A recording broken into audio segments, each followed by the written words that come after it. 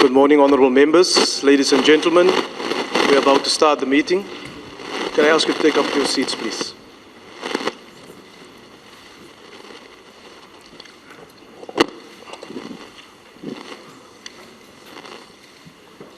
The agenda for this morning's meeting has been distributed.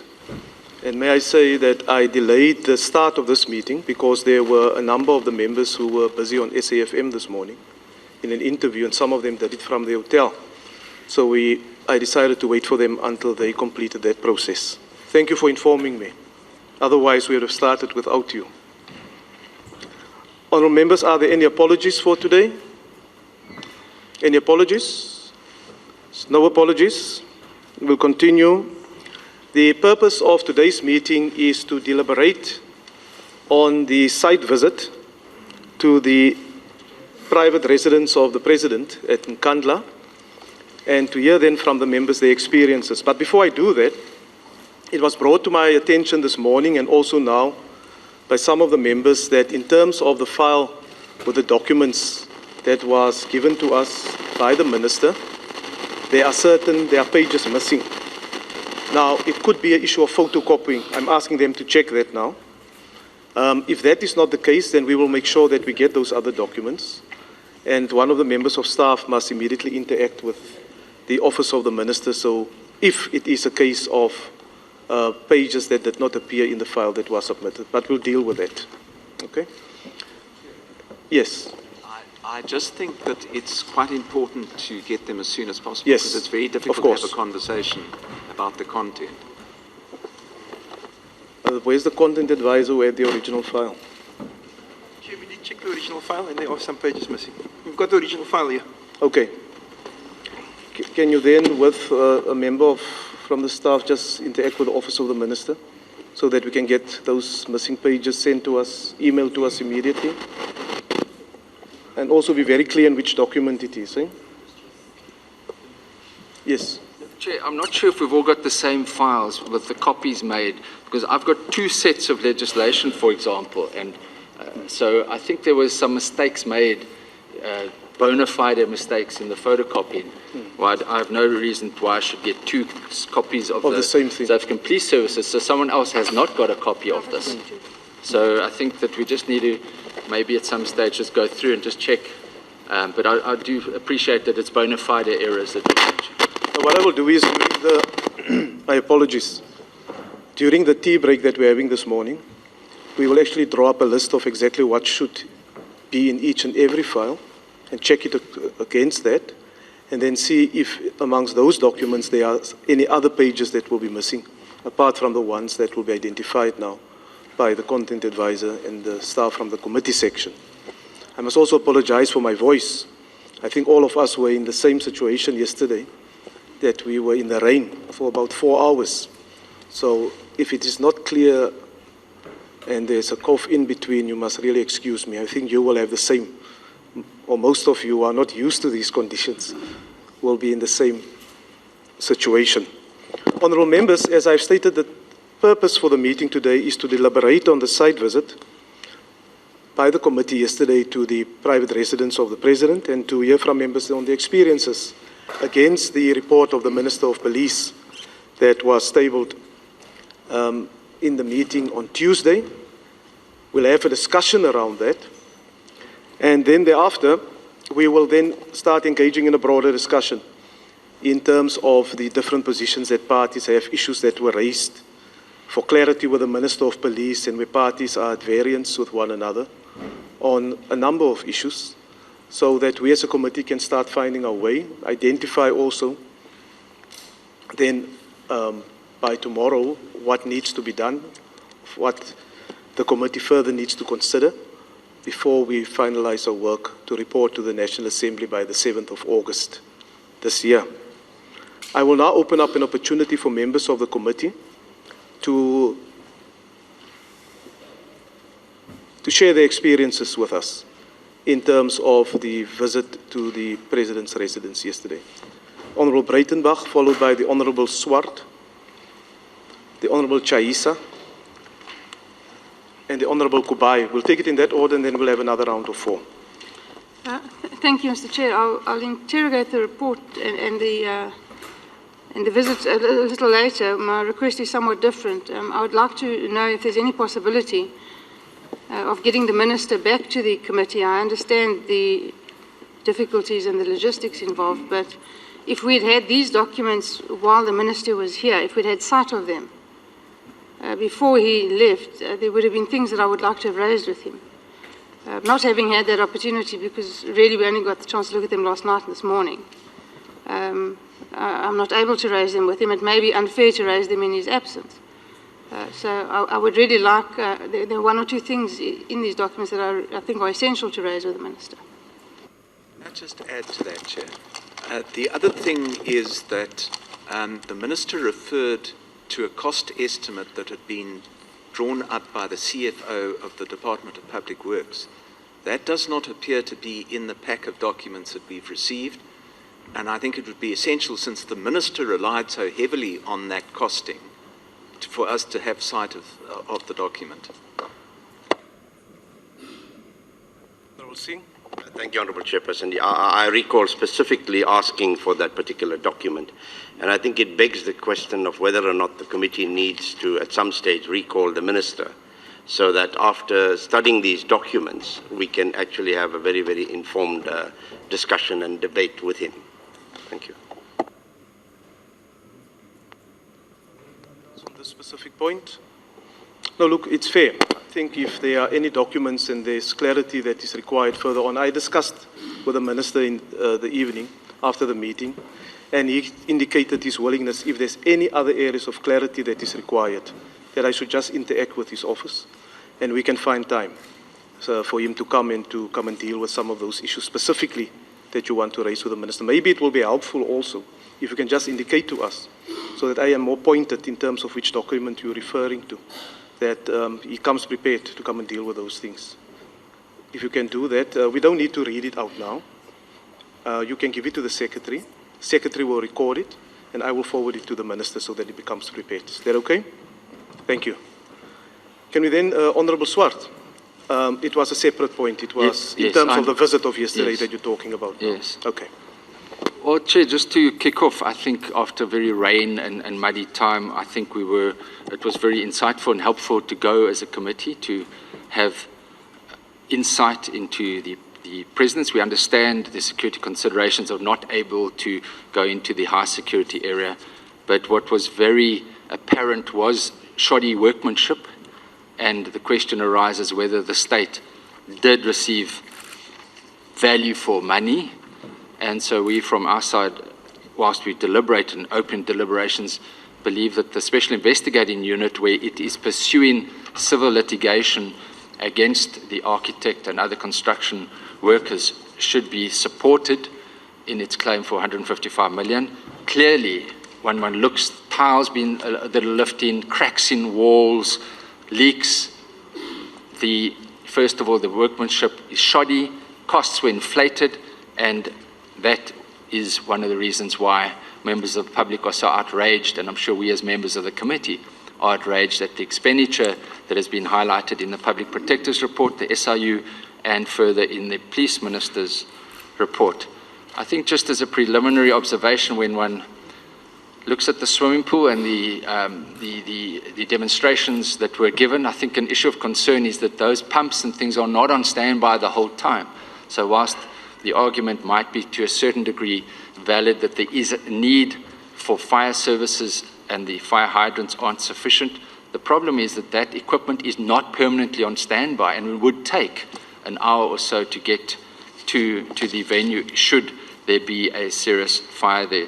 So, Chair, lastly, just obviously the most contentious issue is to what degree one could ascertain whether the President has unduly benefited. That is not easy, but you can see from the size of the residence that it has been improved substantially. Immediately, if you look at the size of the kraal, which was in existence, which was a relatively small area with some branches around it, and now with the large kraal that has been established at 1.2 million rand down the way, that I think is very clearly an exorbitant, and it's an issue for discussion, but from our view, it is clearly one of the indications that the President has unduly benefited, and that could be, and as the Public Protector indicated, that could be a reason for compensation to be paid by the President to be established at a later stage. So there are various other issues, but maybe this is just to get the discussion going on first sight, having been there. I think, Chair, the documentation that was given yesterday is insightful, because if one looks at the Cabinet memorandum, which indicates, and this is in 2003, and it is for the purposes of previous presidents, so it's a principal decision in 2003, and it indicates that the SAPS should do and ascertain security needs and then advise the Minister, and whatever measures are approved by the Minister for Safety and Security shall subsequently be communicated to the President for consent. Now, that was the Cabinet memorandum.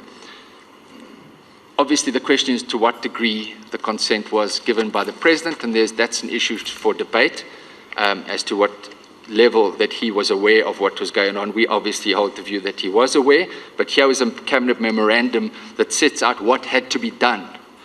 Lastly, there is a very insightful last paragraph here that says, if security measures are downgraded or terminated, any permanent structure shall become the property of the owner of the land on which the said structures were erected, who shall have to maintain them. And so that's when one looks going forward and at present, what the implications could be from this Cabinet memorandum. And I think these are some of the issues that we will need to highlight. And one last issue relates to a letter which is from the Divisional Commissioner that indicates in 2009, by instruction of the State President, President Zuma, the existing house at Nkandla currently accommodate SAPS members must be converted as part of the President's household. To cater for the needs of the members currently accommodated in the house, as referred to above, additional bachelor flats need to be added in the needs assessment previously provided to your department. So there indicates there and direct instruction from the State President that will need to be explained as well. Thank you, Chairperson, for those preliminary issues that I've raised. Honourable Leader, can you just switch off your microphone, please? Thank you. The Honourable Chaisa. Thank you, Honourable Chairperson. You know, our visit to Nkandla yesterday just reminds me of an old... Honourable Member, I can't hear you properly. Can you just speak into the mic, please? Okay, thank you very much. I was saying our visit to Nkandla yesterday just reminds me of an old Latin saying that goes, a quote, Veni, vici, vidi. We came, we saw, we conquered. I think that the purpose of getting to that place was to check whether the security features that are claimed to be non-security features are really security or non-security features. That is the main purpose.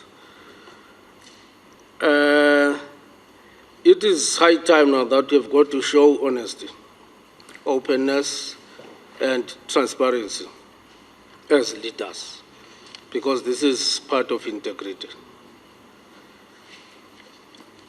You know, those security features like animal kraal, fire pool, and all those that were mentioned to be non-security features. Getting there, personally, I could see that these now were forming part of the security features for the protection of the President's residence. I agree with that. And I'm not influenced by anybody because I don't have to beg any favors from anyone and I don't have to fear anyone or anything. I'm just saying what I think I should say because I went there having been given the mandate by my party to check and report back. You know, what is important there and what we discovered is that these prices were very much high, and this was done deliberately by the corrupt people. And I think I'll just take the president now as in the playing field. But for now, I don't think the president has got the ball to be tackled.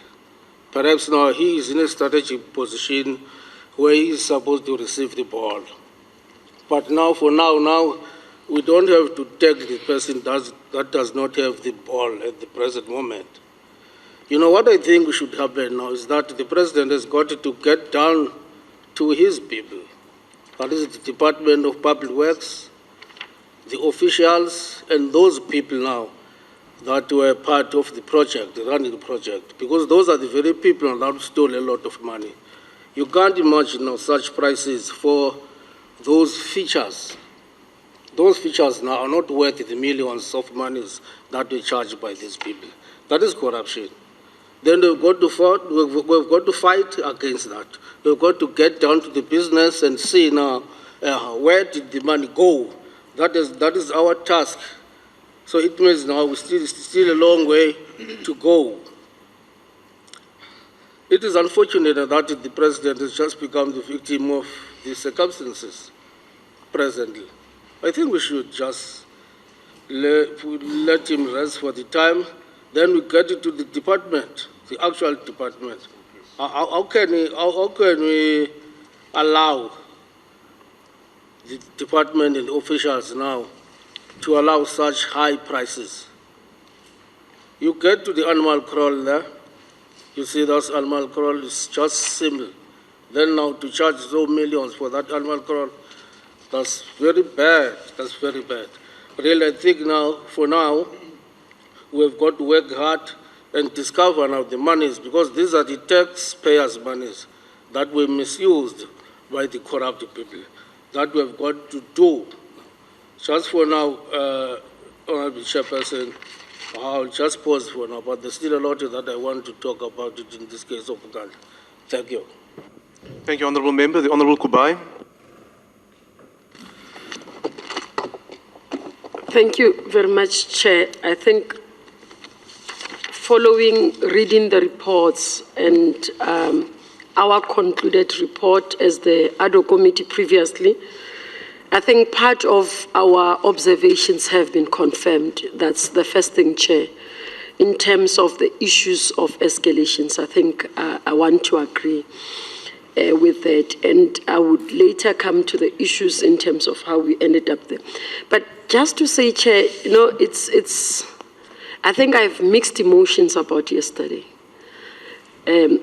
First one, that I feel that at some point I got angry about what I saw there, because it's not what we were made to believe it's there. Let me start where we started, Chair, the reception area. I call it a reception area because that's what it is. It's not a visitor center. And for the explanation of the purpose of that place, even my constituency office is better than that reception area in Mabopane. And many of us sitting here as MPs can attest to that.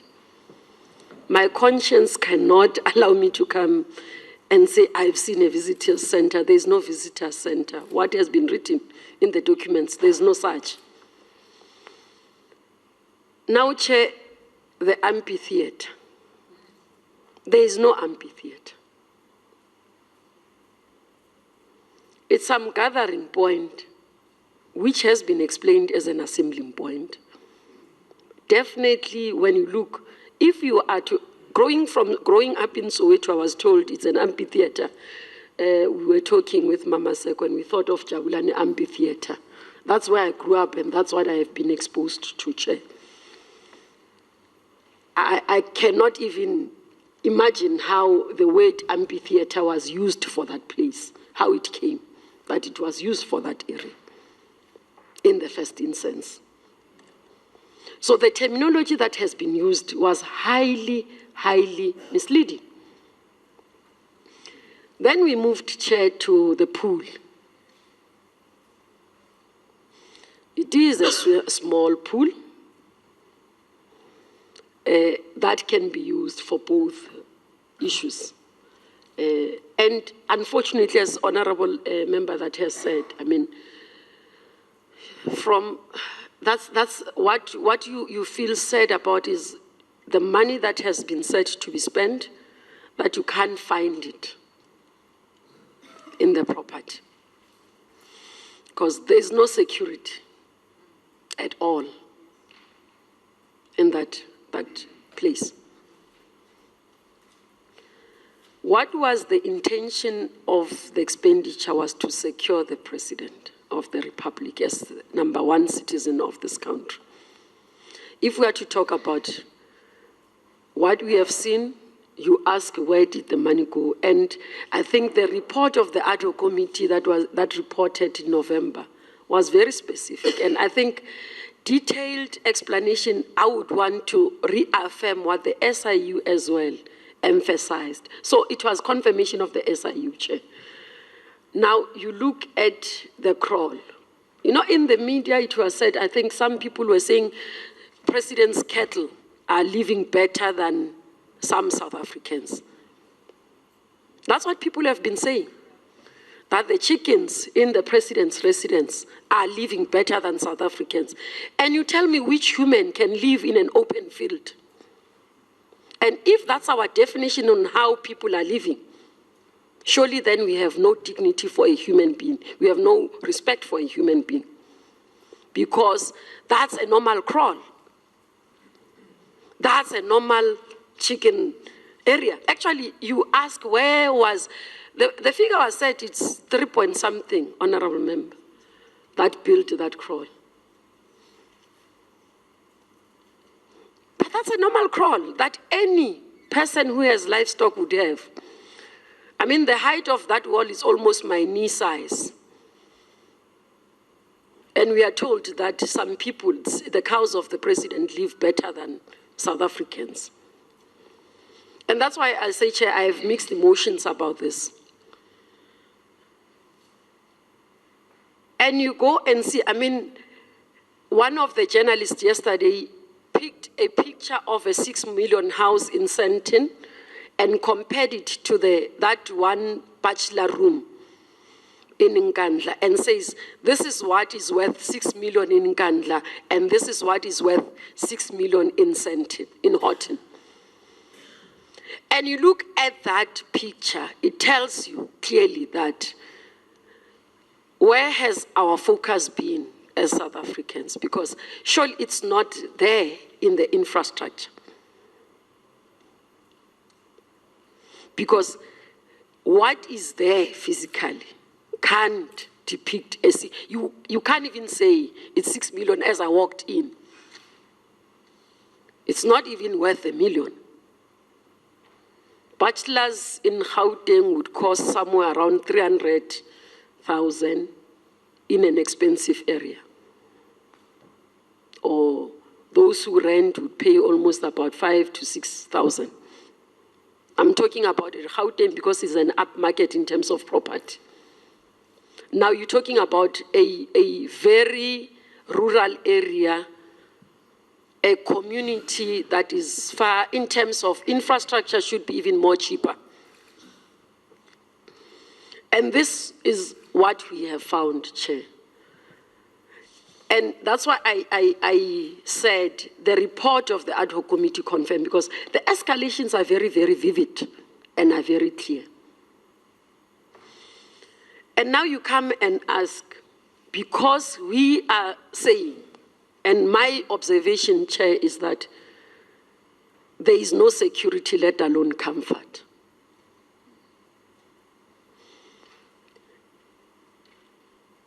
Because majority of the things that are supposed to be working there are not connected.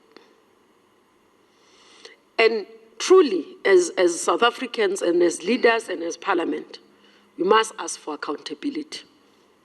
Heads must roll. And that's what we said at the ad hoc committee. There is no excuse if anyone says as an official that I was put under pressure. There's no such. I've been an official myself. If you work, PFMA is very clear. If I'm given an instruction that is above my responsibility, I must ask it for in writing. If not, then I must pack and go. and say, this is not what I'm willing to work for. And if people are going to tell us that they were put under pressure, then they are not the true servants that we need. They don't deserve to be in public service. They don't know what is it to serve South Africans. So, Chair, I reaffirm our observation as the ad hoc committee, and I'm very happy that it is very vivid that the previous ad hoc committee has done a thorough work, because most of the observations that are contained here are very clear and reaffirms what we have seen. Thanks. The next round of questions will come from the Honourable Kwankwa, the Honourable Self, the Honourable Smith, and the Honourable Dlakude. I'll put you in the next round, Honourable Singh. Honourable Kwankwa. Thank you very much, Honourable Chairperson. I want to repeat what I said in a different platform earlier. I said that, you know, listening to the presentation of the minister the other day, one walked away with the feeling that it was an exercise, first in obfuscation, and to a large extent in subterfuge. But now when you look at the report, after you've consulted, you've conducted an oversight visit, one does say that the report of the minister to a large extent did assist the process when it entailed, you know, going to Nkandla, what to look for and what to look at. It helped us to contextualize some of the security issues. But now the question still remains as to, when you look at all the money that has been spent in Nkandla, when you look at all the waste of state resources and the abuse of state resources, the question that we must ask and answer is who should be accountable for it. There must be accountability. Unfortunately, it's easy for us politicians sometimes to blame the officials, but we're in charge. Politicians are running the country. Now, if we're to allow a situation where we shift all the blame to the officials, then it would be equivalent to allowing the tail to wag the dog. I'm saying, in essence, that yes, all the officials made mistakes, all the people who are responsible for the mess that we found in Nkandla yesterday must be brought to book, but so are the politicians. Remember, the buck stops with the president, and the president has to account first and foremost about what happened there after all manner of investigations have been done. But indeed, we can't. Remember, as leaders, we're eyes and ears of the public. We went there to investigate and to see for ourselves as to what was happening in Nkandla. Now we can't, because we are trying to maximize votes and to score cheap political points, misinform our people, and peddle falsehoods in the interest of trying to gain support. The fact of the matter is, if you walk into the president's residence, you don't see 50 million rands. You just don't see it. That is a fact. And if you go into the so-called visitor center, it is indeed true. That structure is very modest. In fact, I'm embarrassed to see, I don't think that I feel comfortable with a state president hosting other state presidents in such a facility. It makes us look like a banana republic. You go to the crawl. The crawl, we can say that 3 million or whatever amount of money was spent. The fact of the matter is money was wasted. And we must find out as to who got the money, and it must be paid back to the public. But the fundamental question that we must answer on this crawl issue, remember the public protector said that the president asked for a larger crawl. If he asked for it, he must pay for it. But should we expect the president to pay for the escalations? I'm not sure. What we should be finding out is that when costs were escalated, where did the money go? Recoup it. And then the president, if he asks for the crawl, then he must pay for what it costs to actually put the actual cost of putting the crawl there. The amphitheater, I think by describing it as an amphitheater, we're being melodramatic. We're exaggerating things. It looks like a garden. That's the honest truth. It looks like a garden. Even the swimming pool, yes, the swimming pool, I'm not convinced that it's only used for its primary purpose, as according to the minister where he said it's for security purposes. I'm still of the view that the secondary purpose has taken over. It's mainly a recreational facility. But I think in my village in the Eastern Cape, I can build that swimming pool with 50,000 rands. And with 50,000 rands, you can get a better facility. That thing is falling apart as we speak. So, in essence, in summary, we are saying is the United Democratic Movement that yes, a lot of things went wrong, but we cannot blame the officials alone. Politicians have to take accountability. And in summary, we are saying that you see, if we continue on this path where we just blame officials for everything that goes wrong in government, it portrays the ANC government as a party in office or as a government in office, but not in power. Thank you. The Honourable Self. Thank you, Chairperson. I think my impression overwhelmingly of yesterday's visit is that the South African taxpayers were ripped off in a monumental way. All I don't know at this stage is who ripped them off and who is to blame. Because it is quite clear to me that there were items that were purchased and items that were built on a scale and in a way which certainly didn't justify the expense that was paid for them. Now, I agree with the Honourable Kubai that the visitor centre is essentially a constituency office, and there is no way that you would receive remotely a VIP or a president or anybody else in that room, which consists, as we saw, of a very small area and 2 toilets, one of which wasn't working. That to receive a visiting head of state in that circumstance would in fact be an embarrassment to the country, never mind to the incumbent of the office. If you look at the amphitheatre and the swimming pool, because it is a swimming pool. I mean, nobody can gainsay the fact, I think you, Chair, said it yourself, that it is a swimming pool, and it looks like any other swimming pool anywhere else in South Africa. If you look at that area and the conjoining area of what is described as the amphitheatre, then it quite clearly shows that there is an entertainment area there, which I think does not justify any of the descriptions that have been attributed to it. So it's all very well to say that it's an assembly point. Well, you can put an assembly point anywhere you like. It is not necessarily, it's not necessary to have that sort of wall retaining, or retaining wall, just to protect an assembly point. That's clearly not the purpose. Anyway, if you look behind the clinic, there was also a retaining wall there, far more modest retaining wall. If you look beneath the so-called amphitheatre, there was another slope that wasn't subject to a retaining wall at all.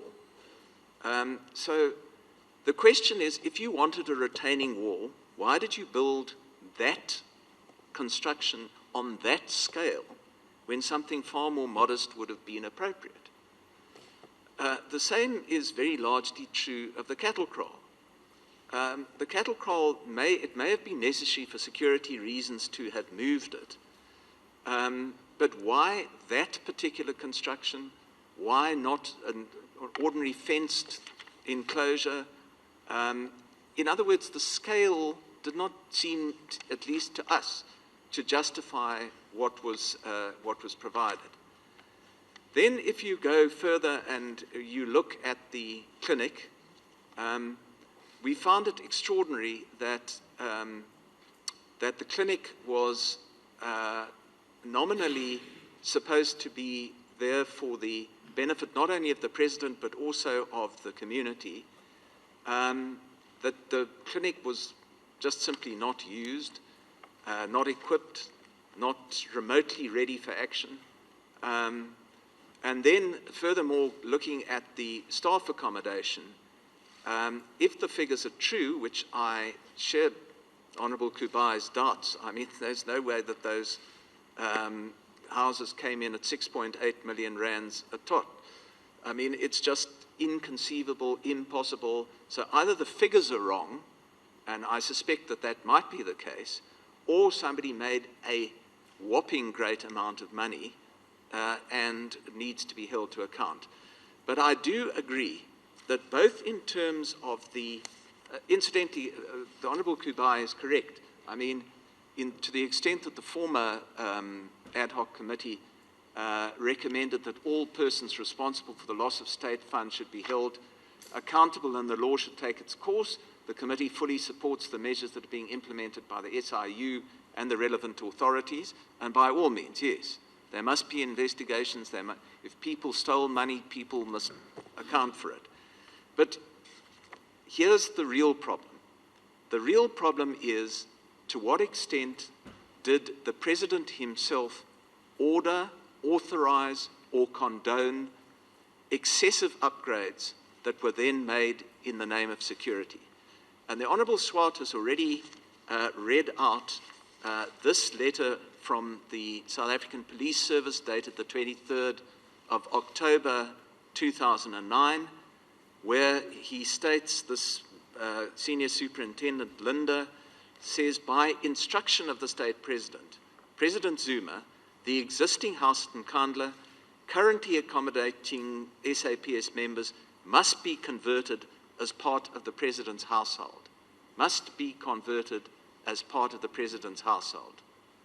So what we need to establish is whether there were any other instructions given by the State President, President Zuma, to various officials, whether from the South African Police Service or any other government department, that certain aspects needed to be converted as part of the President's household. And in that respect, I think that we come back to where the Public Protector started, which is that it's impossible for us as a committee to establish which portion of the upgrades are the responsibility of the President, and that the only way to do that is by sitting together with the National Treasury and the South African Police Service to determine the reasonable cost.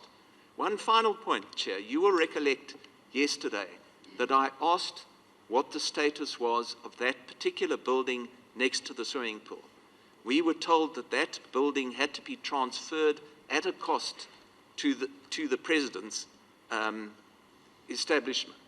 Now, if that is the case, then what other costs that are associated with upgrades need to be for the account of the President in terms of his personal liability for the upgrades to his personal residence? Thank you. The Honourable Pluama.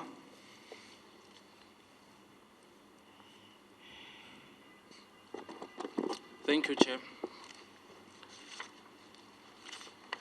Chair, I also want to add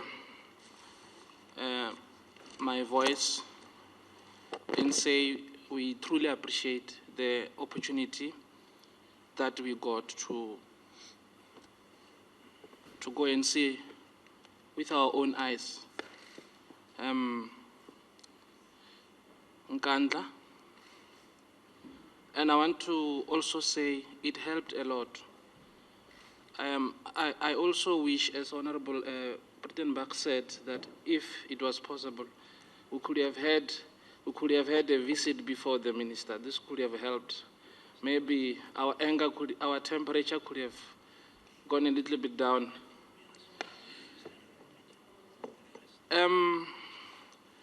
I just want to, Chair, make a point that in one of the words which the minister said, he said in his report that African traditionalist. He spoke about African traditionalist. By comparison, I thought he was talking about our president. The reason why I want to talk about this, as much I was disappointed, I agree with what the honorable members are saying. The amphitheater also had a very wrong picture in my mind. I was even expecting to see a place where 5,000 people can sit. I have never expected to see flowers. So now, my difficulty is, I just want to make a history here. A brief history, Chairperson, is that, first of all, the principal agent of the whole project was, if I'm not wrong, Mr. Nkandla. And then it is assumed that initially he was appointed by the president only for, upgrading his house before he became the state president. Then when the president became a state president, then Nkandla was also recommended to the public works by the family to be a principal agent of all involved projects, the whole project of the homestead and outside. So I also think there is a direct link there of the president's involvement with the principal agent being escalated to be responsible of the whole project. I just also want to emphasize that it is very difficult for me also to think of the president as a victim. Because my view is, as an African traditionalist in our culture, a head of the house is aware of everything that happened in his own yard. And it puzzles me if that can only be used to suit a certain perspective. But I think to say the president was not aware of all this, it will not sit right with me. I think he was aware of this. And then the relationship with some of this, as I've given an example of Nkandla, is obvious and is very clear. The issue of the visitor center is true. It was exaggerated. That one, we saw it, and I also accept it was exaggerated. But I think the issue of the swimming pool, my view is that the explanation given, it might be used as a contingency plan for firefighting. But I think it is for recreational purposes the way it is. Hence, it creates a very, very obvious picture that maybe that area, that is why one wanted to know before whether those flowers were not planted when this thing started. Because I think this area, you might even think it was done just for a few people to sit and play loud music. The issue of corruption there, Chairperson, that was a daylight robbery. And then the victims here were the taxpayers, not the president. And I want to say, if you look at the history of our president, there is a very obvious history of people falling for him. People fall for him. He has mastered the game of victimhood. So I want us to be very careful. We should not go out, I suggest, to say to people that he has done nothing wrong. If we say that, we are sending a very wrong message. If we say the public works must be accountable, we must never forget that is the same public works which involved the history of if I may quote, some ministers were removed, the Minister Nkandla, I forgot this other, Gwen Nkandla. There is a history of people being removed to protect whatever the president either is not taking into stock, because the public works minister is also the minister who sits in the cabinet with the president. So it is very difficult for me to have a police barracks or a barracks which is there, and the president didn't have any idea, and the helicopter was just flying just above that barracks, but the president can't even ask one of the ministers which he appointed.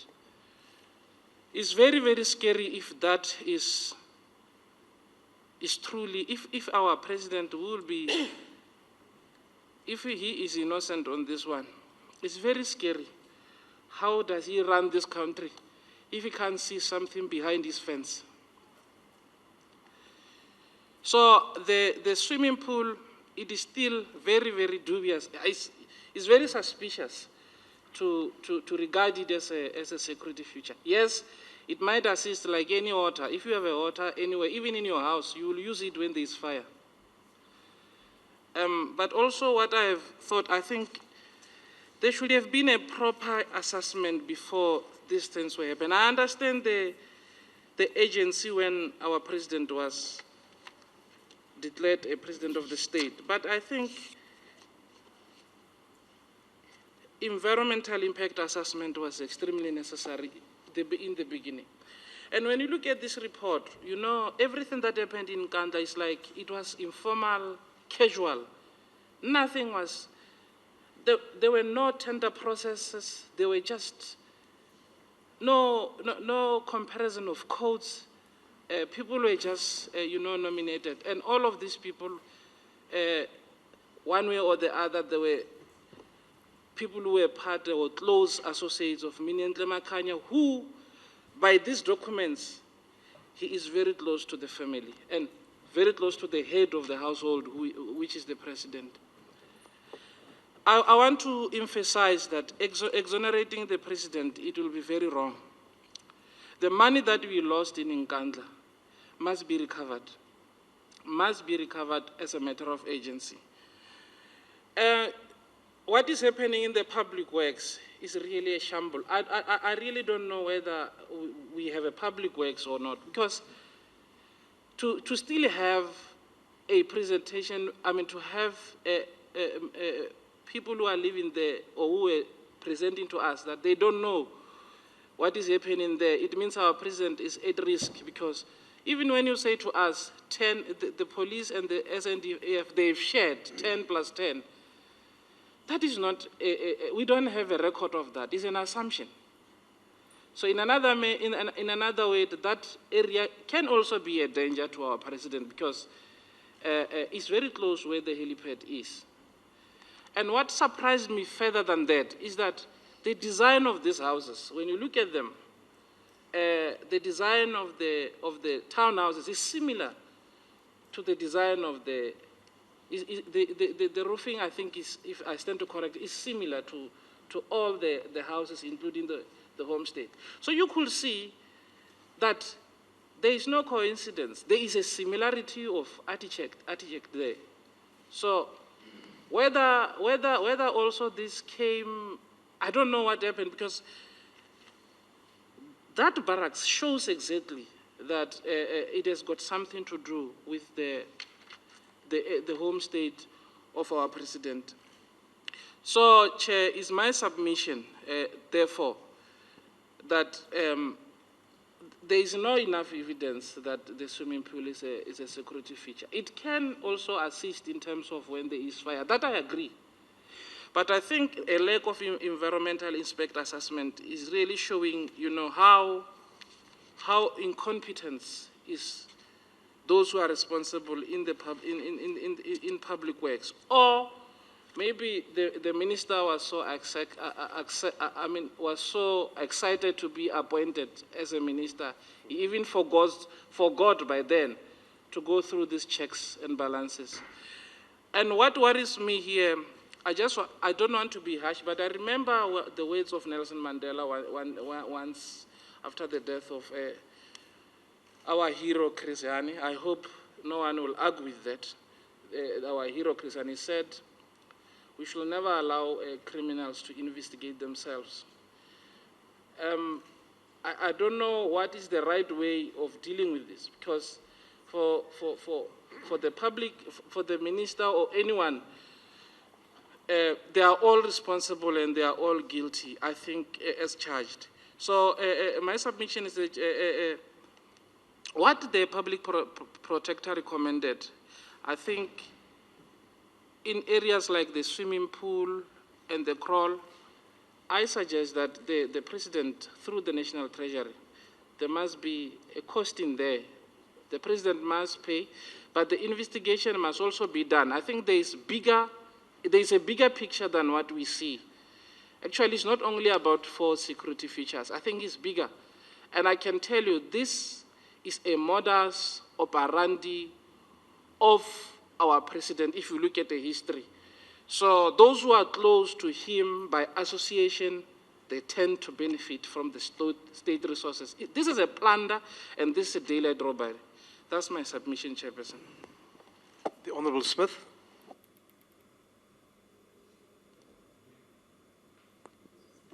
No, thanks. I thought Tlakude was before me, Chair, but thank you very much.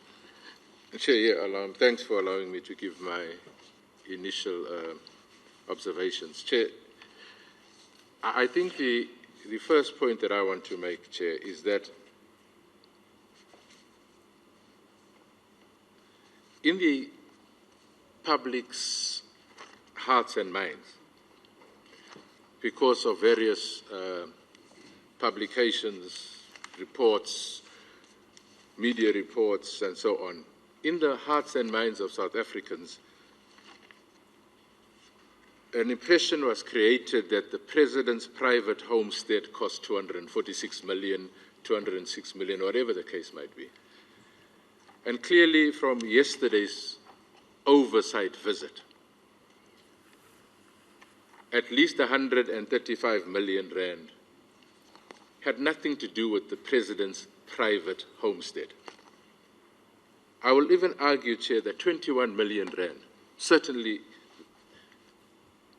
a portion, if not all of that 25 million rand that was consultants' fees, had nothing to do, I'm saying there could be, it's very difficult, with the President's private homestead. So I think that's the first thing that we should be saying to South Africans. The 246 million rand that is being ascribed to the President's private homestead is simply not correct. And the demarcation showed it, the minister's reports showed it, and I'll get to what do we do about that. So I thought that was the first point I must make, Chair. I think members have also covered me on the second point that I want to make. I think that as South Africans, we must start calling things by their name.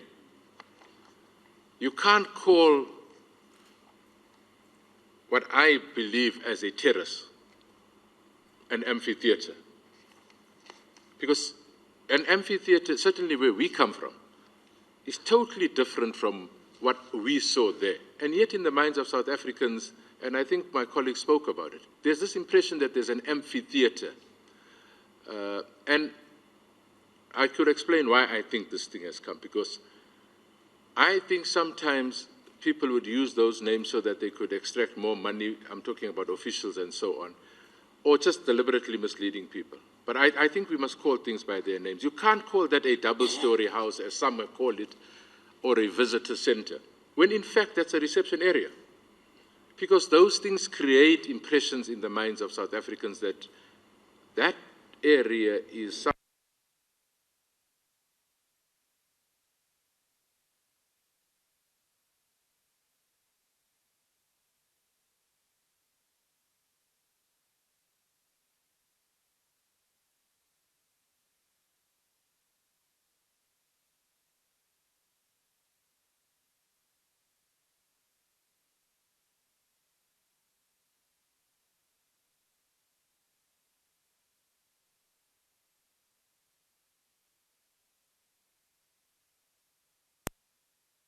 provisions, the PFMA provisions have been flouted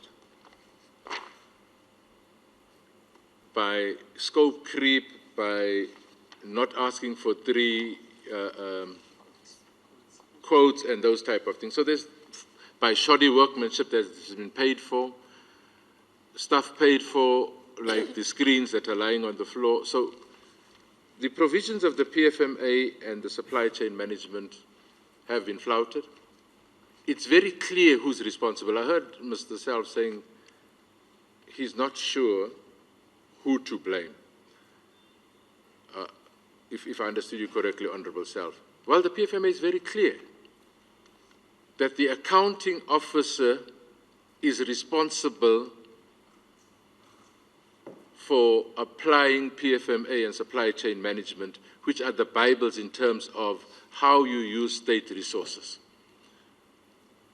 And if they flouted those, that's where the blame must be. I think as Parliament, we shouldn't be asking questions about who should we blame.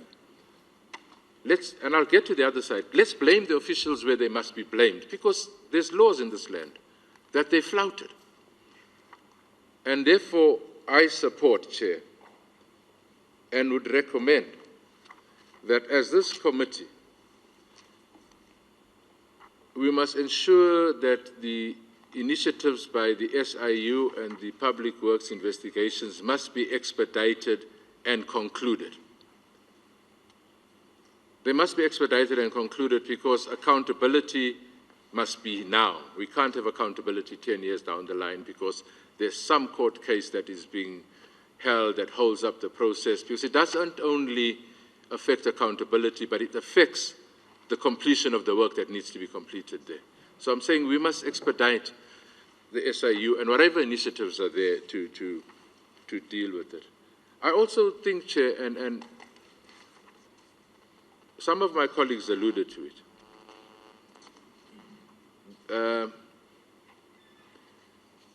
that the President definitely has or could have instructed people to do things. I'm talking about the delivery agent, which is the accounting officer. Now there again, there's also very clear. If the President instructs you to do an illegal something, it does not absolve you as the accounting officer because the President or the political authority instructed you to do it. It can't absolve the accounting officer for doing that. In fact, it says that you must then send in writing that I disagree with this decision, Mr. President, to cover yourself. But to come now and say, well, the President instructed so-and-so, therefore the blame must go to the President, is to absolve the accounting officer. And I don't think that's correct as Parliament, because there are laws to do that. So I want to say, Chair, that, and we'll get into later what the real question is. How much must the President pay? Was it security? But I thought let's clear these things first so that South Africans understand that at least 131 million or 135 million plus 21 million cannot be ascribed to the private homestead of the President. And that is what South Africans have there. So taxpayers' monies have been wasted, but the President didn't benefit from those taxpayers' monies. We must get those monies from the accounting officer or those who have flouted laws of the country. I think we must do that, Chair, and I think we must clarify that in the minds of South Africans. I said also that I think we must expedite the conclusion of SIU and Public Works, and Parliament Section 55 says part of our responsibility is to hold the executive accountable. We've created the portfolio committees and so on, and I think that we must task them. In the case of Public Works, for instance, to ensure that Public Works does what it's supposed to do, and where they've flouted, they must be held accountable. So I think let's deal with that and put that aside, because then it, I think, would leave us with what are we saying about the 50 million rand and I hear you, Mr. Self, that we need to get the CFO's cost. I'm just working on the figures that we have. Of that 50 million rand that we can say was for security upgrades, what do we do with them? And how do we recover monies from whoever we should recover the money from? Because even that 50 million rand, my submission, Chair, is that we did not receive value for money. Shoddy workmanship, what needed to be installed has not been installed, so that must be an exercise that we must pursue. But I will enter that discussion after lunch or whenever we get to it. But my initial impressions were, let's let's disabuse this notion that the president's private homestead was 246 million rand. Let's just disabuse that notion in the eyes of South Africans and put that blame where it belongs. The client departments in government, Chair, must be held responsible for that. If Public Works did something on behalf of the police must be billed and they must be asked to recover it. If Public Works did something for defense, defense must be billed and defense must be held accountable for that. So we must deal with it in that fashion, Chair. That's my view, that Public Works must do what they need to do. They can't not build people that need to be billed, and those that are billed must be held accountable for that portion which they've had. And let us then deal with the 50 million rand and what we think was security and non-security in that fashion, because I think it helps us to still this debate. Thank you, Chair. Honourable Dakude. Thank you, Chairperson. Let me start by saying that the report of the Minister of Police really did assist us in this regard. It was an eye-opener. This is the only report that made it clear of what really happened at Nkandla. Serving in this ad hoc committee for the third time, we've been very consistent in the second ad hoc committee to say that those who did wrong must be punished. We are still saying that. On our visit to Nkandla, I was shocked and disappointed to see what is on the ground. Firstly, that reception area, I agree with my colleagues. The standard is very poor. It's so small, plastic chairs, even the desk that we were told that the president is using. My desk in my constituent office is better than that, to say the least. So, as we were moving around, I didn't see an amphitheater, because in my mind, reading the report, Secure in Comfort, I thought I was going to see another Jabulani amphitheater, which will be called Nkandla Amphitheater. There was not such thing. What I saw there is a soil retention wall, given the land slope of that area. There are no flowers there. It's aloe that is planted. And there is no stage. That thing actually is so small. There was no need to exaggerate in such a way that we misled the public by saying it's an amphitheater. No. Being public representatives, I believe that we need to tell the truth and blame those who are supposed to be blamed, who did wrong. Then we were shown the water pool. My concern on that one is that, first and foremost, the president's private residence, everything there, the houses are thatched houses. If fire can break any time, everything will be burned down. No equipment that is connected to that pool to fight fire at any given time. There is nothing.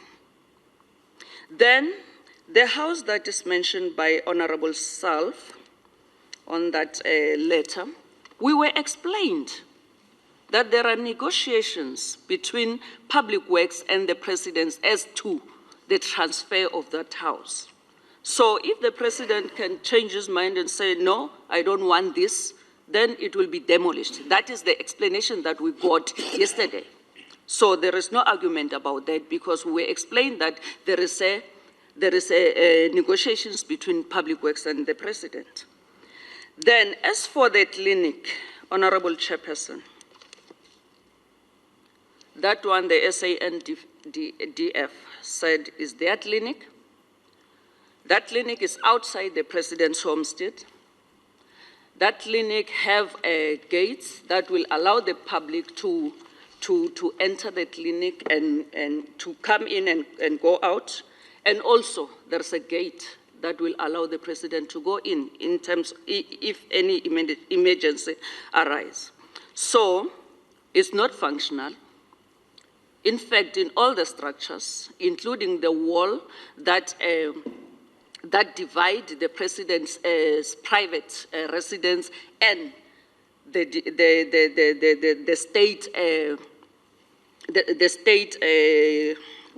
state infrastructure. That one, I'm giving it 2 years, it will fall apart. There are cracks, we saw that. As for the crawl, our understanding when we're given this briefing was that those animals were removed because they will interfere with the security features, of which we agree. But the crawl that we were shown, that was all over the media, that some of us, we thought that maybe we'll found showers. There are tiles on the floor of that crawl. There are beds for the animals. In fact, we saw nothing like that. That crawl is a normal crawl, and I think the family crawl is better than the new one. As for the chicken run, it's something so small.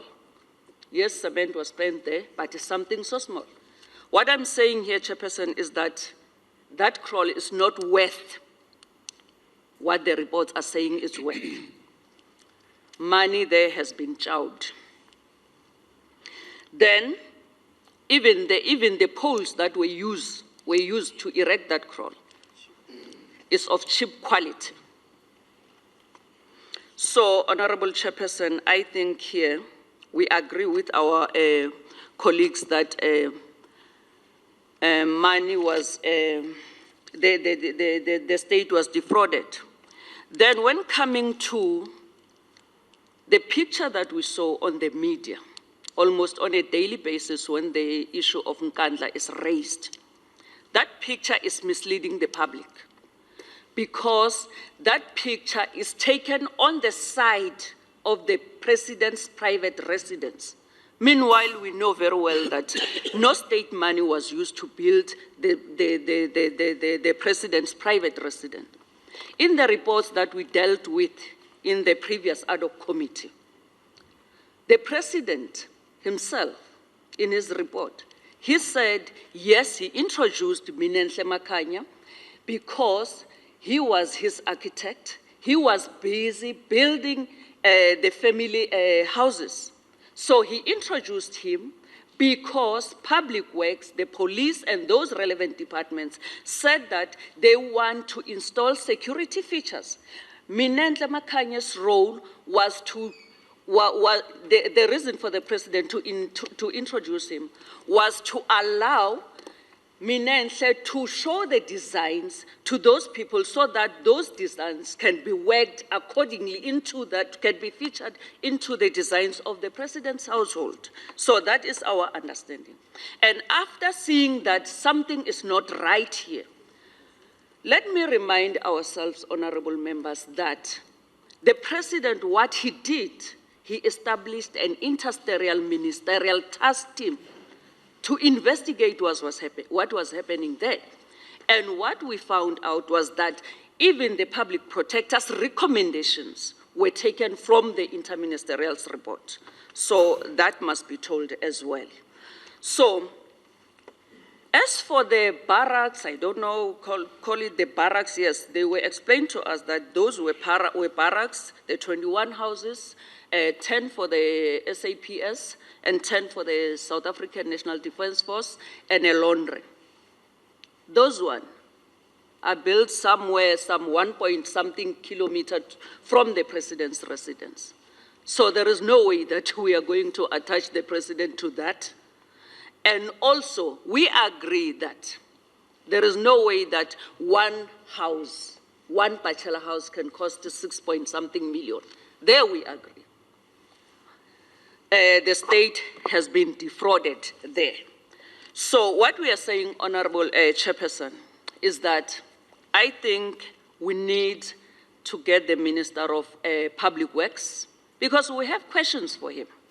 He must appear before the committee so that he account for his departments. And also, those departments which are responsible for the safety of the president, they must also account. Why am I saying this? The focus now is on the president. Everything is pinned on the president. Meanwhile, we know that there are departments who design their own features. What is it that they want to see there as a security feature? How do they account for that? So I think, Honorable Chairperson, to say that the president, must pay for this, it's unfair. The president was insulted for no reason at all. He acted because he had his own ministers deployed to head those departments. So those departments must be held accountable. And if we say the president must take responsibility of the fraud and corruption that took place at Nkandla, we are saying that the officials must get scot-free, of which is not fair. Those who do wrong must be punished. I worked as an official myself before I came to Parliament. I resigned in 2010. I know exactly, if you give me an instruction as my superior, you must do so in writing. If not, I'm not going to do what you are telling me to do, because I must protect myself. I know the rules. I know what is it that is expected from me. So, Honorable Chairperson, I'm saying the minister's report, the police minister's report,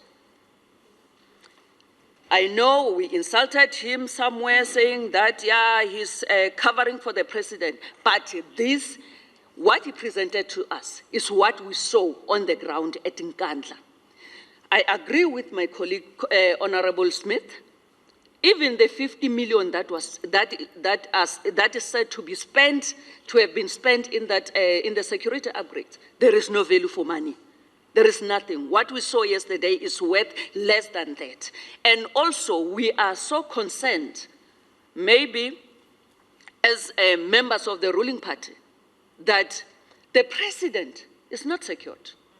He's not. He's not safe. He's not secured. Nothing is being, what is done there at his private residence is not up to scratch. The evidence is there for us to see. We agree with those reports who said those contractors who were doing that job there, they did a poor workmanship, and as well, they were not credible contractors to do the job. Honorable Chairperson, I just want to pause there. Thank you.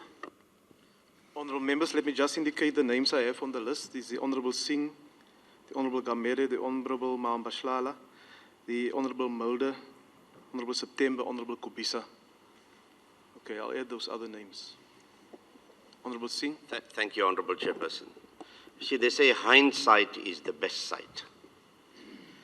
If we, as an ad hoc committee that met some years ago, agreed that we should visit Nkandla, we would not have been talking about all of these things, because we would have had a very, very good insight of what was happening on the ground. Similarly, if the media were allowed access, save for being allowed limited access yesterday, I don't think there would have been all this kind of conjecture and assumptions that they have been making in the way that they have. But like I say, hindsight is the best sight. Having said that, Chair, I just want to pick up on two issues raised by Honourable Smith in dealing with the item on the agenda, which is deliberations on the site visit, and Honourable Takuda. I agree with Honourable Smith that you cannot ascribe the 135 million rand to the cost of building the private homestead of the President. However, I want to add a caveat that you cannot directly ascribe it. And I'm saying so, Chairperson, because there is a causal link between the barracks that have been constructed, the clinic that has been constructed, and the private residence of the President. I have a document in front of me which was given to us, which says an amount of 135 odd million was incurred as part of departmental operational needs required to enable the relevant departments, which is SAPS and SANDF, entrusted with the security of the President to perform their duties. Departmental operational needs include accommodation for security personnel, medical facility, crew pavilion, helipad, roads, and earthworks. If the President was not living there, and we can't blame him for living there, it's not by choice that he's living there, it's a family homestead. If he was not living there, you wouldn't have required these barracks, you wouldn't have required the clinic and all these other things. And this is stated in this document here. So there is a causal link between the fact that the President resides there and these other facilities that have been put there. With regard to the clinic, yesterday I asked, why should the community not benefit from this clinic? It's an ideal opportunity for the community at large to benefit from the use of this clinic. But not even a kilometer away is a clinic called a Ngamalala Clinic. And we all know Ngamalala is the clan name of Msholozi or Zuma. There is a clinic. So this clinic was not built for the community. It was built for the needs of probably the family, for the needs of SANDF and everybody else. So what I'm trying to say, Honorable Smith, is that there is a causal link, and we can't just separate the 50 million and the 130 million rand and look at them in isolation. As far as the crawl is concerned and the chicken run, I agree with Honorable Dakoda, there is no value for money there. Certainly no value for money. But in the eyes of the public, when millions are spent on a chicken run and crawl, it tends to lift eyebrows. And that's what they've done. They've lifted the eyebrows and said, how can you spend? It is only through our visit yesterday that we realized that the money spent there is probably 4, 5, 6 times more than should have actually have been spent. But having said that, Chair, I think for some of us who live in rural areas, and I count myself there, and not the people who come from Alexandra and Jablani area, for some of us who live in rural areas, the costs, we must allow for cost escalation or cost creep in rural areas. I mean, it took us an hour and a half or 2 to get there from Pietermaritzburg. Pietermaritzburg is the only closest center where you can get bricks and cement and everything else. Now, people take advantage of this distance, but they took undue advantage by adding costs to what they provided over there. So I think we must look at it in that kind of context. You can't compare a house in Sandton and say, here's a 6 million house, and compare a house in Nkandla or in Nongoma or wherever. When we were involved in housing, you got more square meterage of a RDP house in the Western Cape than in KwaZulu-Natal. And that was our biggest problem, because you had to spend so much of money on infrastructure in KwaZulu-Natal that your size of your top structure was very limited. In Cape, you could get a 60 square meter house. Here, you could get a 30 square meter house, because in the Western Cape, it's flat. Putting sewer, pipelines, water, and all was easy. So I think we must also give allowance for that kind of situation that existed. But having said that, Chair, I still believe, and I want to make a point, that in terms of the Honourable Minister's presentation, there was a lot of afterthought in terms of justifying the security versus non-security issues. I don't believe there was a need for him to talk to us about the swimming pool and what it could be used for. It's a normal thing that any one of us who've got swimming pools in our house, if there's a fire, you're going to use water from that swimming pool. So I think there was an overkill on the justification, and maybe the media also and other agencies and people exaggerated the use of the swimming pool. It would be ideal if that pool can be used by members of the community and train our young children in that area how to swim. And don't tell me that the sea is too far away from Nkandla. But the thing is, many of our young children drown in rivers and streams, and Honorable Kameta knows that. So here is an opportunity for us to turn a bad situation into something slightly better. And I think that is our responsibility. But whilst we engage, Honorable Chairperson, as politicians, and as robust as we may be, we must remember that there are many out there who are laughing all the way to the bank. They're laughing all the way to the bank because they've made so much of money out of this thing.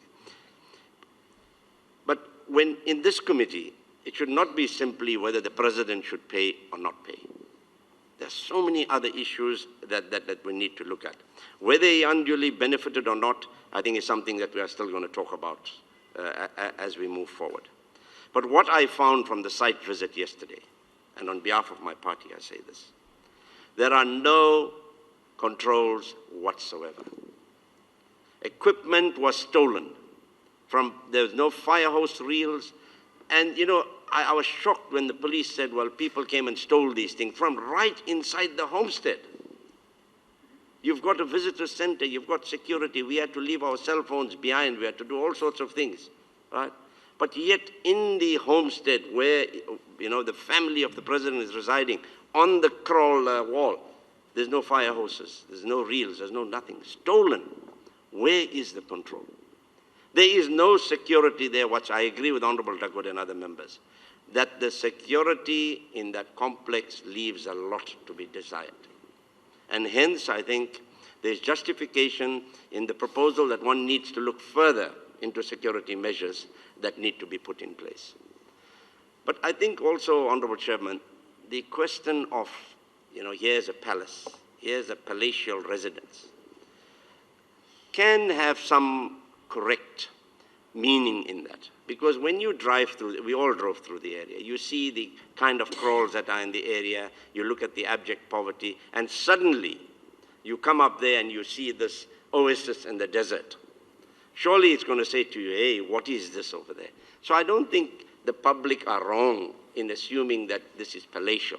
However, in my own mind, there is nothing luxurious about the facilities that are there. Absolutely nothing luxurious would even justify the amount of money that has been spent. Incomplete work, shoddy workmanship. We still need to ascertain as a committee whether the installation of the security cameras and the other installation of security apparatus was paid for. Was there a separate contract? Was it included in that contract? We need to get those answers, because seeing those boxes, electricity boxes and computers lying around there, just thrown around there, I mean, it's just not acceptable when you say that this is the residence of the president. There's total absence of accountability. Total absence of accountability. And there are current risks and concerns in that area. But coming back to the 21 houses, I was surprised, and I did say this the day before yesterday, that the Honorable Minister was not in a position, because this matter is not a matter that started yesterday, it's been there for years. When his own department is involved, SAPS is involved, or been named as one of the beneficiaries, he's not in a position to tell us exactly whether SAPS is going to pay for this or not. SANDF over the line. This is not a matter that started yesterday. The costs were 20 million. It went to 60 million. It went to 246 million or 206 million, whichever one we want to accept. What have people been doing over those years in trying to contain those costs, in trying to say to people, hey, I don't want this item, or I don't want that item, or what is happening? What were they doing? And the answer is they were doing absolutely nothing in the last few years. There's been excessive spending over the years, possibly with the knowledge or lack of knowledge of the president, because the president and ministers don't get involved in the runs and cents. It is the officials. But we need to find out if at any stage was the president informed that, you know, this thing here is going to cost 50 million rand. I'm sure he would have raised his own eyebrows and said, no, man, I can get my local people to build this for 500,000 rand. Where's the 50 million rand? Why must you get people from all over the country to come and build in my house here when I built my own house and I can do it? Was he involved at any stage? Chairperson, what we should do is, how does this development and this president's residence and all the infrastructure act as a catalyst to improve the lives of the community around there? You know, when you build a tarred road, Honorable Kameta, and we've seen it in our rural areas, The lives of those people who are living along those tarred roads improved tremendously just because of a tarred road, electricity, water. Now we need to see what kind of opportunity we can get out of this. But finally, Honorable Chairperson, we need to also establish for the future what is the correct legal authority for security upgrades. How does the National Key Points Act come into play here? Is it a 1980 Act that we must throw away in the dustbin? Should we not be following the prescripts of this National Key Points Act? Or should we just say that cabinet memoranda are going to override all acts of parliament? And I think that is a point that we have to answer as we move forward and get opinion on. Thank you very much, Chair. Thank you, Honourable Member. I'm going to give an opportunity to the Honourable Gamere, then we'll break for tea. Honourable Mulder, and we'll come back to you after tea. Honourable Mambashlala.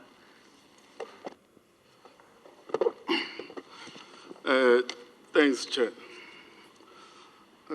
I personally want to confirm also that I was really part of the delegation yesterday. And what happened there, I was really honestly, emotionally and spiritually hurt, trying to reconcile the two of what was on the ground and what has been said all along. Now I ask myself a question. As a South African, just like all of us, what would be the intention of any person to mislead the public to such an extent? You know, fortunately, most of us know the Jabulani Amphitheater. This is what we really expected. And there was nothing of that sort. This thing is so painful that if we are really patriots, all of us, and we love our country in South Africa, why should we intentionally damage the image of our own country and say things that are not there? Now it goes right into the heart of patriotism. Secondly, the issue of the security of the president has been highly compromised. Even though even the security that is said is there, it's literally not there. We saw there all the machines, all the apparatus are still there, still to be installed. Things that are supposed to safeguard the president. Yet we would be proud. I understand us as we sit here because we are politicians. I accept it as politicking, that we could say 1, 2, or 3. But anyone who's outside of parliament, who's not a member of parliament, I don't understand the intention of misleading the public to this extent. Others then have got a benefit because they are politicians. They want to try and gain some political mileage. I also wish to align myself really with the report of the minister. It gave some light. As we said there, we all agree that is a pool. The issue of terminology, whether we call it a swimming pool or a fire pool, but it is a pool. But the very same pool, I can guarantee you, most have got a better pool than that one. I'm saying most. You might be one of those who do not fit into the most. But I'm saying most of the members. Most of the members, my own office in Parliament, my own office is far better than that reception area. In Parliament, let alone in the constituency office. Now then, to come out in the public and report about things that are not there, my question is, what is the intention? The issue of the barracks, 135 million and the 50 million, I think we need to be honest and not score any political points. The 50 million is about the president's private residence. The barracks is not the private residence. Simple and straightforward. We might say it can be a link or no link, but those are two different cost centers. You cost someone there, you must cost someone there. As it is said, it must be SAPS or SNDF. But the cost centers are really different. I also wish to add that whoever is responsible must really face the music.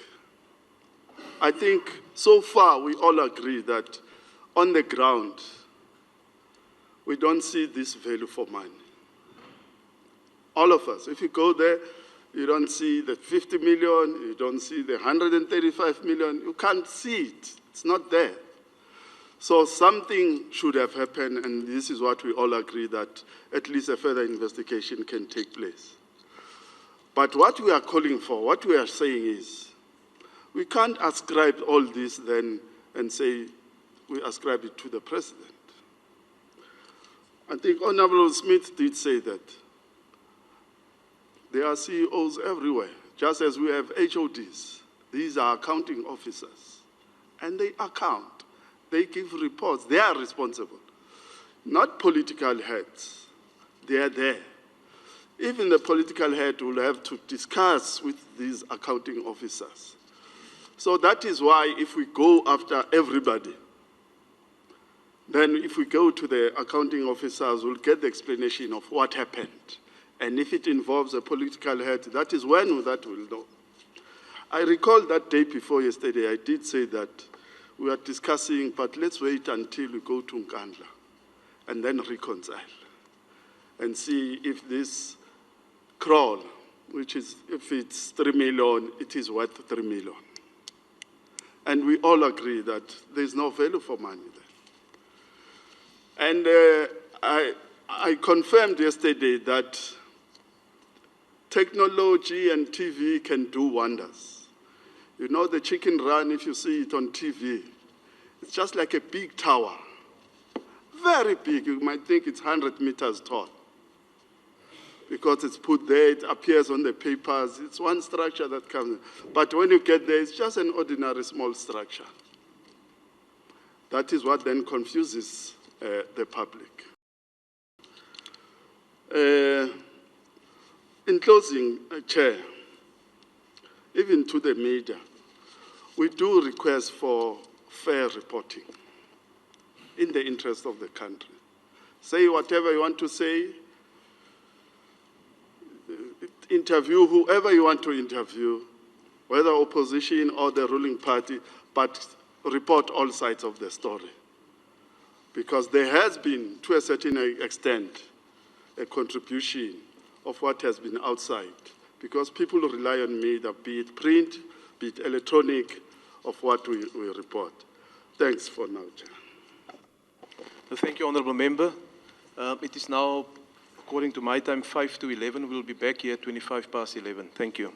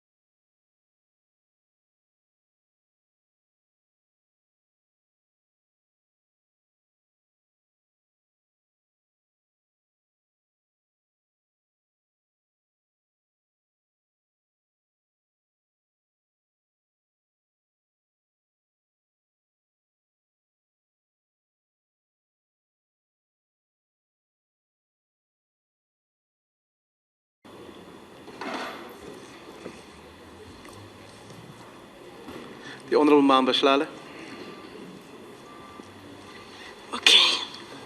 Thank you, Chairperson. Chairperson, the site visit to Nkandla yesterday was an eye-opener, but equally a bit shocking. I'm sitting here thinking whether we still have conscience now as members of this committee. I remember when Honorable Blowama yesterday was stressed, he said to me, "You see, Honorable Mambehlala, you can even kill your brother for nothing. You know, we deserve to apologize to the president. He deserves his apology." And today, yes, I'm assaulted. I was waiting eagerly to hear that apology from one of us as committee members.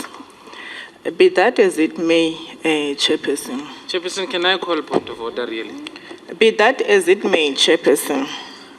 Honourable Member Schlala, let me hear what this Honourable Member's point of order is. Yeah, Chair, I just want to say Honourable Mambetlala is quoting me out of context. Out of context? Yeah, what he's saying, I never said such a thing to him. I was expressing shock. And then I've just said here about the amphitheatre. But I never said we must formally apologize to the President. No, that's part of your discussions that you had yesterday, Honourable Member. It's part of your chat on the sidelines. Thank you, Chairperson. I think, Chair, I must be upfront and unapologetically so, and say I am now convinced that South Africans were misled. Whether it was deliberate or not, it's something that we need to establish. When the reports of Nkandla came out, and when the public protector presented a report, he referred to the visitors center as a double-story house in the president's home. Now, it turned out that it's a visitors center for a particular purpose. And we, as members of this committee, we are agreeing that you can't call that thing a visitor center. It is just a mere reception which has no furniture, which doesn't even resemble what or how the reception should look like. That finding was misleading, right? Security, non-security. I think South Africans must be told today that where we are sitting, the home of the president in Nkandla has no security. There are no cameras, there's no nothing. The equipment which was meant to assist in terms of security is lying there on the floor. Now, our president is open to vultures. There's issues of security vulnerability there.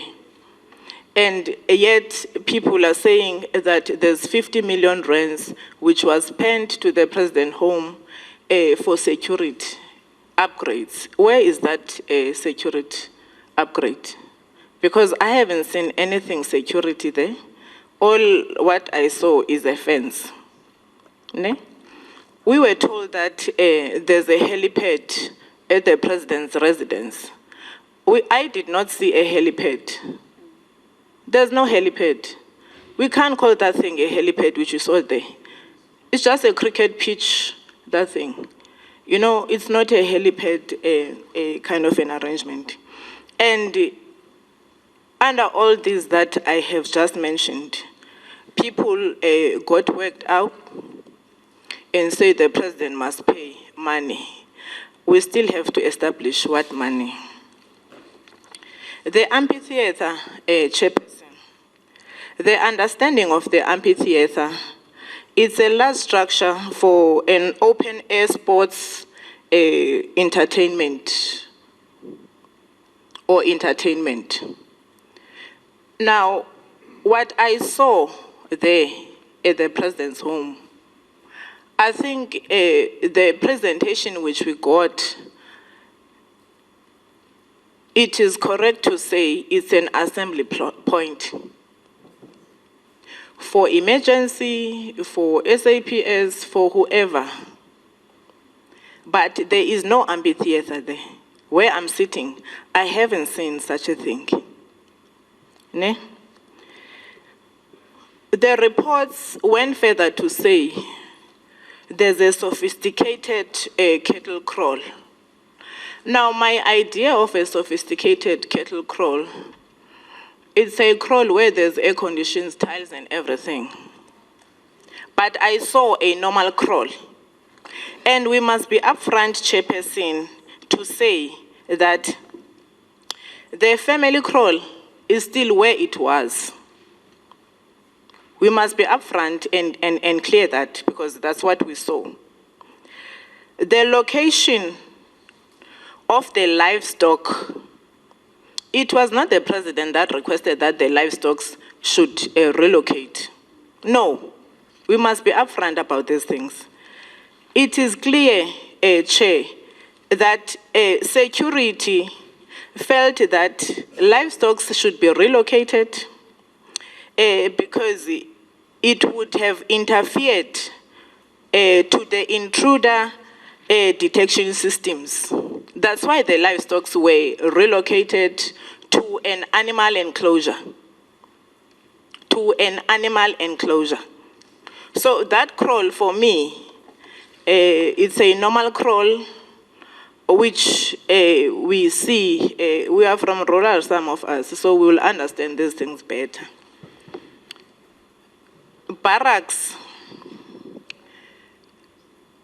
The presentation there yesterday was very clear. 21 houses, barracks, is the property of SAPS, not Comrade Jacob Zuma or President Zuma. They were very clear, those people were doing presentation. The houses are for members of SAPS. They are not linked in any way with the President. Those houses are in a private land of the Ngonyama Trust. We can't link that and say President Zuma's security upgrades, they cost about 249 million. It's unfounded lies, by the way. Now, we must be upfront to say the amount spent in those houses, it is very ridiculous. It is a clear example of looting of state resources. We saw it with our own eyes, and somebody has to account. The clinic, which is flighted on the news as a resource for President Zuma's family and everybody else, that clinic is the property of defense. There's no two ways about it. And the clinic is in a security demarcated area, not even in the private homestead of the President. But we were misled, Chairperson. I hear my fellow colleagues here referring to a letter, and I haven't seen a letter. Probably it's one of those missing documents. The building which my fellow colleagues are referring to is a building next to the swimming pool.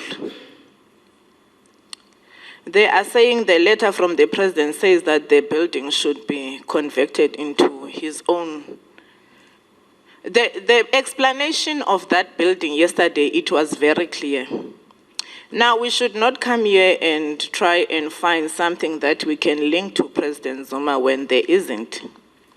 It was said that That building was there before the construction. And President has two options with regard to that building. One is either Public Works or SAPS demolishes the building. Two, the President can buy that building or pay whatever for the building. Buy it is the correct word. But there's a provision of demolishing the building in an event where the President does not want that house, which was used by SAPS. That's the reality of the matter. And you know, truth is revolutionary. We must reflect on what we saw yesterday, and we were afforded an opportunity to raise questions.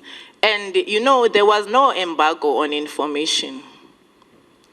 All these things were explained to us. Now, we should not come here and say that there's a letter about the building and what have you, when the building was actually explained to us. Now, Chair, all this that I have reflected on, they are in the report of the Public Protector as unduly benefits by the President. You know, what made me so traumatized yesterday is the fact that somebody who holds such position would mislead South Africans to such an extent that we believe that the President of the... Honourable Member Shlala, just give an opportunity. I would suggest that what the Honourable Member is saying at the moment is an infringement of a constitution. She's reflecting on a Chapter 9 institution. She's referring to the Public Protector, saying quite clearly, it's her point of view, that she was leading South Africa. I think it's wrong. She cannot say that. It's the member's point of view. It's not certainly It's not my the point committee of point view. of view. It's in the report, it's written, it's the report of the Public Protector, and it's not a distortion. You know it, Honorable Mulder. Yeah, we are referring to the report, which we've been going on and on referring to. I'm referring to it. The report has misled the country, Chairperson. It has misled South Africans. It has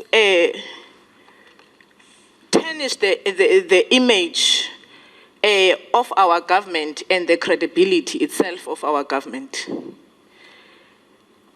The President was labeled, called so many words that you might find in the world, around the world.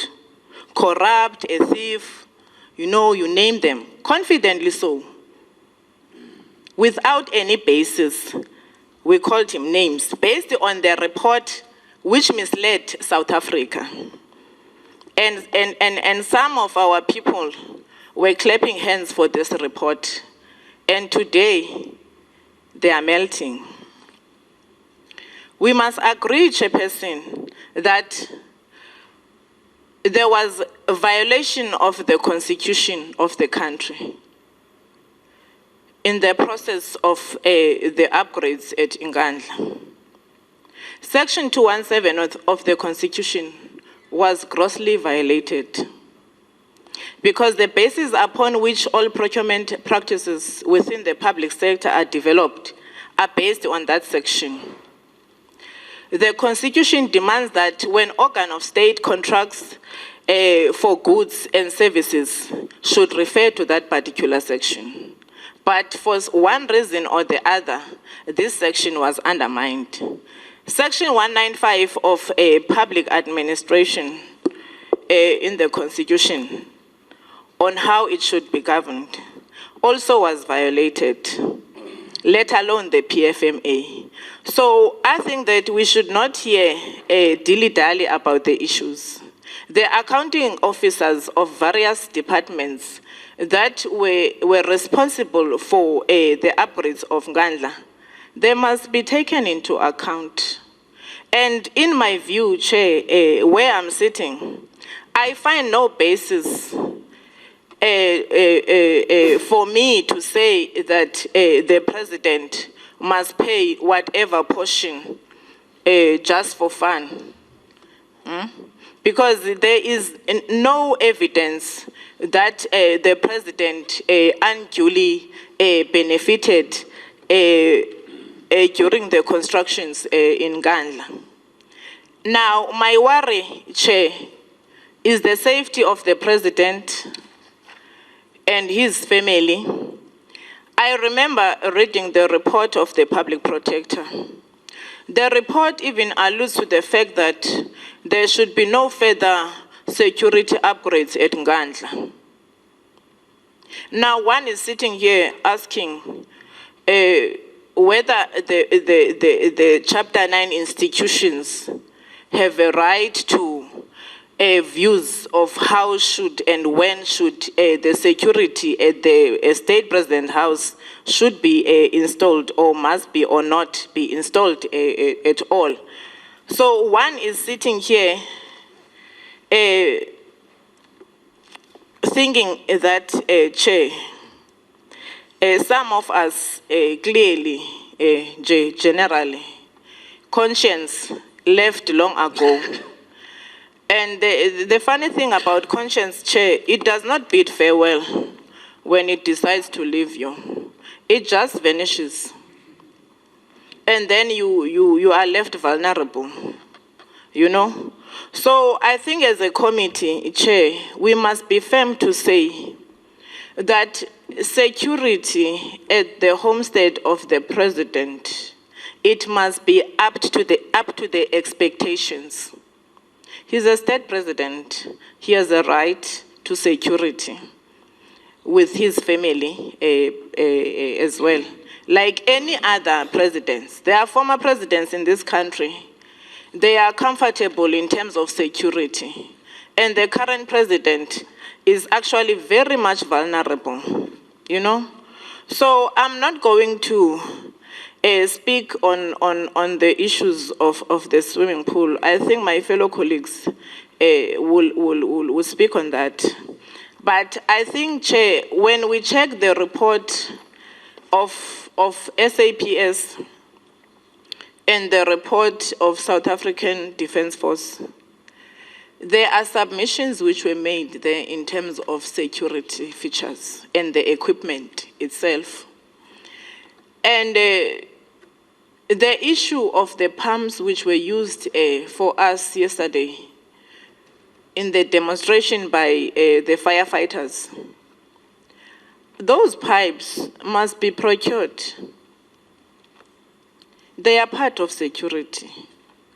I don't know why SIU removed those in the appraisal as per the report of the general and the people that were presenting to us there yesterday. Now, we really need to be firm as a committee to say officials must be brought to books. Public Works must come and explain on some of these issues. Because if we remember yesterday, it was reported to the committee that the 21 houses have not yet been allocated. Now that allocation of those houses, it should be done speedily so as to avoid vandalism and other things, you know. The work that has been stopped in Nkandla, Honorable Chairperson, that work should be resumed, particularly the aspect of security. We can't wait for long. I mean, it has been how many years now with the state president with no security? I wonder how does those head of states get secured when they visit the home of the president for whatever reason. So that's my submission, Chair, that secure and comfort is what the state president of this country does not enjoy at all. And that South Africans were misled by the report of the public protector, by the media, and the world is looking at us as a country which has a government with no credibility. And that was a creation of somebody or man-made kind of a report for whatever reason. Thank you.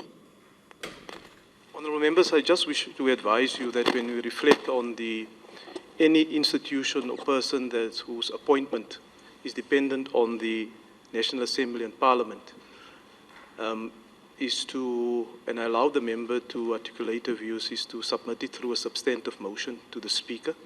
If you wish any action is to be taken by Parliament in that regard. Honourable Mulder.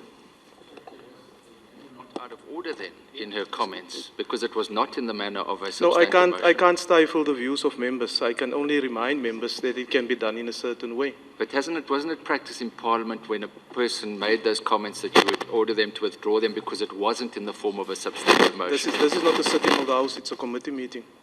Don't the same rules apply, Chair? It's a committee meeting that we're in. What is your point of order, Honourable Member? Point of order, Chair, is that the rules of Parliament apply to all committees, including this ad hoc committee. The member has breached Rule 66, and she should have been asked to withdraw those comments. She's reflected on the integrity by saying that the Public Protector has misled the nation. It's incorrect and it's casting aspersions on her. I will look into the matter.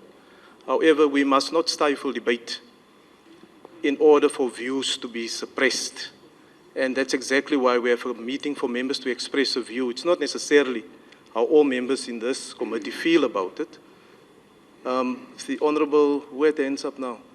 In connection with what was that? Honourable Kubai? No, Chair, I think you've covered me because I really don't think it will assist this committee if we are going to stifle debates. The issue is that there's a report, there are reports before us, and if members are going to reflect, they need to reflect based on that. If it's an opinion of a member, based on what they have seen. I mean, the fact that if the report says there's an amphitheatre and there's no amphitheatre, that's a lie. Honourable members, I want to give members the opportunity to respond. You will recall, if you look at the transcription or the recording even this morning, that there were some members who reflected on the President. The President's appointment is also dependent on Parliament in the House. So the President is not a member of the House. President is not a member of the House. Chair, point of order. That's taken it, the previous speaker has just taken it further. She has said the Public Protector has lied.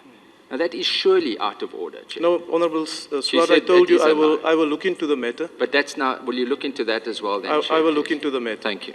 But Honourable members, all of you will get an opportunity if you want to speak. Right? I will allow it.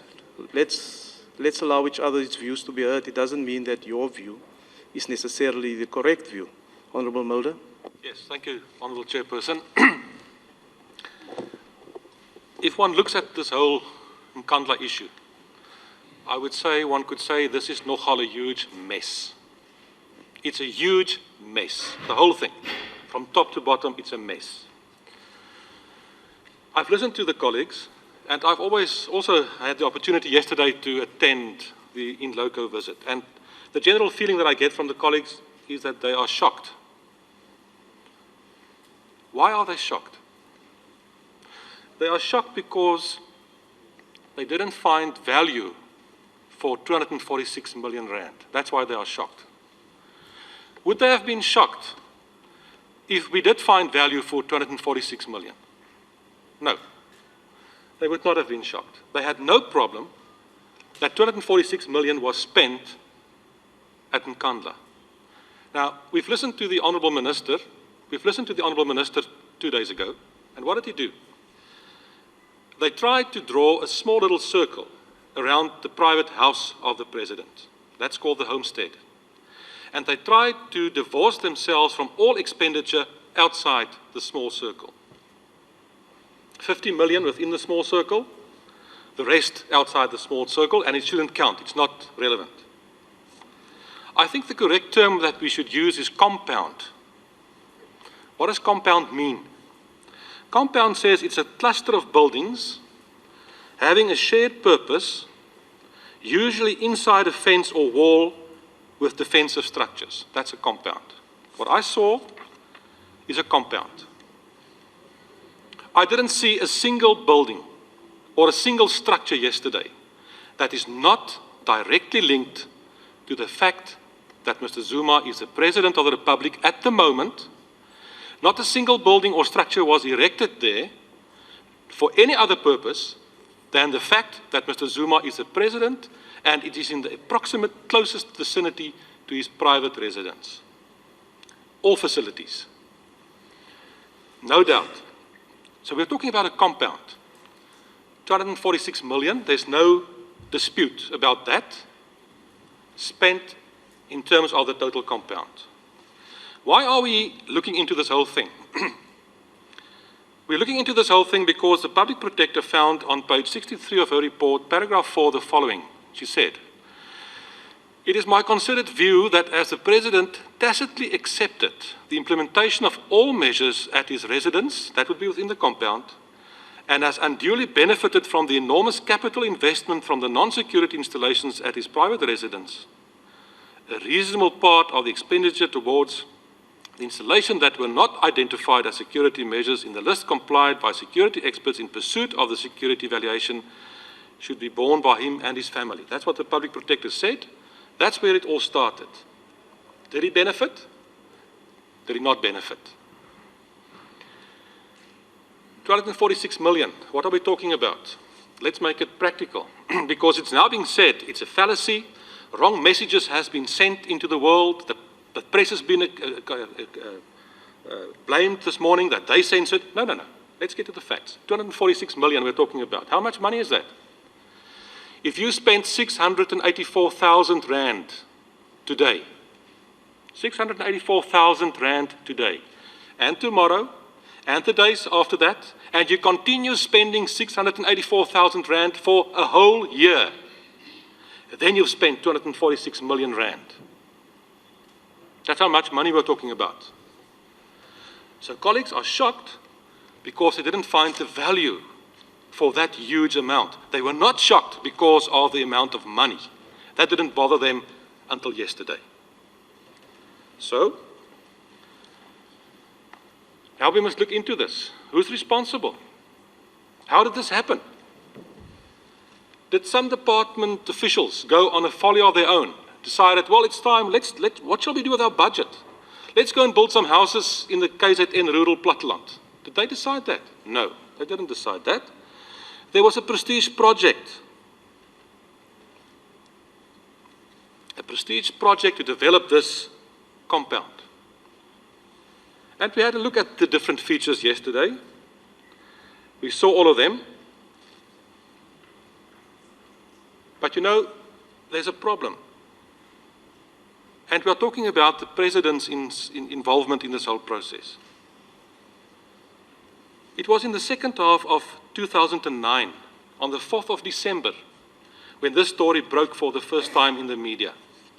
4th December 2009. And the press said, Zuma's 65 million Nkandla splurge.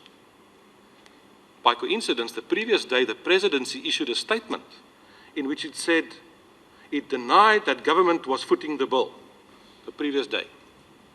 But be that as it may, at that moment it was brought to the attention of the President, to the executive, to the government, everybody, that there's a problem, 65 million. Subsequent to that, 2010, 2011, questions were asked in Parliament to the President. Mr. President, what's happening here? You remember, you can have a go and look at Hansard, the answers. No, there's a private bond registered on the property. No government funds involved. I've always asked the question, I've never got an answer, and I still have that question. Can you register a bond on property that does not belong to you? Is that possible? Because we all know that all that land involved belongs to the Nkandla Trust. It does not belong to the private individual. As far as I understand, the President does not have title deed to that property.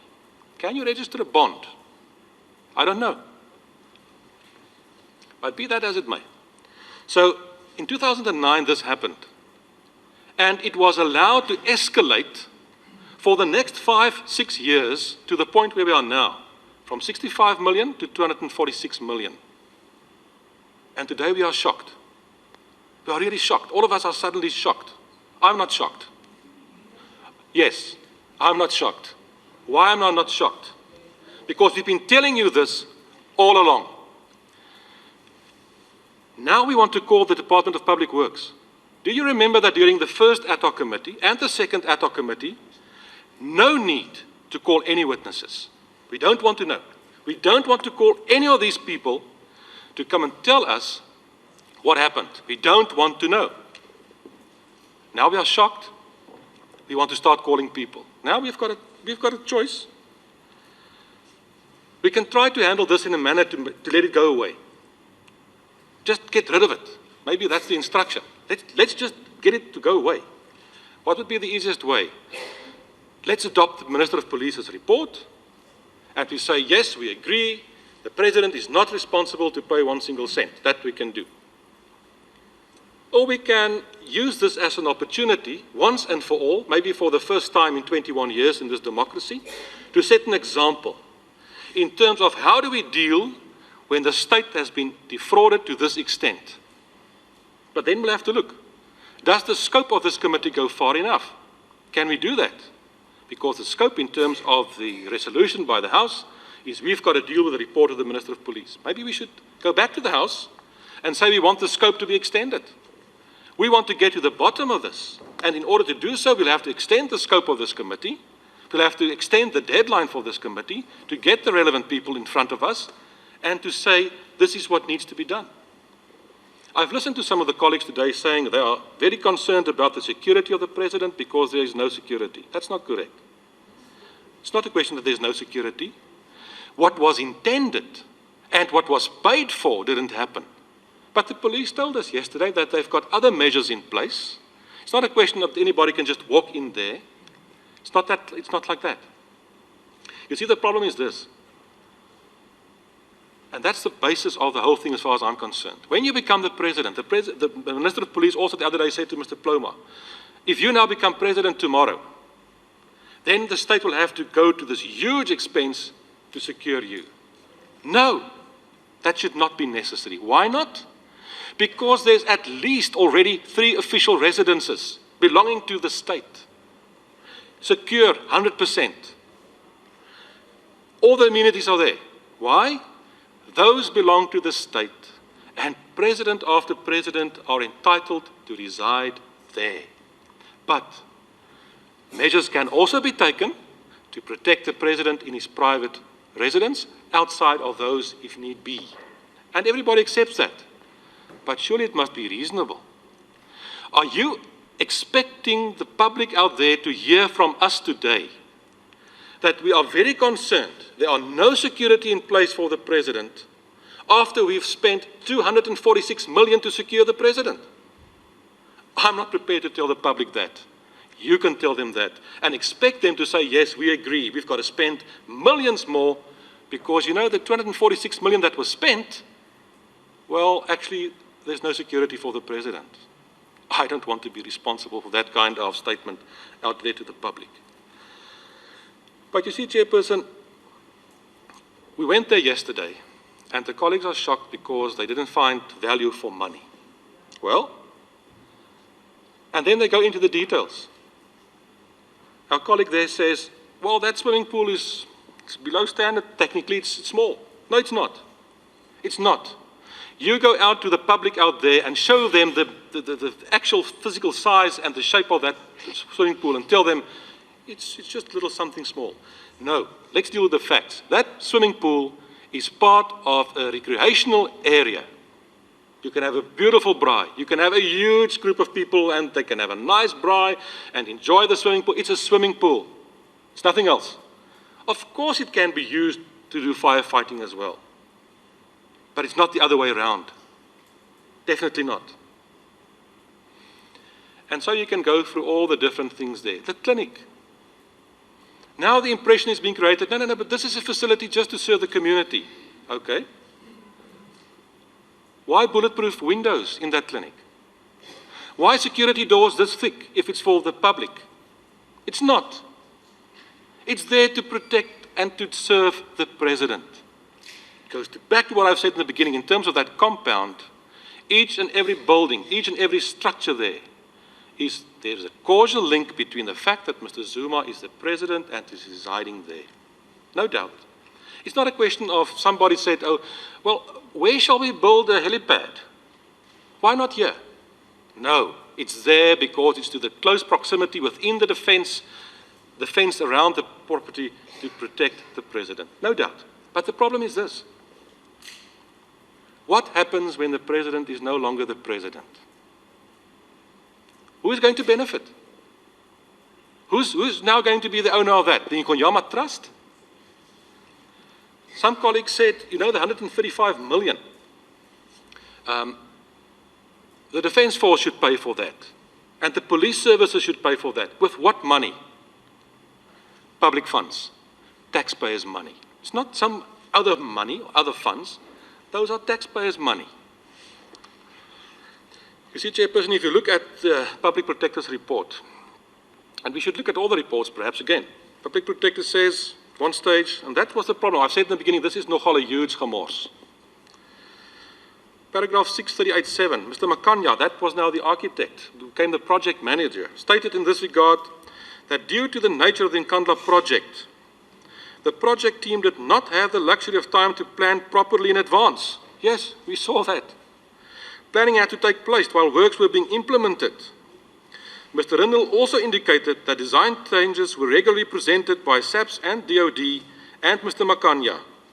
It was his understanding that some of these changes were as a result of comments or instructions by the President. Next page. The project manager and the regional officers were even terrified that they will be fired or transferred somewhere else if they do not comply with the instructions given to them on the project. Yes, this is the project of number one. That was quite the understanding. And today, we sit here with hindsight. You know, in terms of the act, they should just have said, no, give us something in writing. It doesn't work that way. This is the project for the President. 645.3, Mr. Rindel reported at this meeting that the construction of the fire pool was put on hold due to uncertainty about the apportionment of costs in respect thereof. Mr. Nkandla confirmed that the design of the fire pool was presented to the President. It didn't just happen. The design was discussed with the President. The landscape architect indicated that they could not proceed without the approval of the President. She also advised, and then she goes on, she had to discuss with the President. 645.7, Mr. Nkandla was also requested to discuss the issue of the fire pool with the President. It was recorded in the minutes of the meeting that Nkandla said that the pool has been placed on hold because of the pool bearing a private costing which the principal, the President, did not accommodate for. He was also requested to discuss the infrastructure requirements with him. It was further recorded that Mr. Nkandla was to have further discussions with the President on infrastructure requirements. Mr. Rindel indicated that the landscape architect was in the process of updating the design on what had been agreed with the President. The last one from the report, on page 180, Mr. Rindel, who was the project manager for the Department of Public Works, he's pleading for more money. That's now in 2012, 2013, after it was already in 29 said there's a problem. He was asking for 123 million rand more. And he said it was not clear to me who was responsible to request this approval from, but I suspect that it may be starting with either of you.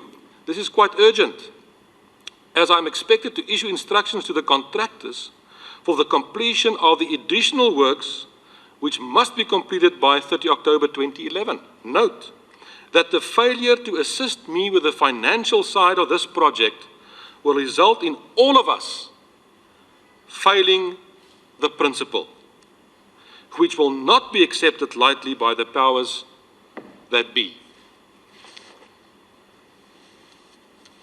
Now, did the President not know what was happening?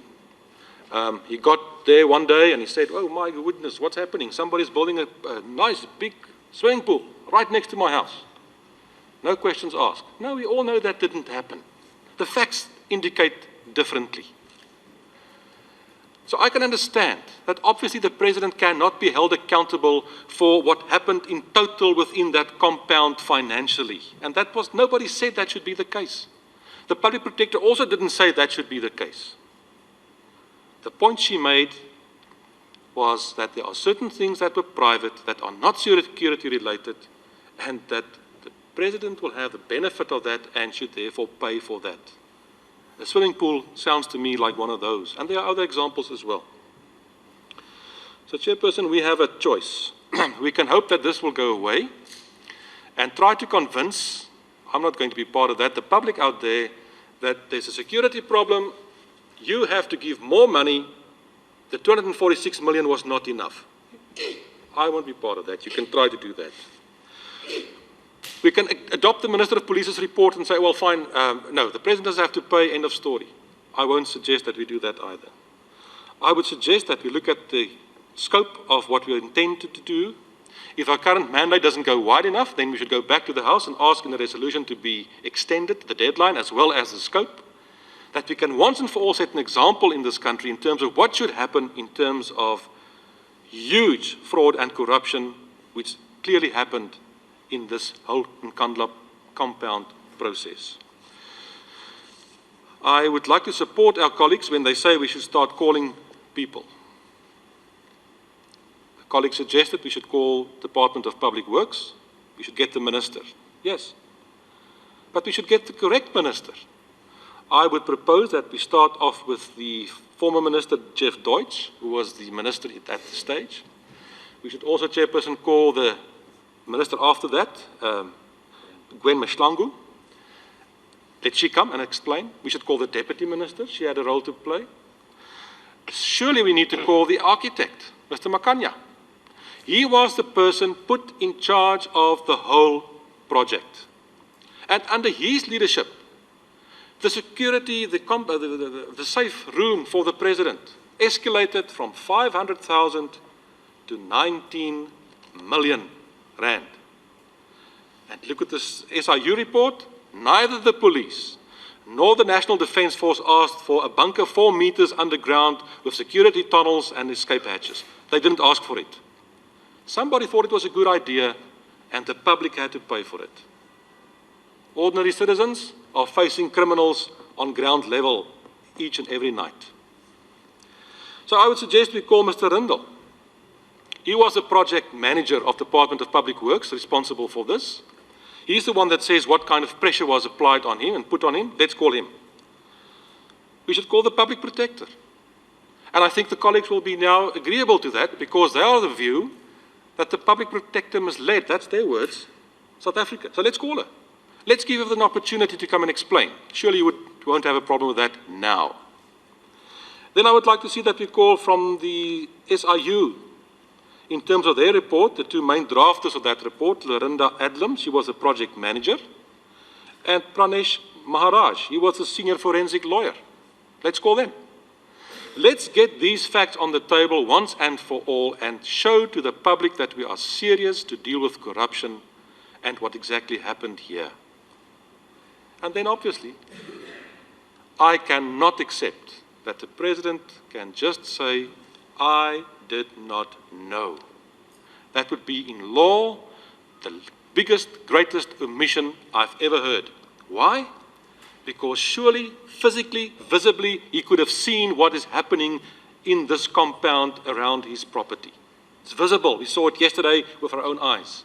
But what is more than that, he was told, he was warned on the 4th of December 2009 when this whole thing broke in the media. And subsequent to that, members of Parliament asked him questions in the House in 2010, 2011, and it continued in that basis. And it escalated from that position up to now. So the colleagues now say there was a great misuse of Section 217 of the Constitution. Yes, yes. How did it happen? By accident? No, because people were not prepared to take steps. People were not prepared to take responsibility for decisions taken. And now, as a fact, at the end, what do they want to do? Safe option. Let's blame the officials. These naughty officials, how dare they spend this money? as if they were the ones who decided on this in the first instance. They were the ones. The facts indicate differently, Chairperson. So in conclusion, we've got a choice. We can try to wrap this down as quick as possible and just adopt the Minister of Police's report. I will not be part of that. Or we can once and for all send an example out there for the first time, as far as I'm concerned, in many, many years, how we should actually deal with what happened here. A last remark on a personal level. I was also saddened yesterday when I saw what I saw. Why?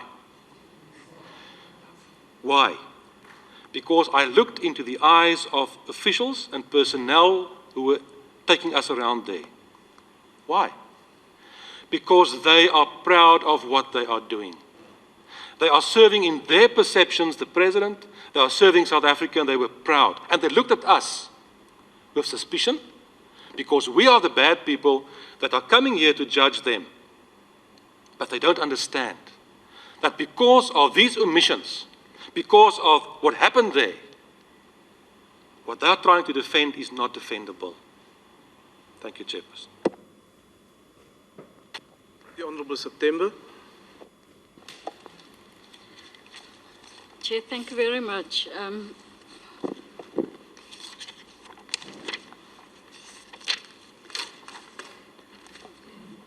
Chair, may I say the following? I think a lot of ground has been covered by quite a number of things by various members. I think there seems to be broad agreement on this aspect of the what was then referred to as the amphitheatre, and I think we probably should agree now that indeed that's not the case. There's nothing that we saw that suggested an open-air venue that is used for entertainment. There's nothing that we saw of an amphitheatre where you can have performances. There's nothing that we saw in an amphitheatre where you can have sports. There's nothing that we saw that suggests that there are seats in an amphitheatre. There's nothing that we saw that suggests it's an oval place, it's a circular place. There was none of that. So I think we should agree to stick to the name and the purpose of it and dispense immediately of something that indeed is not there. But Chair, I think it will be important to bring in another dimension in relation to the aspect of the pool. Chair, it would be important to also look at what relevant legislation says, in particular the legislation with regards to the National Veld and Forest Act. Because when we start making the separations and when we start attempting to call it by this name, that name, and give it all sorts of motivations of who should pay, who shouldn't pay, and all of that, it is very clear what we should focus on is that does it conform itself to what the access in relation to a responsibility of the land owner? Does it conform itself to the fact that sufficient fire breaks is there? Does it conform itself to the risk that is there? Does it conform itself to the fact that it does have adjacent people living there, and whether those people's lives will not be in danger also if sufficient care has not been taken in relation to what the access, what readiness are there for firefighters, what readiness are there in relation to adequacy for firefighting equipment, training, the personnel, and so on. Chair, I think this is quite important, contextualizing the pool that we have seen there, the purpose of it, and whether it conforms to all of that. But more so, Chair, I think it will be I think it's important to bring together both all the different places that we saw, the pool, the center, the soil retention place, all of that, but locate them properly into when we decide we want to apportion whether expenditure, or whether payment, or whether blame and so on. We have to locate them within the following, Chair. It will be important to say, how do we understand what physical security is and what security as a whole is? And read some of the documents that are there in our file which suggest that when it comes to physical security, there must be a condition which is created by the conscious provision and application of physical security measures for the protection of persons, property and information, and answer the question whether indeed that is what we have seen yesterday, as well as understand that the condition is supposed to be free of risk, it's supposed to be free of danger to lives, to the property, and again create that provision and application of protective security measures. Now, you can't then try and opt out and take all of these different places that we saw yesterday and take them outside of that understanding and then try and call it something else and not call it in the name of security measures that had to be provided at the homestead of the President. I think it will be important to locate it exactly within that, because if we then want to ask further questions, we have to answer within that context in understanding whether that indeed has been brought about there. We absolutely agree with regard to the security measures of the President that it needs to be brought to what the Act actually says security measures should be. That is a matter of urgency that needs to be brought to all the equipment that we've seen that are not implemented, notwithstanding the fact that I don't think it would be correct, because it's not been sorted out properly now, that every time when somebody visits there that they have to improvise and do something. If the proper installation are there, then I think it should be, there's no need to do all of that.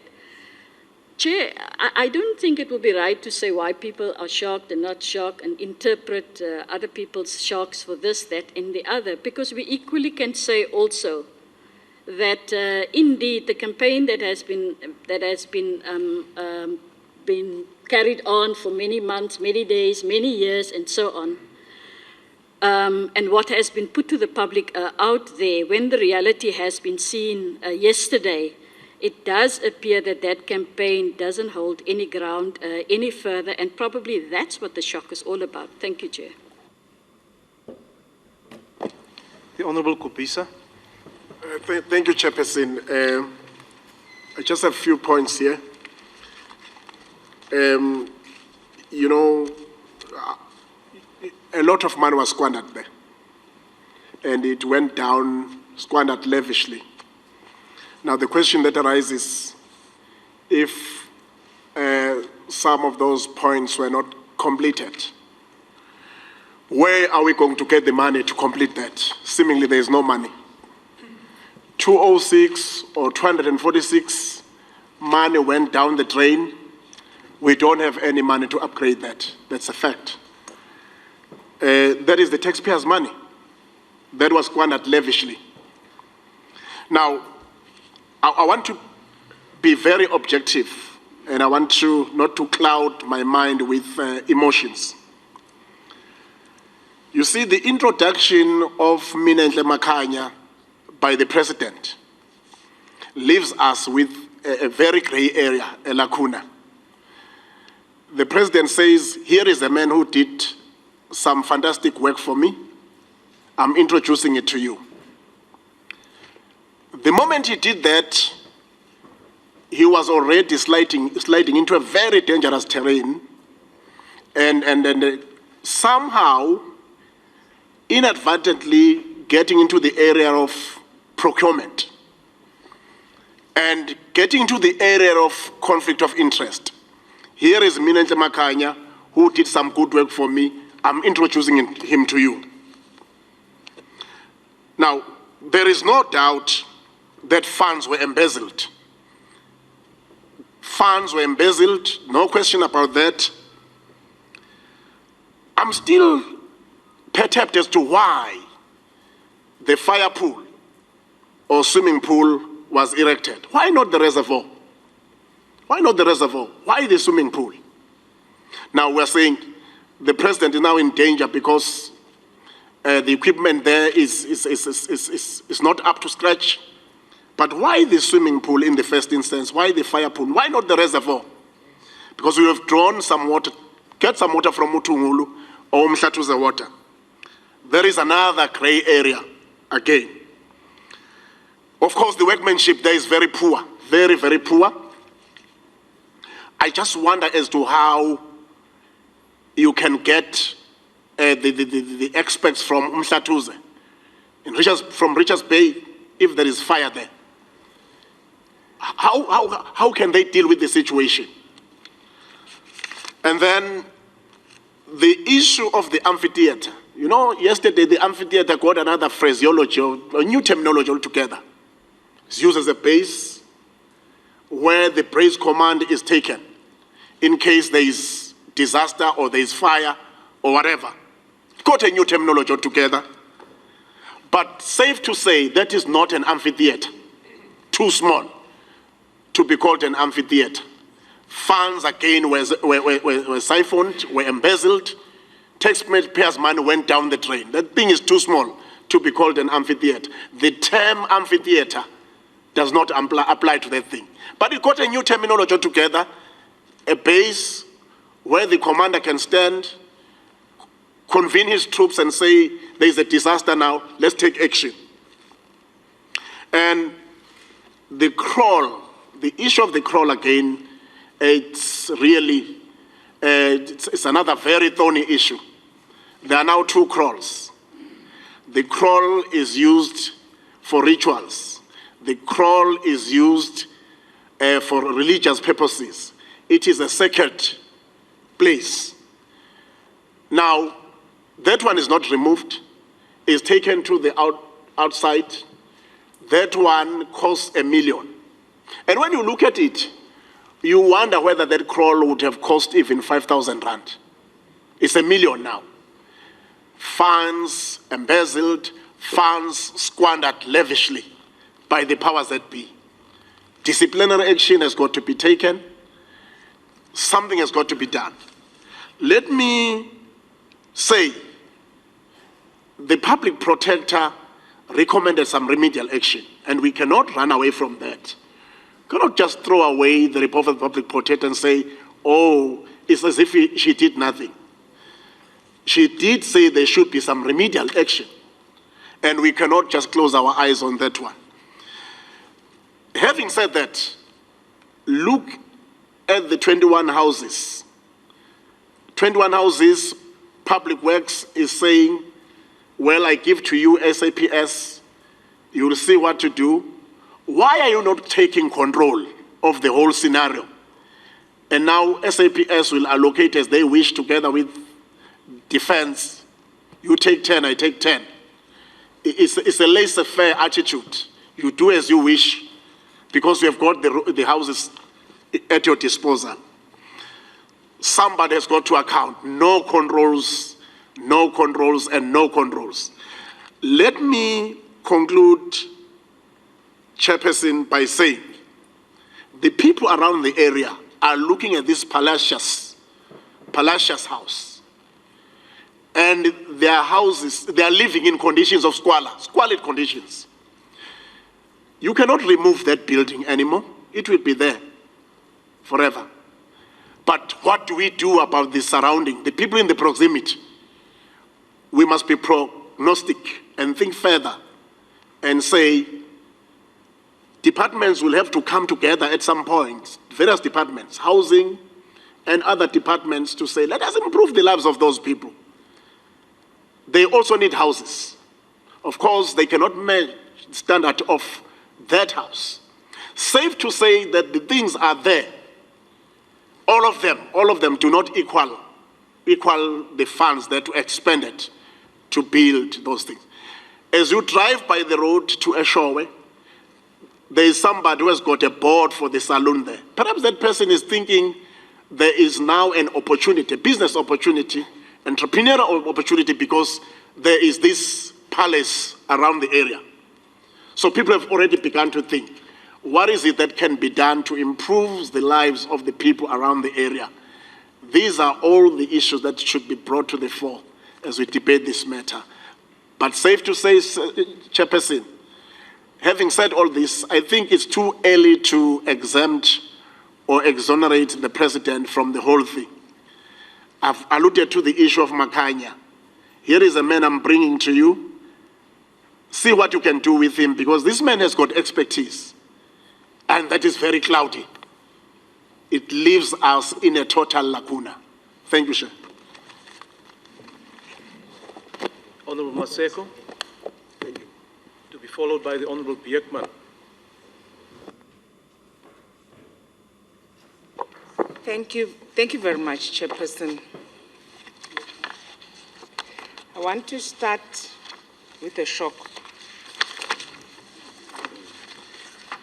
I believe that we are all equally shocked yesterday because the nation has been misled into believing that 246 million rand has been used for the security upgrade at the homestead of the President.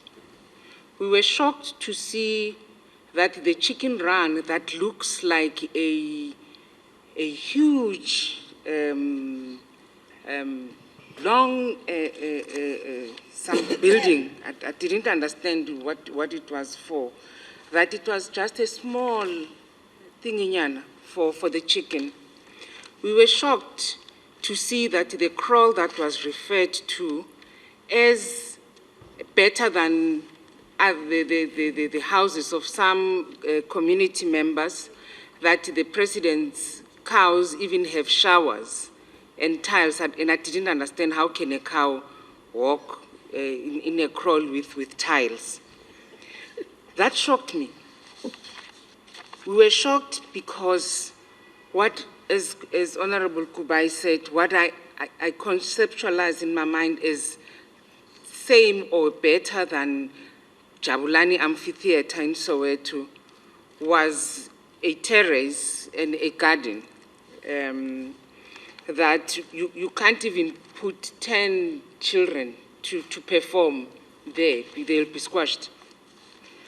We were shocked by all those things. We were shocked to see that a reception area is called a double-story house that is a visitor center. Those were some of the things that shocked us. We were shocked to see that the swimming, the football, the soccer pitch, and a tennis court that used to be zoomed into being part of the President's homestead is somewhere that side of the road. We were shocked because the clinic and the barracks were not part of the homestead of the President. That, Mina, shocked me. But also I think we need to go back to the premise and understanding that no one built the homestead of the President.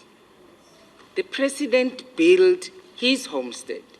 There were houses. What was supposed to happen and what happened was what is called the upgrades, security upgrades at the homestead of the President. I think when I refer to what Honorable Swart spoke about of the Cabinet Memorandum number 10 of 2003, dated 13 August in 2003, that was discussed at length at the previous ad hoc committee It's a pity that you missed out that interesting ad hoc committee. But when you go back to the recommendation 5.1 and 5.2 of the ad hoc committee, it says the President must ensure the implementation of all measures. And that the President, 5.2 says the President should consider,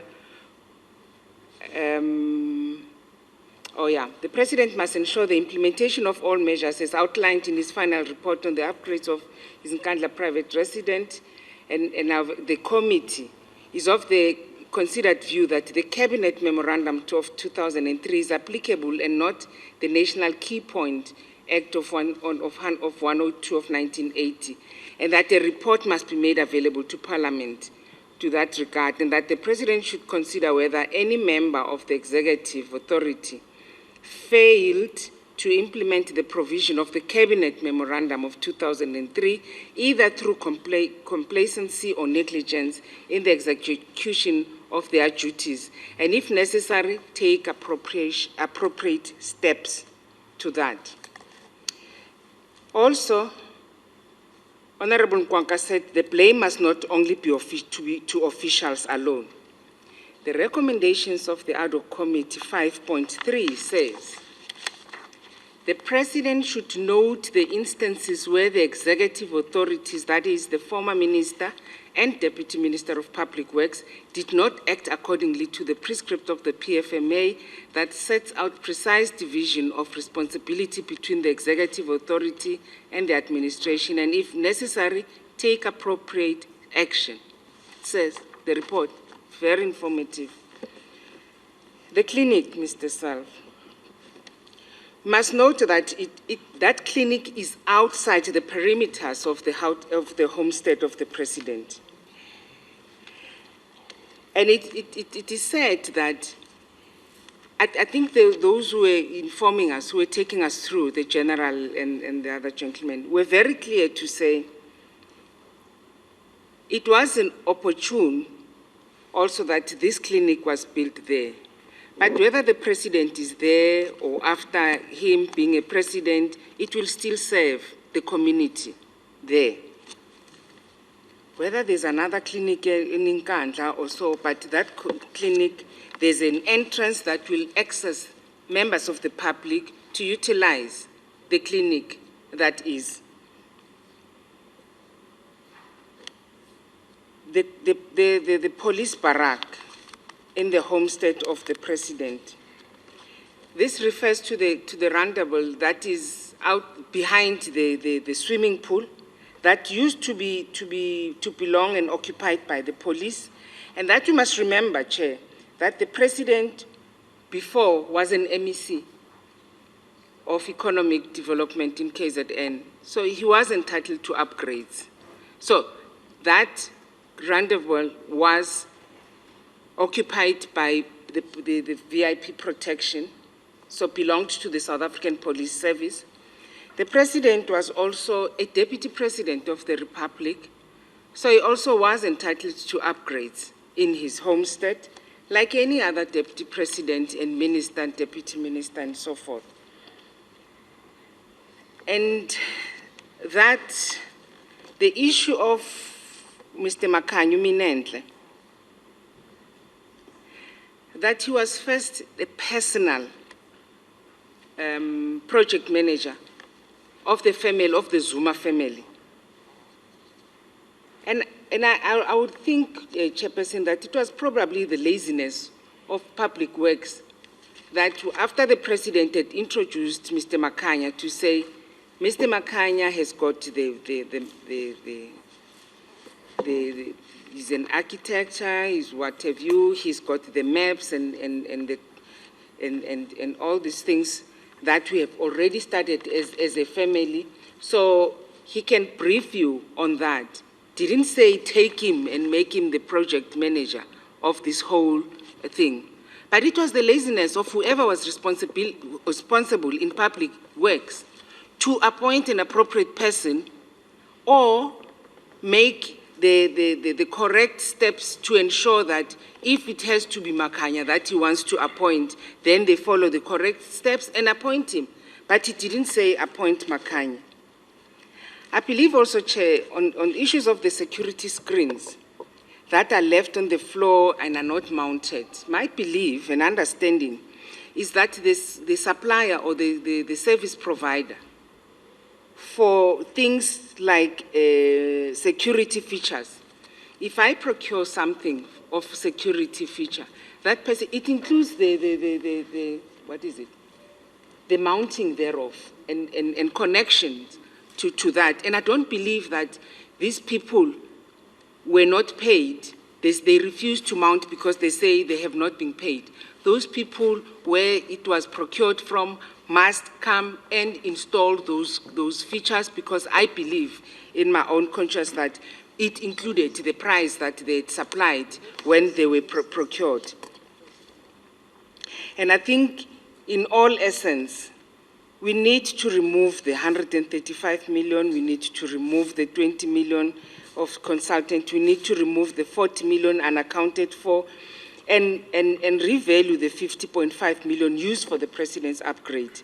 Because in doing that, I'm saying that let those responsible for inflating the prices be brought to book and face the wrath of the law. I am not sure, Chairperson, now that we went to Nkandla, and look at what the public protector said, whether she really went and did an inspection and wrote those based on her viewing the homestead, or whether she relied on the photoshopped media or aerial view and photos of the homestead that were blown up to get to the conclusions that she did, because then the facts are distorted. What she says and what we saw do not correspond and do not correlate. And also, Chair, I was worried, when you read also her response to the report of the Minister of Police, it makes you think as to why would she respond to this and dispute the facts that were there, claiming that Minister Nkleko's report is not factual and it is not true, that President Zuma told Parliament that his family had built his own houses and the state had not built any of it or benefited them. She says this was not true. It is common cause that in the name of security, government built for President and his family at his private residence a visitor center. This is important because the visitor center itself is a house, a double-story building. And in another instance, an impression is created by Minister Nkleko, the report that it does not indicate the scope of his investigation and timelines, and that the public protector stands by her report as far as the understanding of the Constitution and the law, that neither the executive nor the legislature can override the findings of any independent institution established under Chapter 9. And that has further noted repeated uninformed statement that seeks to suggest that she needed to have been security expert. I don't see why she responded to that, because she's contradicting herself based on what she had said before and what we saw. That shocked us. Thank you very much. Let me leave it at that, Chair, for now. Honourable Beekman. May I just indicate before the Honourable Beekman, the following names are on the list. Honourable Beekman, Honourable Ngobo, Honourable Breitenbach, Honourable Swart, Honourable Mochega, Honourable Coleman, Honourable Steenhuisen, Honourable Dakude, Honourable Gamere, the Honourable Kwankwa, the Honourable Luama, and the Honourable Kubai, and the Honourable Make. In that order, please. Eh? We want to close the... No, but yes, I think what we must do is we allow this reflection, but at some stage this afternoon, we need to take a direct view and position as to where we're heading for, right? Because all these reflections are good, hear what members have to say, but ultimately, already there are certain members making certain proposals in terms of the way forward. But let's give the members the opportunity to reflect. Thank you, Chairperson. Thank you for the opportunity to contribute. And maybe also to say thank you to the staff of the committee who assisted us yesterday and also was part of the visit. I think it was very helpful. But I think it also highlights the importance of oversight in the sense of inspections in loco. That we as parliamentarians and members of committees cannot only rely on reports that's been given to us and accept that at face value. And that again highlights the need to do proper in loco inspections, to look for ourselves, make our own assessments. And maybe I want to return to the topic of this committee, namely we must consider the report of the Minister of Police, the 4 issues raised, and also then our site visit yesterday.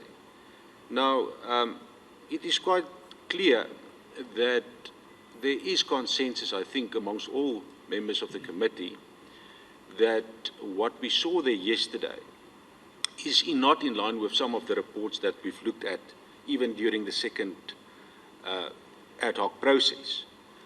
And it's not even balance of probabilities, it's beyond reasonable doubt.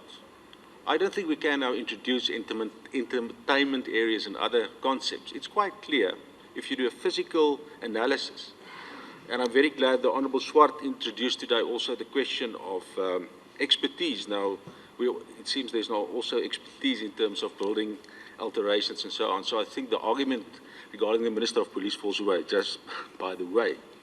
Now, it's quite clear that if you look at the 4 aspects that's been visited yesterday, you must also look at the documents that was provided by the Honourable Minister, the security reports, and it's quite clear that the reception area is not in line with what was indicated in the report of one of the institutions. It's quite clear that it is not a visitor centre, it is a reception area. The control room, of course, needs to be given the necessary upgrades and the necessary materials, so that's quite important. But the question of the kraal is quite important. It's quite clear that also from the explanations yesterday on the ground by the persons who accompanied us, the oral testimony, that it's quite clear that it will impact on the security surroundings if it stays in the current situation. And then, of course, the question of the pool, it's quite clear also from the technical report that was provided to us and even the initial SAP's security evaluation report, and I want to quote from page 4.8, paragraph 9. Firefighting equipment must be made available at the premises to be used when a need arises. All the huts within the homestead consist of thatched roof and they are close to each other. It may be difficult to control fire when it occurs. If there is no relevant equipment, the system must be able to detect fire when it starts by sending a signal to the main security control room. The firefighting equipment must be maintained and approved in accordance with national fire regulations. Now, of course, it's a different debate on whether those regulations are adhered to. But it's quite clear from our visit yesterday that there must be a water source close by to deal with that. And I think there can't be any disagreement with that. Then, Chairperson, we had arguments here today that refers to the 4 reports. Now, we can't go back to 26 September 2014. On 26 September 2014, certain parties decided to abandon that process. And during that process that followed after the 26th of September, all these reports were interrogated. We had this morning quotations with regard to excerpts from the report, who said and what said. Those were considered, and those were included in the recommendations as well as the finalization of that report. So I think we can't turn the clock. That opportunity was there. if you look also at the motion that was adopted in the House regarding the current committee's mandate, that the House establish an ad hoc committee, the committee to consider the report by the Minister of Police tabled on 28 May 2015 in reply to recommendations in the report of the ad hoc committee, to consider the report by the President regarding security upgrades at the Nkandla private residence of the President as adopted by the National Assembly on 13 November 2014. And of course, exercise those powers in Rule 138 and the rules applicable to committees and subcommittees generally that may assist. In terms of the question of inviting other people, I think it was it was natural that we should have invited the Minister of Police because his report was referred to us.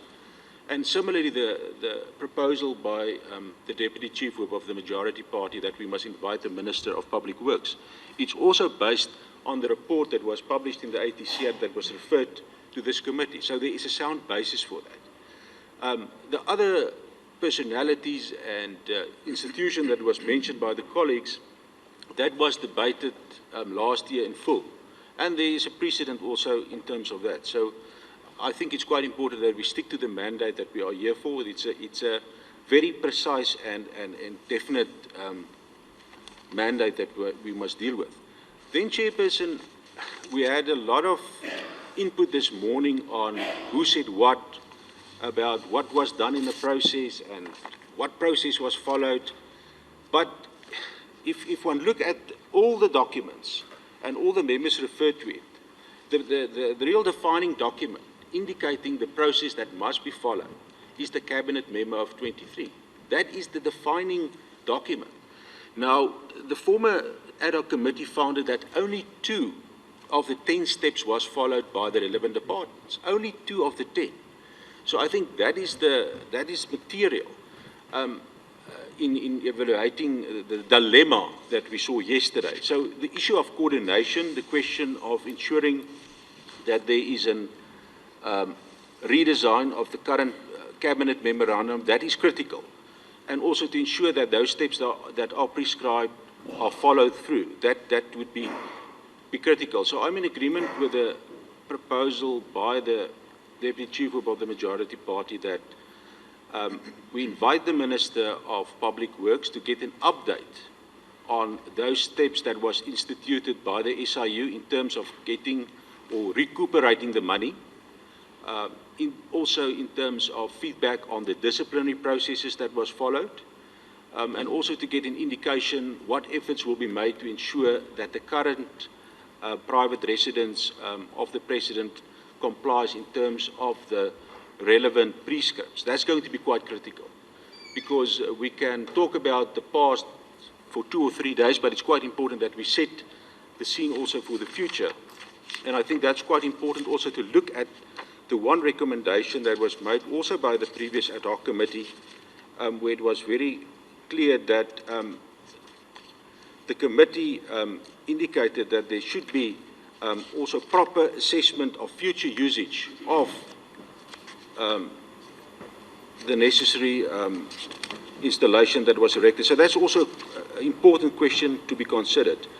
But Chairperson, I think it's quite important that we stick to our mandate. To open up now this process is not in line with our mandate, and that those issues were considered in detail in 2014. Thank you, Chair. The Honourable Ngobo.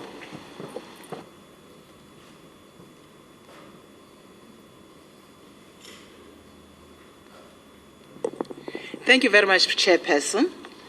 Do allow me to say a few things. First, we must be aware that Nkandla is very rural, extremely rural, and the President who lives there will not have the same facilities that the others do have. We actually observe that. Nkandla is far from Durban, is far from Pietermaritzburg, is far from all the health facilities that we must be aware of.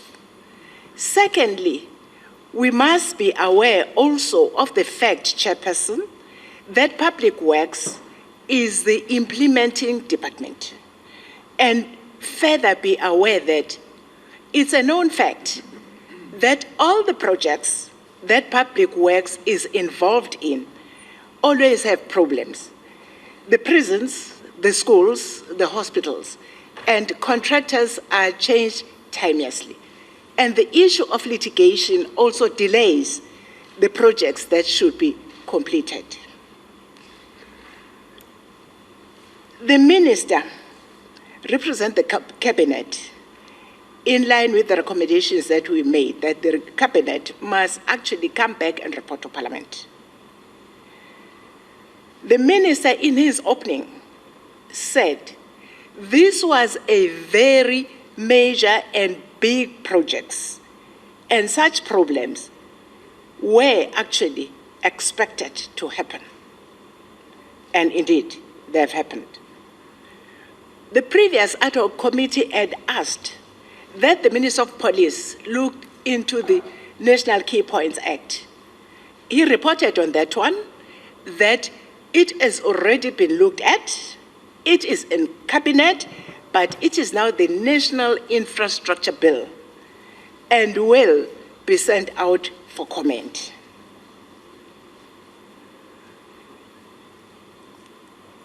Now, Chairperson, coming to the issue of the public protector. We have in the country had two previous public protectors, and then there's this public protector. We are, of course, aware that the public protector is a Chapter 9 institution, and her office is not different from the offices of other Chapter 9 institutions. And she is guided by the Public Protectors Act. And all the Chapter 9 institutions are to investigate, to research, and to give recommendations and/or remedial actions. But once those are submitted to the to Parliament, and the Speaker will send them to the respective portfolio committee. That was done. And the work of the public protector ended there, according to her act. All the follow-ups that she has done were uncalled for because the previous public protectors never did that before. The other thing around the issue of the public protector's report, secure in comfort. When you go to Nkandla, I personally and some of the members did not see anything that was secure and did not see any comfort at Nkandla. The remedial action that went to the president, I think the missile went to the wrong target. The president in this case is the wrong target because Public Works is the implementing department, and the remedial action, like the SIU, should have gone to Public Works. Well, we are aware that the public is quite obsessed about the president. There is this obsession about the president. I am saying there was no comfort because the equipment, the workmanship, it was just not up to par. So, in that case, I found it, I personally, and I think the rest of the members, as I've stated, found that there was no security and there was no comfort. The issue of the clinic, in this modern day, Chairperson, we're talking of the ideal clinic. Yes, it's meant for the president, but there is an area which is allowed for the public. We have been told here by some members that there is a clinic at Nkandla, and the ideal clinic looks at nobody must walk more than 10 kilometers going to the clinic, and Nkandla is quite vast. For one clinic to serve all those people, and this one clinic should be ideal had it been constructed properly to feed the IDET clinic. So I don't see anything wrong with the clinic being placed where it is. The issue of the helipad, Chairperson, I was surprised because I just saw a patch. Even the helipad in the hospital is far better than what we saw yesterday. I don't even think there would be 4 bags of cement used for that place. But be that as it may, it serves the purpose that the visitors to the president will land their choppers there. The president will land his chopper there.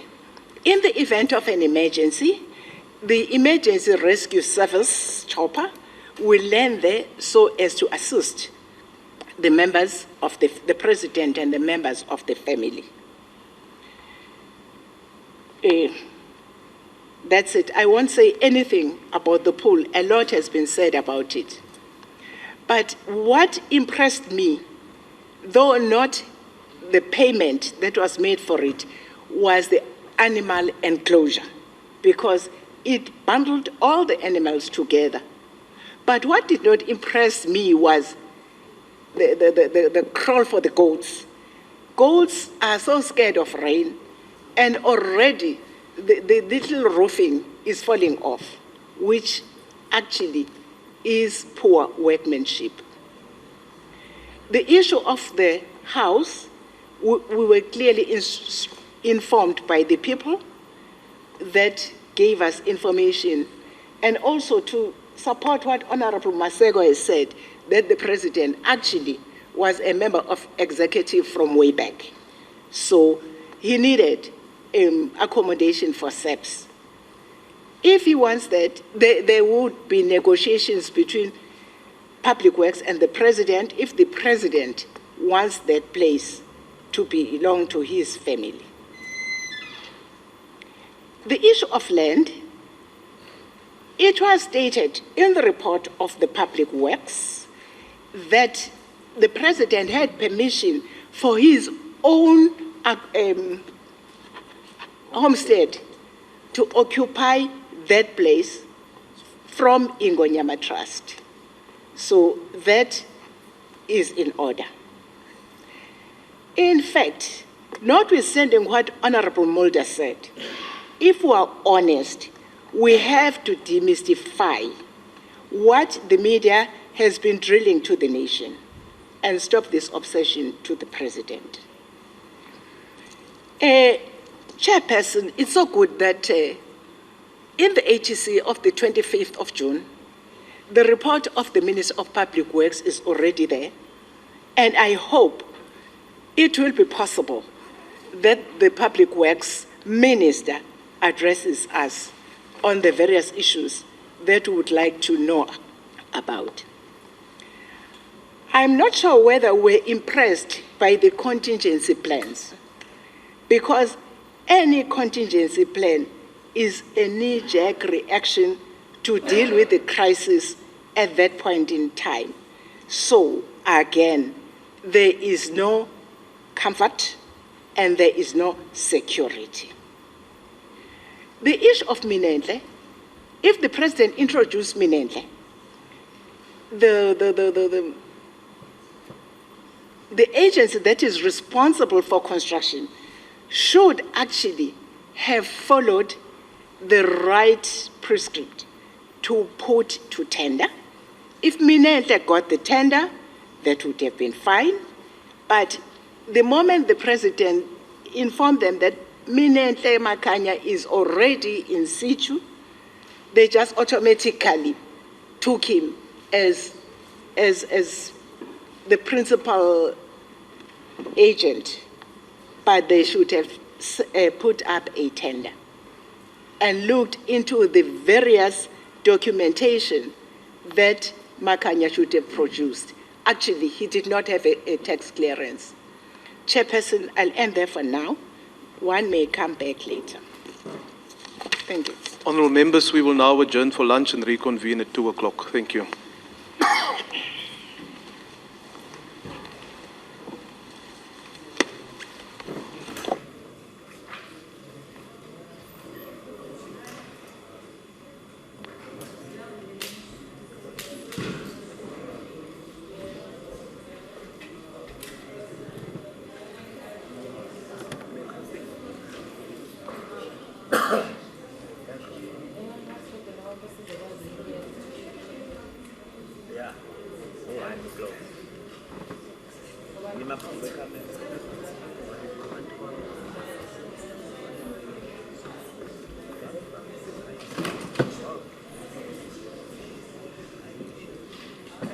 Nkandla have come to this.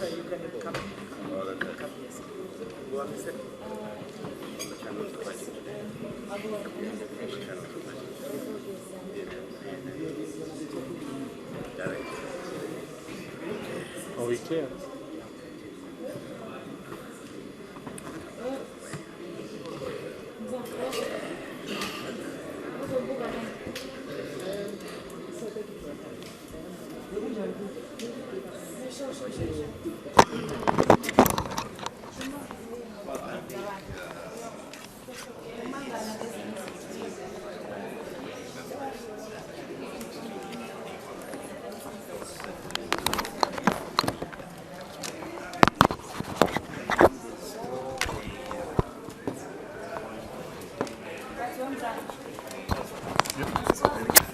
No, we're getting.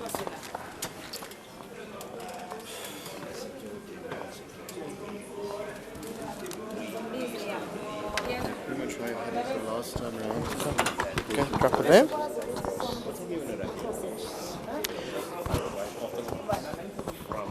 Remember, I'm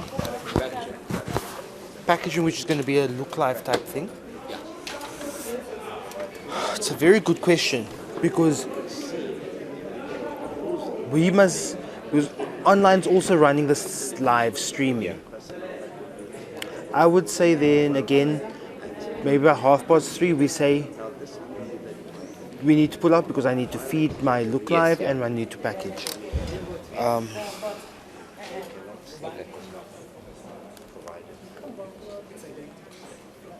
There are issues of the clinics, there are limited and even the toxic report suggests that the clinic that was built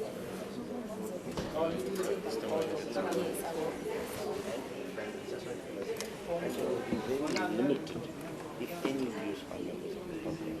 So what I say is that it's all afterthoughts. I really need something that emerges because the minister is trying to over-justify the need for this. Hello. Cool.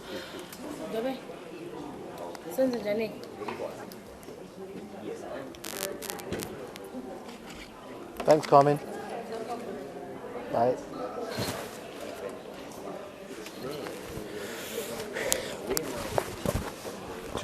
Want a voice?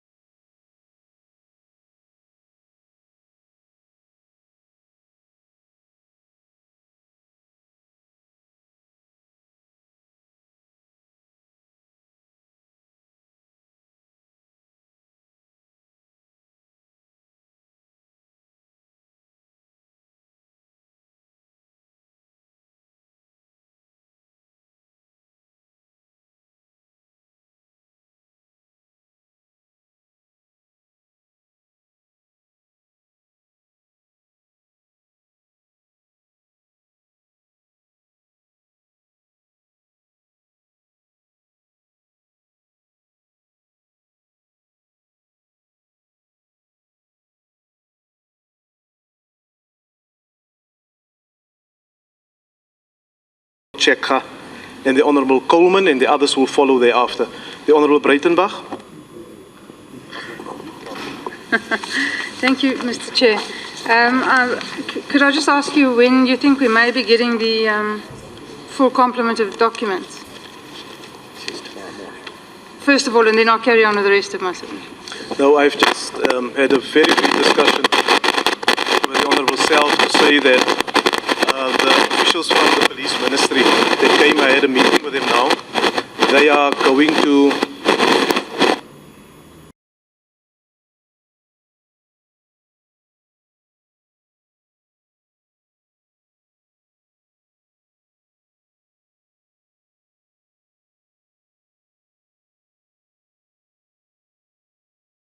I may well have more submissions to make, but at the moment, I would like to first of all align myself with the suggestions of Mr. Self and particularly Mr. Mulder with regards to how we should proceed. This committee was constituted in the normal fashion, and it's subject to the normal rules, section Rule 138, and I'd like to agree with the Honourable Tlakude that we should in fact call the Minister of Public Works to explain. There are a lot of issues that arise out of the visit yesterday and out of the documents that we received and only had time to look at today. And I think really that the only way we can clear those issues up is by having an in-depth discussion with the Minister of Public Works. I'm hoping that the Minister of Police will also be available still because as I said earlier, things have arisen out of these documents, and I'm sure when we get a full set, there'll be even more things that arise that one would want to traverse with him. So, in my view, those two are really essential. I don't propose to go into the aspects of issues at Nkandla that we saw yesterday. I think they've been traversed quite thoroughly, and I think we can all agree that huge amount of taxpayers' money has been poured into a bottomless pit, and very little has been received for it. But it has become clear from the visit yesterday, which was very useful, that and particularly from the submissions made by my colleagues on the other side today, that they feel quite strongly that they've been misled, more particularly by the public protector. And some have expressed it more strongly than others. But if there are disconnects with her report, and there may well be some, then it's my view that we need to hear from her why she set her report out in the way that she did. So if we're going to clear things up with the Minister of Public Works and we're going to clear things up with the Minister of Police, then it's only fair that we also have the opportunity to clear things up with the Public Protector, both to members of the committee and to the author of the report. And in that vein, then, I would ideally like to also have a discussion with the head of the SIU, but him having left, because the acting appointment will not help us, and Vasani is now back at the bar, so it's probably unlikely that we could get him back, I'm not too sure. But ideally Vasani, but in his absence, certainly the other two members of his project team who helped him compile the report. It's one project manager was Lorinda Adlam, and the senior forensic lawyer was Pranesh Maharaj. So possibly those two would suffice if we could clear up the issues that we have with the SRU report, because there are certain contradictions that emerged from the visit yesterday. And if we're going to seriously try and clear things up, then having traversed those issues, I feel that it's only fair, Mr. Chair, that we then also give the President the opportunity to put his side of the story. He's been accused, as everyone has said today, in many forums of benefiting, of owing money, of being called a thief. And clearly he's never had the opportunity to defend himself, and I think he deserves that opportunity as well. So in my view, he should also come to the committee and have the opportunity to defend himself, but also to explain why he stated quite, John, won't you pause me? He stated quite clearly on many occasions that he didn't know about these upgrades and that he didn't request them. And in his reply to the Public Protector in his own letter in paragraph 29 there on page 279 of the Secure and Comfort report, the President in fact says, I take exception to the continued conflation of the security upgrades with the construction of buildings for the benefit of security personnel. While neither were at my behest, the latter is directly attributable to the fact of my residence being located in a rural area, and then it carries on. Now that is not true, and it's not correct. And in my view, the President should come and explain it. It's clear from the documents that we received rather belatedly, and more particularly the letter penned by Senior Superintendent Linda, which is at the end of a bundle from the South African Police. It's quite clear that in paragraph 2 there he says, by instruction of the State President, President Zuma, the existing house at Nkandla currently accommodates SAPS members must be converted as part of the President's household. That led directly then to the necessity to construct the 21 houses that we looked at yesterday. And in an annexure to that letter, which the bundle is numbered quite oddly, and it ends in 255 and 256. Well, on page 256, the specs of those houses are then set out, attached to this letter. So it's very clear that, that the President has some explaining to do in that regard, bearing in mind that 135 million was spent on that project, and all of us, myself included, struggle to see where it went. In my view, the President should also be invited to clear up those aspects. Thank you. Chairperson, thank you. I think that one of the highlights for me yesterday was the fact that one got a broader understanding, and many of us have alluded to it, and I think we are in broad agreement about the cost escalation and the bad, shoddy workmanship. And so when members say in the public domain that the President must repay 246 million, I think that is erroneous. That is clearly erroneous. It is very clear, and that's why I earlier said supporting the SIU units attempts to recover 155 million, but there are additional negligent building costs that can also be recovered, I would think, following what we've seen. And I saw a document earlier where one of the contractors halfway through the project was fired for shoddy workmanship as well. So these are aspects that really assisted us, and it is regrettable maybe that we should have gone a lot earlier, because there is this perception in the public domain. And I want to say it from our side that it's very clear that the President does not have to repay 246 million. But that does not mean that he doesn't have to repay an amount. And it's not a large amount when one gets to the end of the day. And so when you consider that, and that obviously flies directly in the face of the public, of the police minister's report, who said there's nothing there. But again, the evidence would seem to indicate that there is a relatively small amount that should be repaid by the President. And in specifically, if you take, and again, one needs to read the Public Protector's report, because there she says the President did not dispute during the investigation that he told me, the Public Protector, on 11 August, that he requested the building of a larger kraal and that he was willing to reimburse the state for the cost thereof. So that would really emphasize the fact that we need, firstly, the Minister of Public Works for the escalation, the Minister of Public Works and his officials for the bad, shoddy workmanship, the SIU for the recovery of amounts. Those are the millions that everyone is requiring. But the smaller, last little amount where the President himself has said he was prepared to pay something back does require us to call the Public Protector and possibly the President to explain what he meant by that. There's also reference to minutes of a meeting on the 11th of May 2011, where it was said the decision on the swimming pool is outstanding, pending consultation with the owner, as it has cost implications for him. So these were some of the aspects that one can most definitely clarify.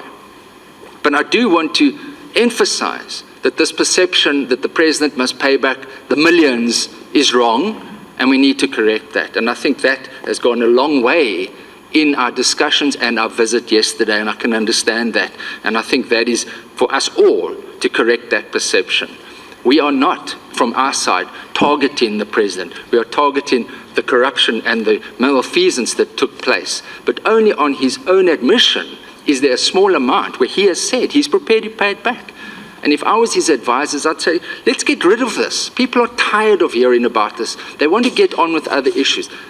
And anyway, that's something to be discussed. But just then, on the issue relating to the Public Protector's report, I want to just return, and I would ask our legal advisors to assist us in this, because subsequent to the 24th of September, that was alluded to by Mr. Bierkman, we have the judgment of Ashton Skippers. And it's very clear from that judgment that the Public Protector's report is not binding like a court order. And I was wrong, but I argued that it was binding. But that does not mean it can be ignored. And I think this is the essence of what we need to consider. This Parliament is an organ of state. Judge Skippers, and that is a binding judgment, has indicated where the Public Protector makes findings, takes remedial action, the consequential steps to be taken are the following. The organ of state must properly consider the findings of remedial action. That's go through the report. The process by which the decision that is made is whether to accept or refuse those recommendations must be rational. That is a legal term, rational. And he says, as I alluded to the other day when I put it to the minister, the same argument applies to us as Parliament in a case where a dispute arises because the organ of state, i.e. Parliament, decides not to accept the findings or implement the remedial action, it must engage. It obviously has to engage the Public Protector. Now, if Parliament does not agree with the Public Protector, you engage with him, or you can take her decision on review.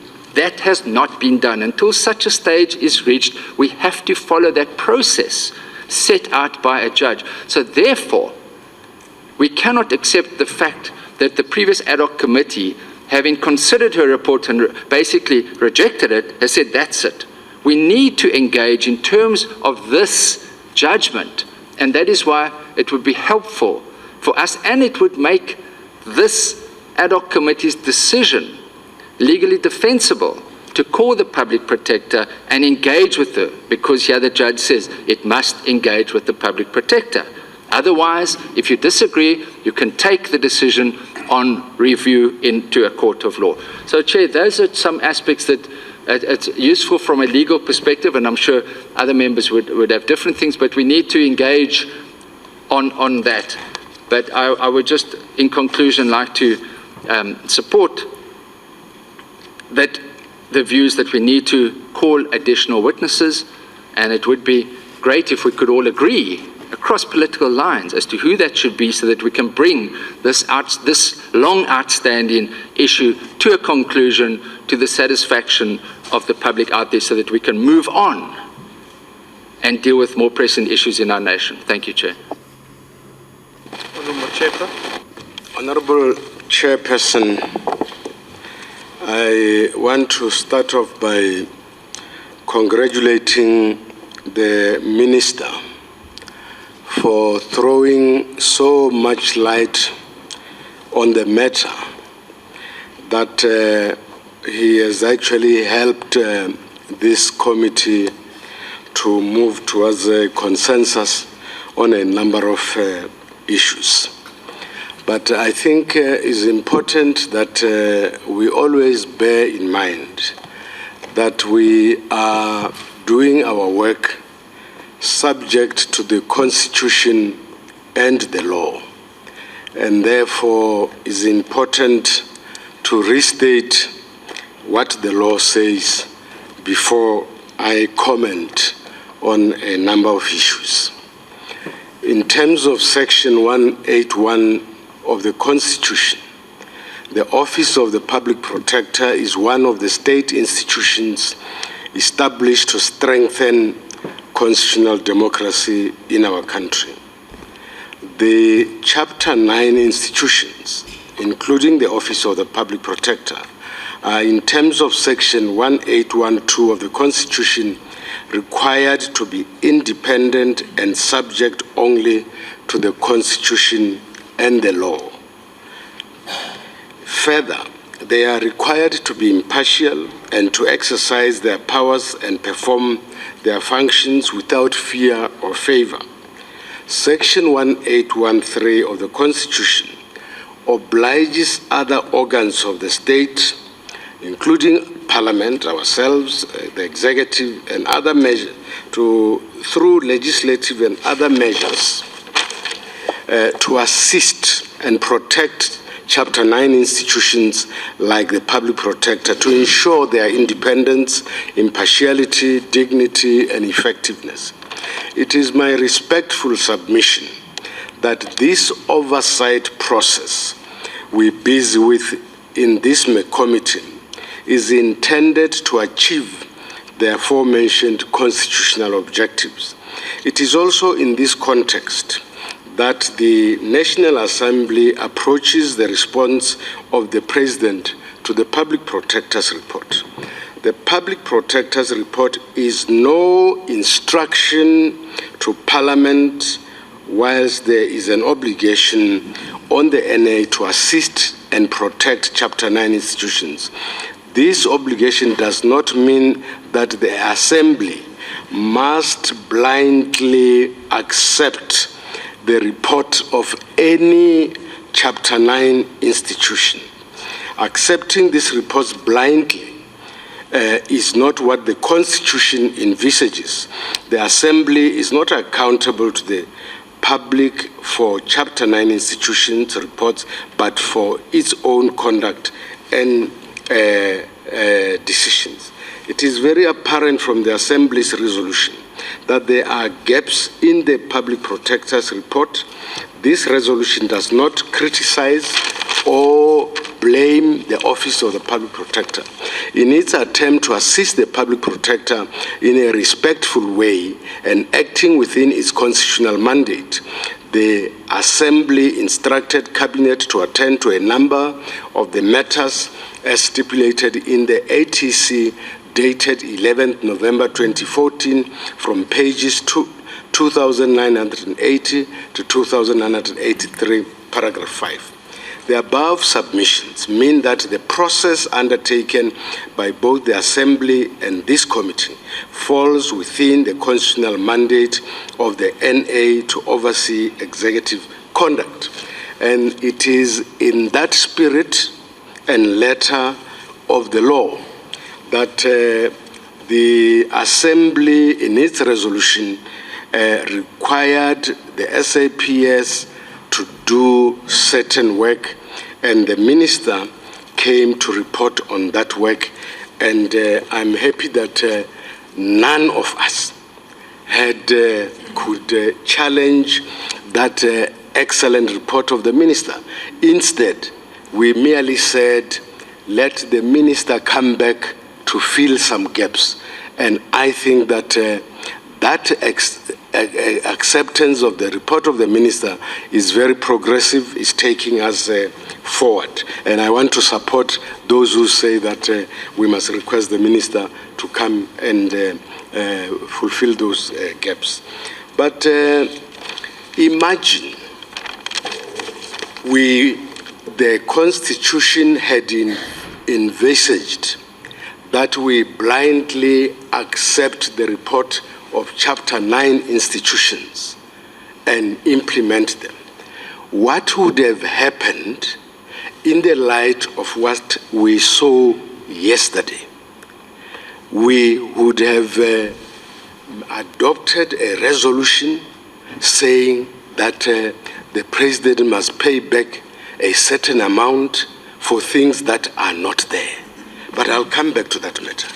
Let me first address the question raised by Honorable Swart about engagement with the Public Protector. I think first and foremost, all of us, including Chapter 9 institution, must respect the doctrine of the separation of powers And that means that once a court of law has handed down a decision, before that decision is overruled by a higher court, that decision must be respected by both Parliament and all Chapter 9 institutions, including the Public Protector. But for the Public Protector or anyone to say, we reject the decision of Judge Schiepers, but accept my report, but you don't respect the reports of other organs of state, I think it's unfortunate.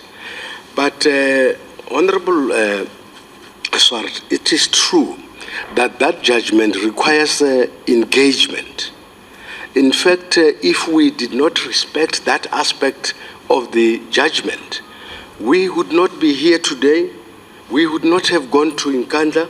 We went there because we want to engage and see for ourselves. But lastly, on that aspect, there's a principle I already referred to of functus officio. I think if we can agree with our Chapter 9 institutions that they are free to come up with reports, but once the report is in the hands of another organ of state, especially Parliament, to which they respond, you can interfere with the parliamentary process in the same manner that we don't interfere with Chapter 9 institutions when they're busy with the investigations. So I find it unfortunate that when Parliament is addressing, entertaining reports put before it, the authors of the reports, who must be functus officio, are busy making comments on what is happening in Parliament. And I think as parliamentarians, we should use the forum for the institutions of Chapter 9 institutions to address this issue, because otherwise this means interference in the work of Parliament by institutions accountable to Parliament. And I don't think the institution envisaged any such a situation. So the doctrine of separation of powers must be respected by all of us. Let me just briefly address the situation that I see from our visit. I think that it is not only the Public Protector's report that misled the nation and the world and damaged the image of our Parliament, our country, and our presidents. But the media, with due respect, they do a very important work by informing the public. But you see, in informing the public, there is an important duty to ensure that we do not disinform. Because if you take an aerial photo of the president's homestead, you will find that there are a surrounding village and other structures. So there is a responsibility to distinguish the village and the other structure from the presidential homestead. And that was not done. And because it was not done, the impression created to our people and the world is that everything, including the village, was built by the taxpayers' money. That village is built by the taxpayers' money. Those structures, the barracks, are built by the taxpayers' money. Now, that's where I think, with due respect to the media, they lumped everything together. And Honorable Melda, with due respect to you, You even chose to use the word compound, because compound don't assist the media in lumping everything together, and you do the same in this house. And I could excuse the media, because maybe they didn't go in, they did it from the air, but you went in and you watched the video, so you were in a better position to know that is not everything that is adjacent to the presidential homestead that was built by taxpayers' money. So that holistic approach was very unfortunate, but I am happy that today, when we go out of here, our people will know what the truth is.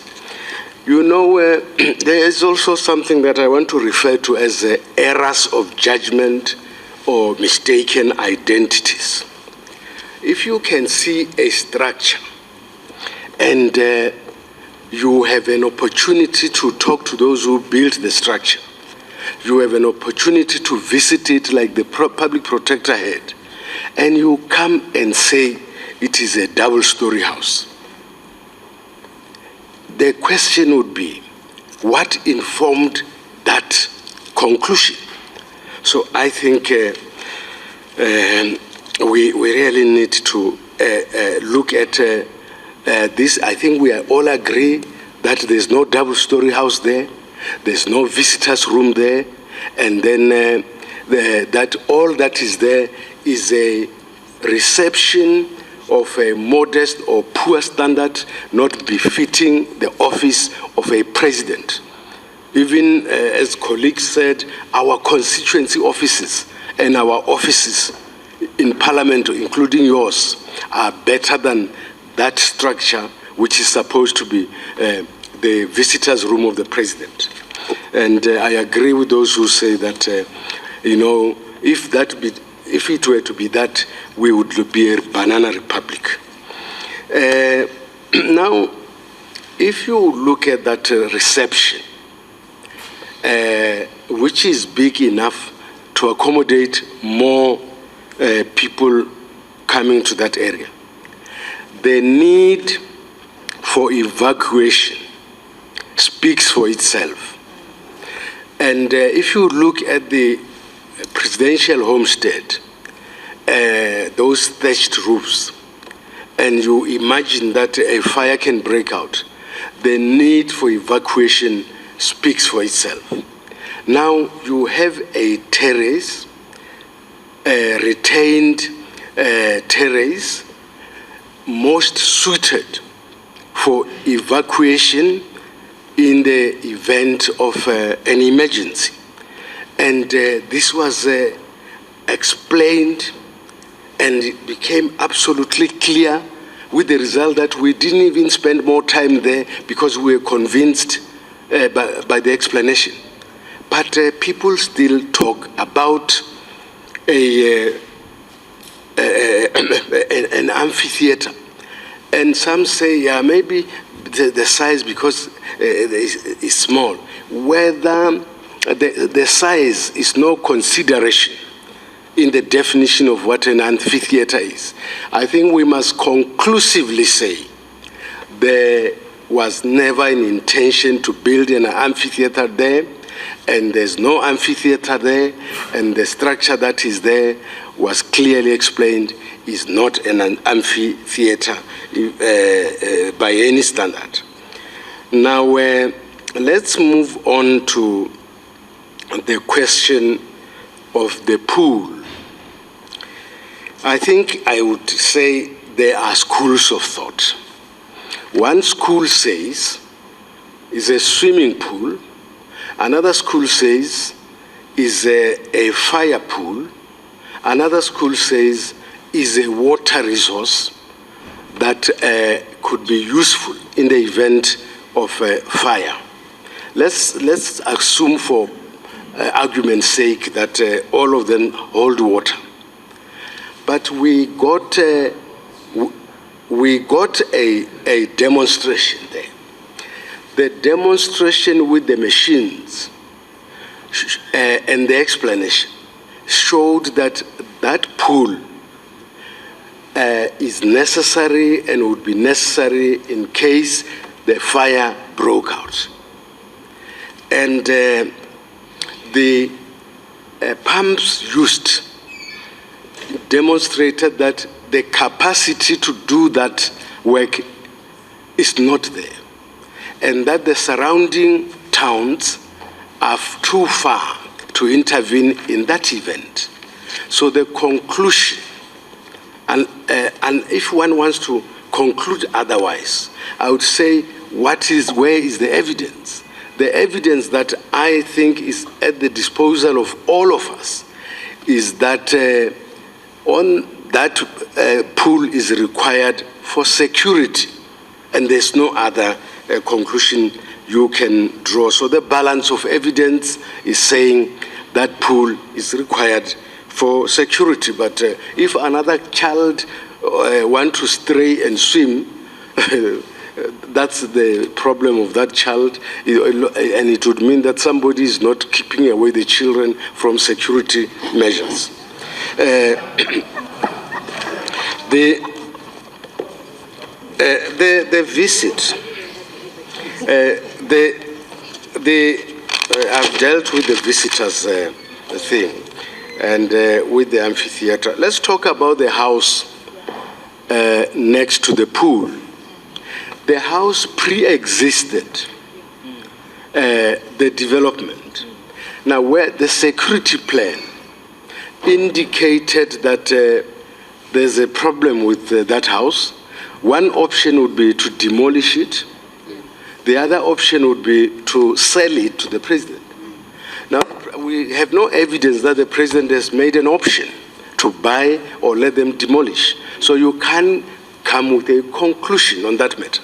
And I think Honorable Mahamba said that there are negotiations. I think there's also documentary evidence that there are negotiations.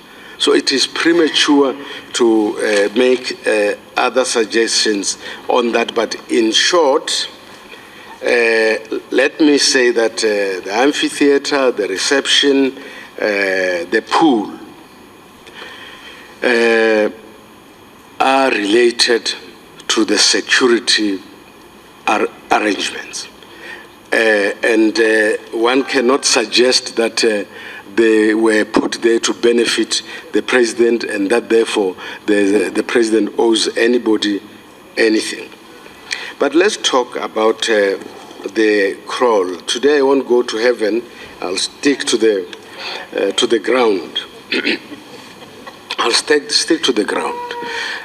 The crawl was built at an appropriate place within the homestead for the purposes confirmed by Professor Nchangas, namely use for ritual, use for communication with the ancestors, burial, sacrifices, and so on. And that is a type of arrangement that you will find in classical, traditional homesteads. There's nothing like that. There's nothing different from that. And then the chicken run next to it also is how things are done.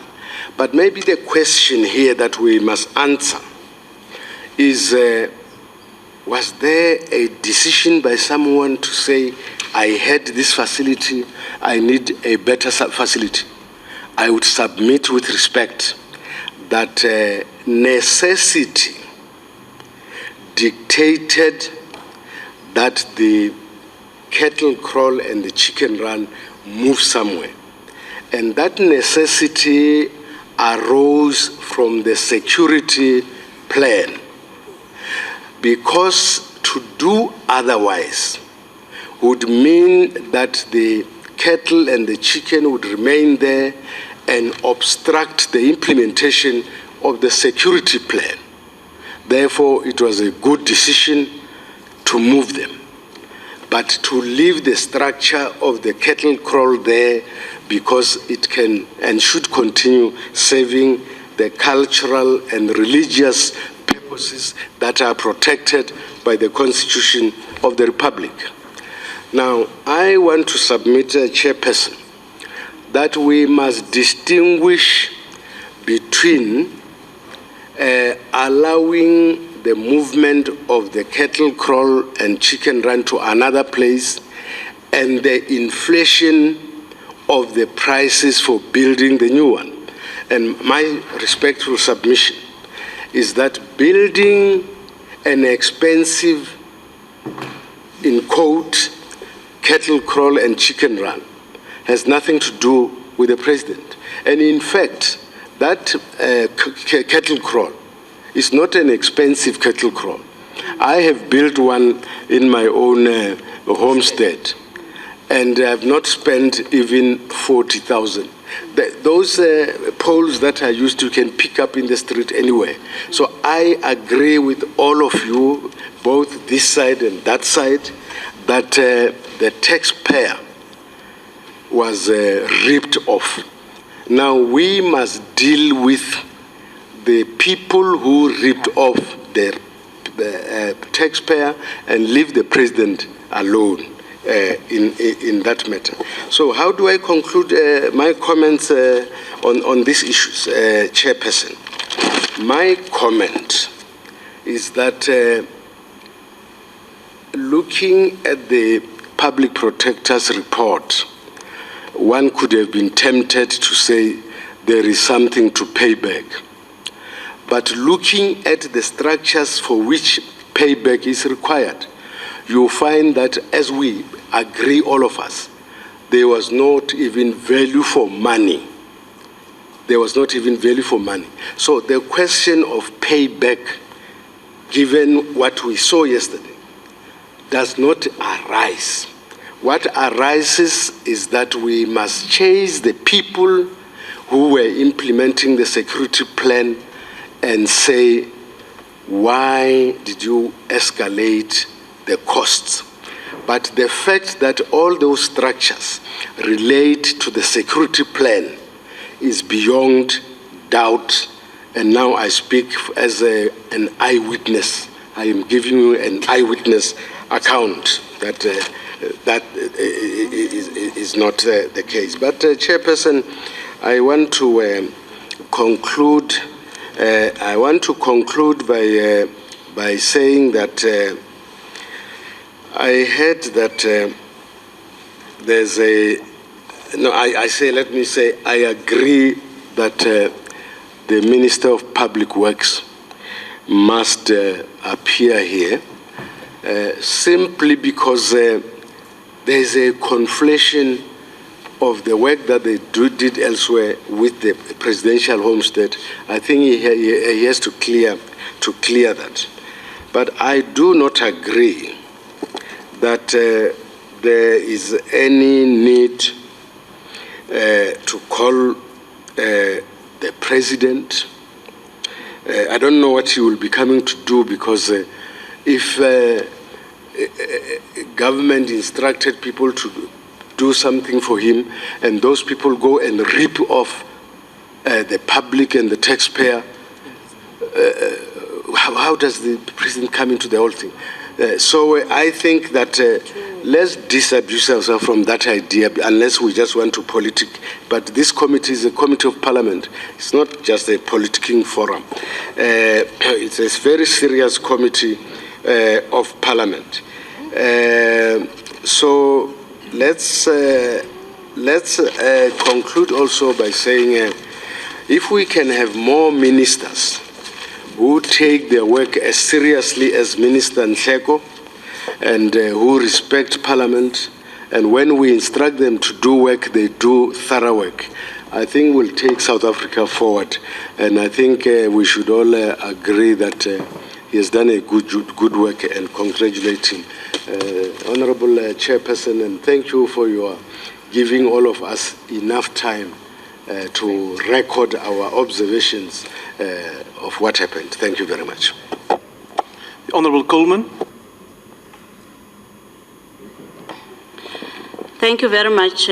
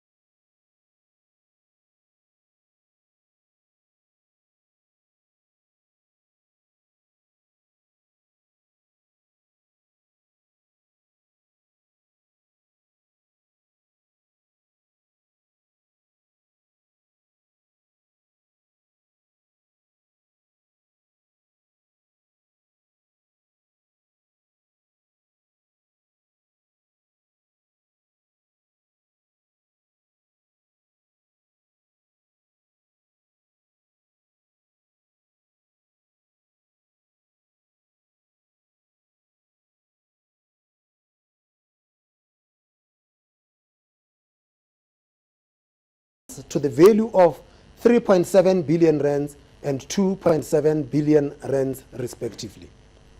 The rand remains a significant risk factor to the inflation outlook, given the vulnerability of the rand and long bond yields to possible US interest rate increases, as well as a deterioration in South Africa's terms of trade. The inflation forecast assumes a relatively stable real effective exchange rate over the forecast period, implying a nominal effective depreciation in line with inflation differentials between South Africa and her major trading partners. A nominal depreciation in excess of this would pose an upside risk to inflation, although this risk could be ameliorated to some extent should the relatively low pass-through from the exchange rate to inflation persist. The extent to which US policy tightening is already priced into the exchange rate also remains uncertain. The domestic growth outlook remains subdued amid continued electricity supply constraints and weak business and consumer confidence. Growth in the first quarter of 2015 remained 1.3%, and high-frequency data suggests that the second quarter growth is likely to be broadly similar. The bank's forecast for growth in each of the forecast period has been revised down marginally to 2% in 2015 and 2.1% in 2016, and rising to 2.6% in 2017 when some easing of the electricity supply constraint is assumed. However, the risks to growth are still assessed to be moderately on the downside. The recent further decline in the bank's composite leading business cycle indicator also suggests a continuation of the weak growth outlook. The RMB BER Business Confidence Index has declined for 2 consecutive quarters, measuring 43 index points in the second quarter of 2015, with confidence in the manufacturing sector particularly low at 29 index points. The physical volume of manufacturing production has contracted on a month-on-month basis in 3 of the first 5 months of this year, and this sector is expected to record negative growth in the second quarter. Although the PMI improved in May and June, it remains around the 50 index point level, consistent with a constrained outlook.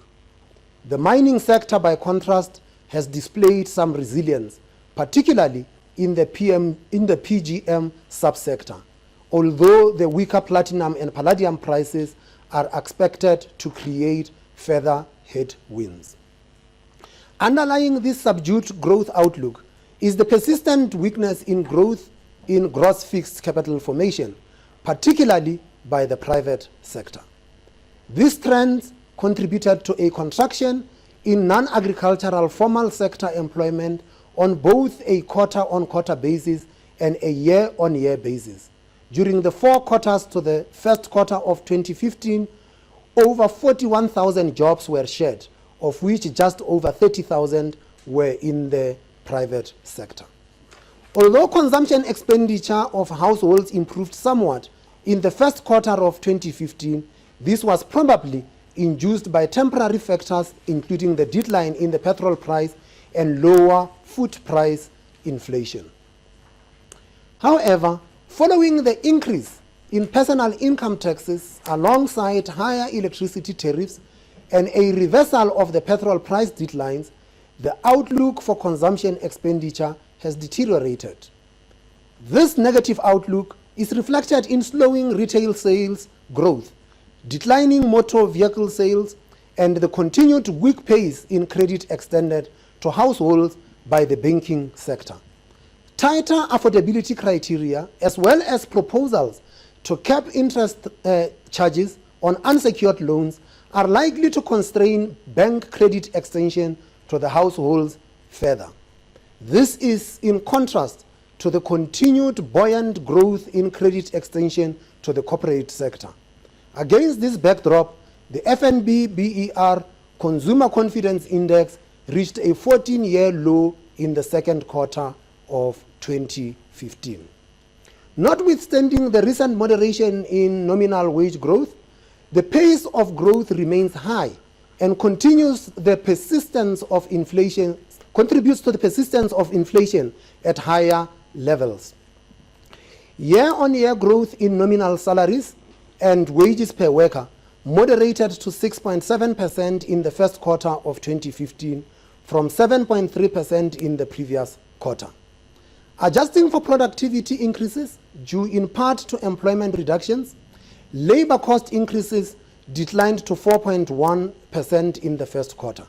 According to Andrew Levy employment publications, the average settlement rate in collective bargaining agreements declined to 7.8% in the first half of 2015, compared with 8.1% in 2014 as a whole. Food prices remain a concern to the MPC.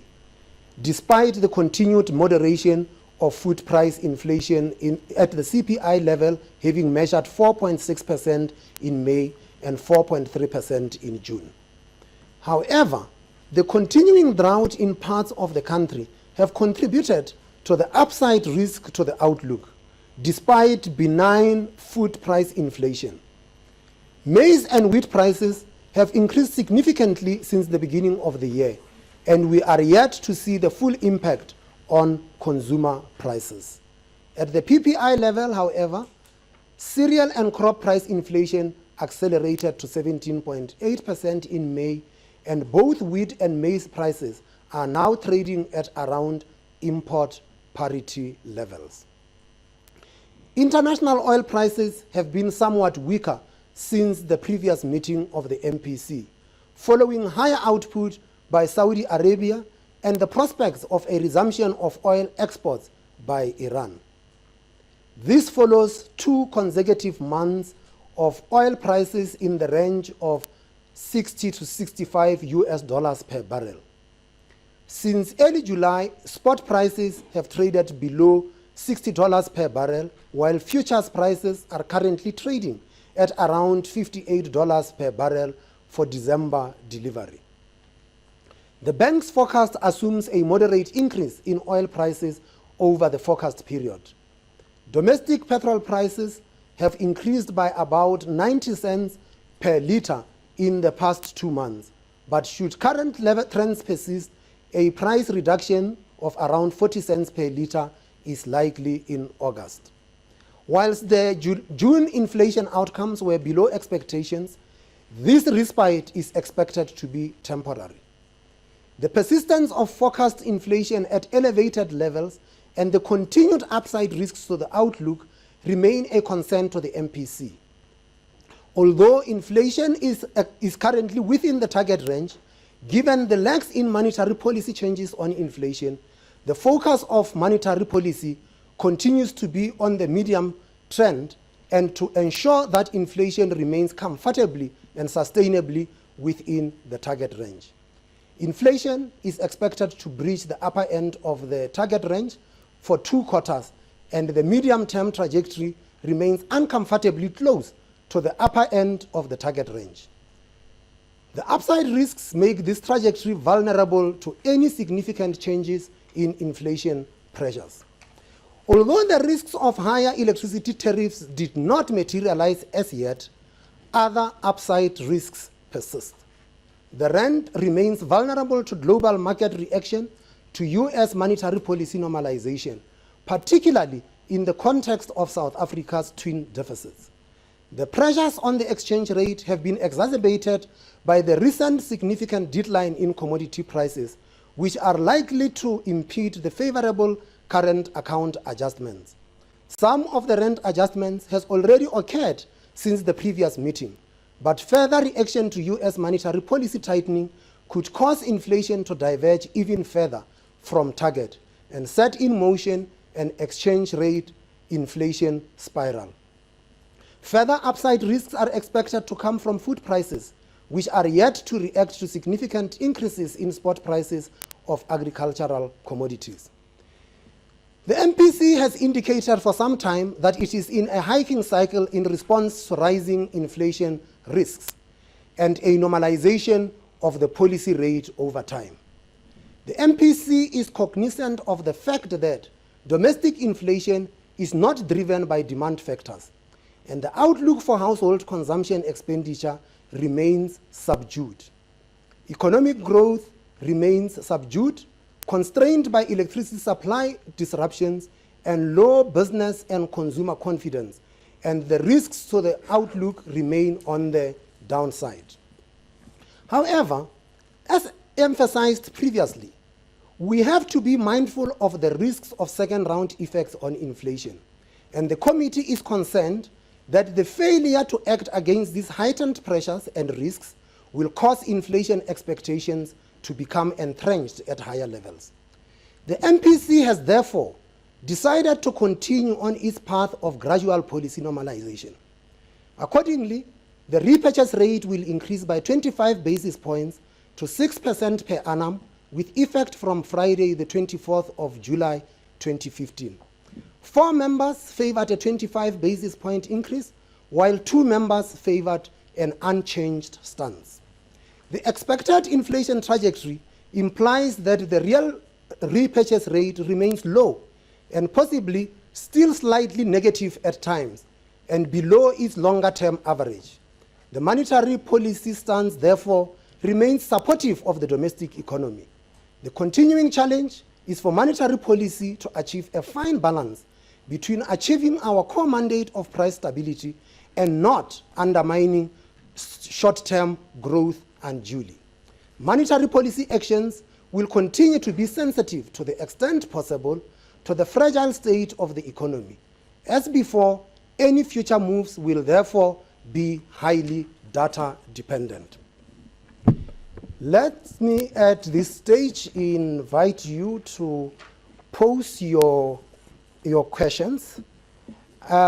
We did, in addition to the statement, include for you an annexure with our assumptions, and they are part of the statement. I know I'm cognizant that they might have delivered after the statement was delivered, but they are part of the statement.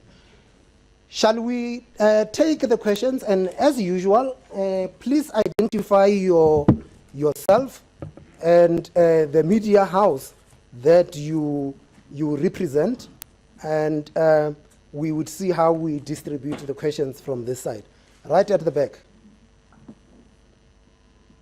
Miriam. Oh, thank you. I think the last speaker's word. I noticed that your assumptions are based on a repo rate. It's very easy from the Sunday Times. Your assumptions are based on a repo rate of 5.75%, and it's now going up to 6%. How will this change how is this likely to change your inflation and growth assumptions among the others?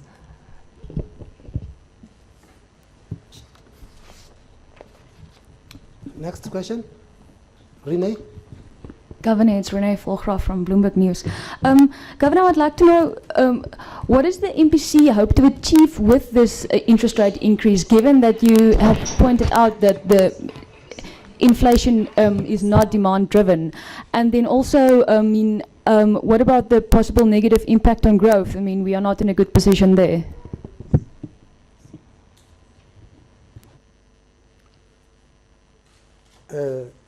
Right at the back.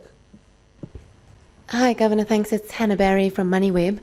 I wonder if you can speak a little bit to what or how seriously the Reserve Bank considers the US raising rates in terms of further rate increase. So is it very concerned to get another rate increase in before the US hikes rates? Thanks. Last question in this round. Oh, sorry, Ed Stoddard with Reuters. Well, I'm just wondering why 25 basis points and not 50 basis points. Thanks.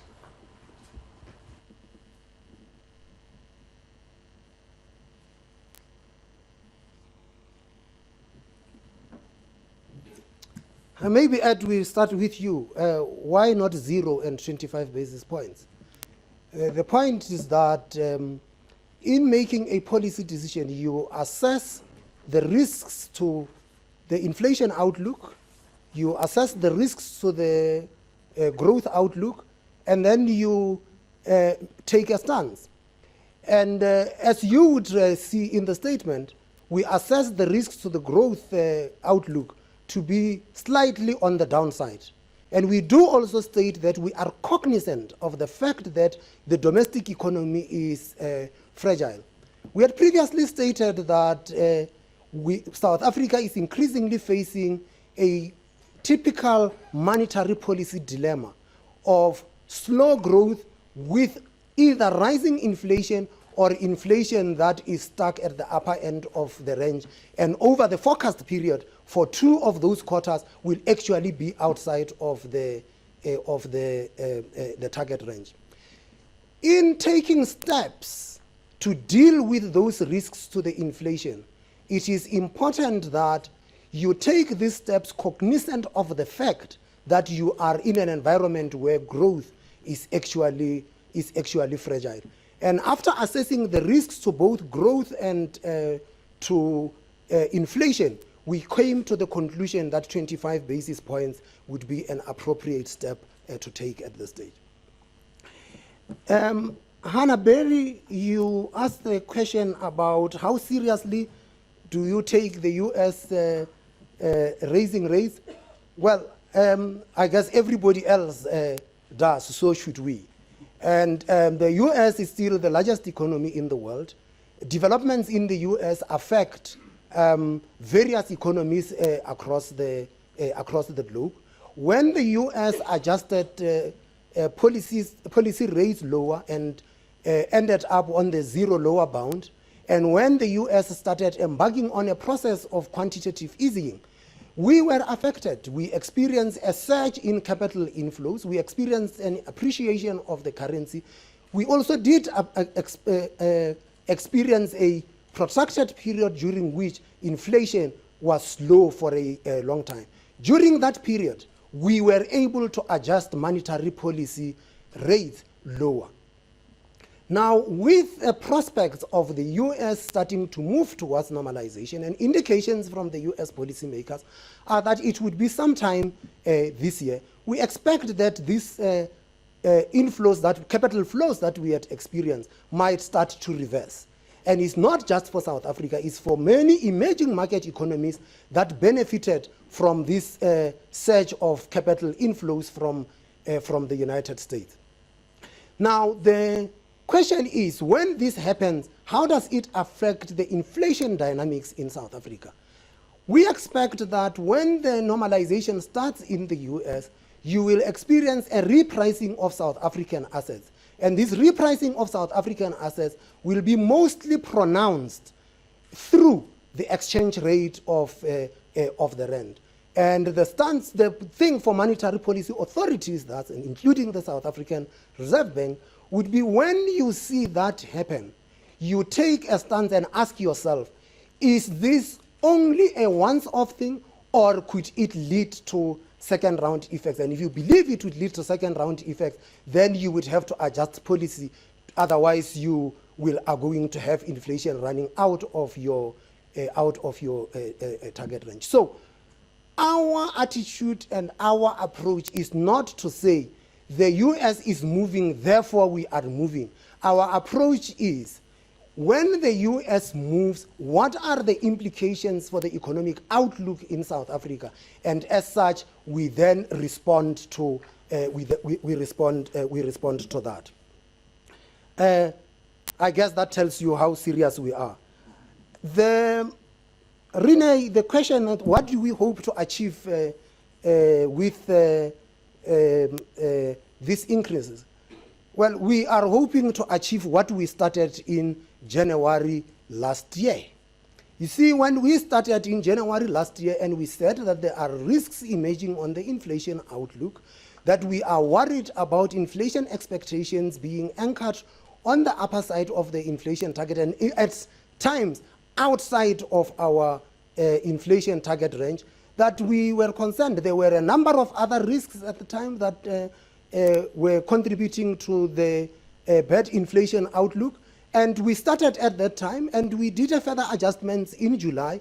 And when we got a respite from declining oil prices, we said that we are pausing And when we decided that we are posting, the question came at the time, why don't you adjust the rates lower? And we said, we want to see through the cycle. We want to see that, one, the decline in the oil price is persistent, and secondly, we want to see that the decline in the oil price leads to second round effects on the price side, meaning that it would lead to lower prices. From that period to now, we had seen that those declines in the oil price got reversed to some extent. And so I guess this is the tool we have to deal with inflation, and we are hoping that by continuing on the process that we started in January last year, we will get inflation anchored within our inflation target range. Miriam, assumptions have been based on a 5.7% increase.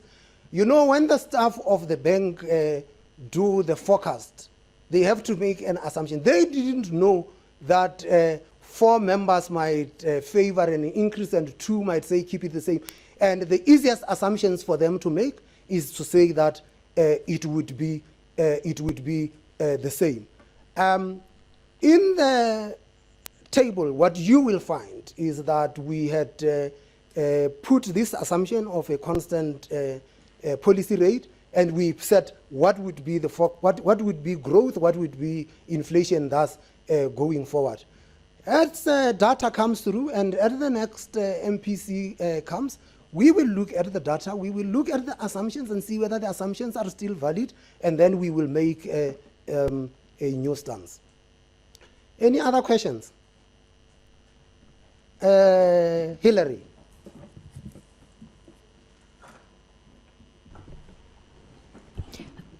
Governor, you said that 4 were in favor and 2 were against. Can you give us a flavor of the arguments, the focus of the arguments for and against?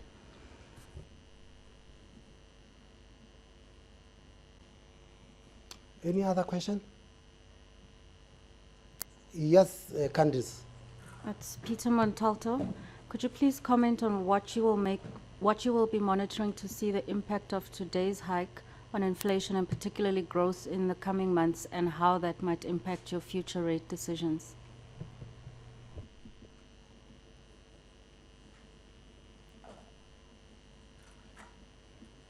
Any other question? Renee? Sorry, Governor, this new machine is above my level. Governor, South Africa is now one of several African countries which have raised interest rates this year, and in a lot of our neighboring countries or countries up north, it seems like central banks are raising interest rates to help prop up their currencies. So what is the MPC's expectation with regards to today's decision on the rand? And I mean, what's the effect of the rate on the rand discussed by the MPC? Any other question? Was that the last one? Candice?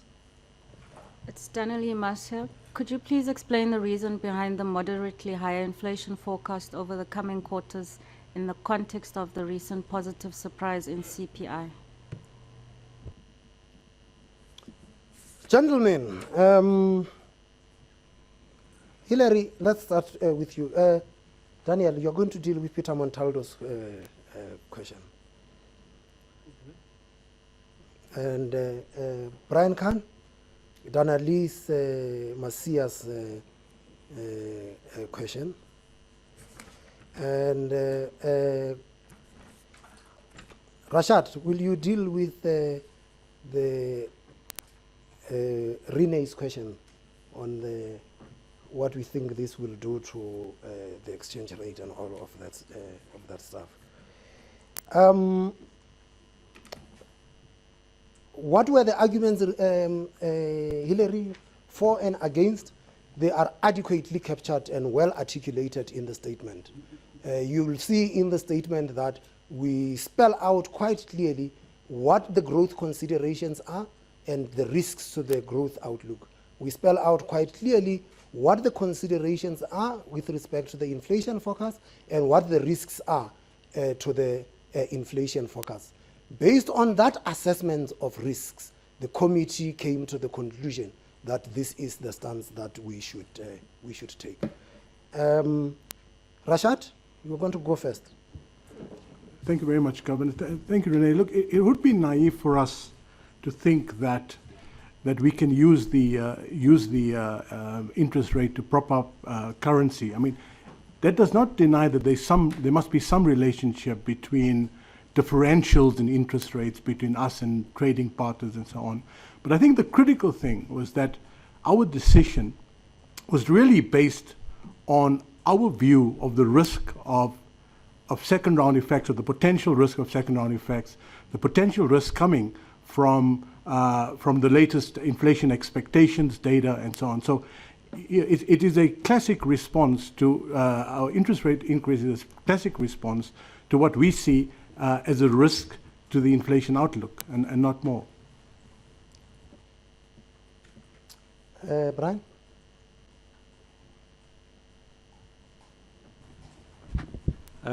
Thank you. In response to the question from Donnelly concerning our forecast in the light of yesterday's inflation outcome, I think it's important to emphasize that our forecast was based on data that we had before yesterday.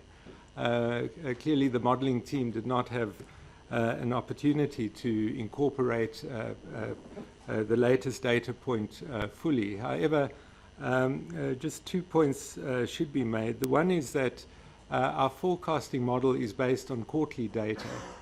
So one data point has a relatively small impact on the overall inflation trajectory. So it's not clear exactly how big an impact that would be. The second point is that a part of the, or significant part of the downside surprise in yesterday's numbers came from food prices. Much lower food prices. We had expected to see a turn in food prices earlier or by this time, and the inflation rate was still declining. As we noted in the statement, we do expect food prices to start accelerating during the second half of the year, and these are already reflected in some of the producer price categories. And just to say, Donnelly, that the fact that, yes, there had been a positive surprise, but the inflation in June is still higher than the inflation in May. It just so happens that a number of forecasters expected inflation to come at 4.9 or 5%. So they were surprised that it came in lower. But be that as it may, inflation in June is still higher than inflation in May. Dan? Good afternoon, Peter. Thanks for your question. As you know, monetary policy works with a lag, and the question around what specifically we would be monitoring with regard to the impact of this policy adjustment today is a bit difficult one to answer. I don't think there's anything specific that we would have isolated and say, going forward, these are the kind of issues you would look at. It will be the totality of the data set that we look at, the high-frequency data that comes out, and obviously some of the risks that we've identified as being of concern with regard to the future inflation outcomes. We will continue to monitor, but it's not something that I suppose we could come back to you at the next or maybe the meeting thereafter and tell you that that's what we have seen, because these things work through various channels and with a lag. But it'll be the usual assessment of all the factors that might have a bearing on the inflation outcomes. Is there anything that anyone wants to add? No? Well, thank you very much for your attendance. That concludes the proceedings of today.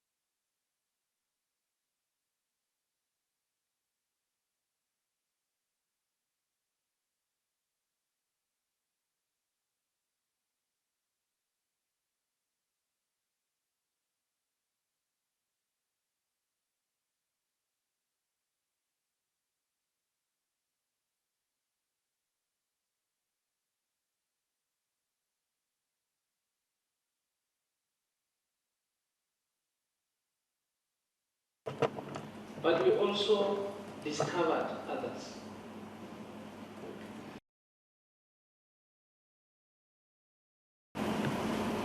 It is very important to know that as much as we emphasize that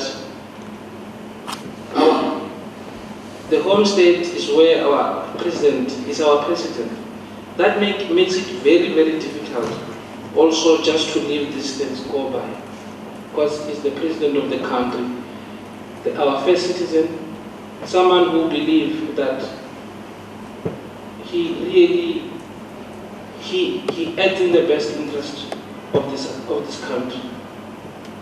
So the issue of the barracks,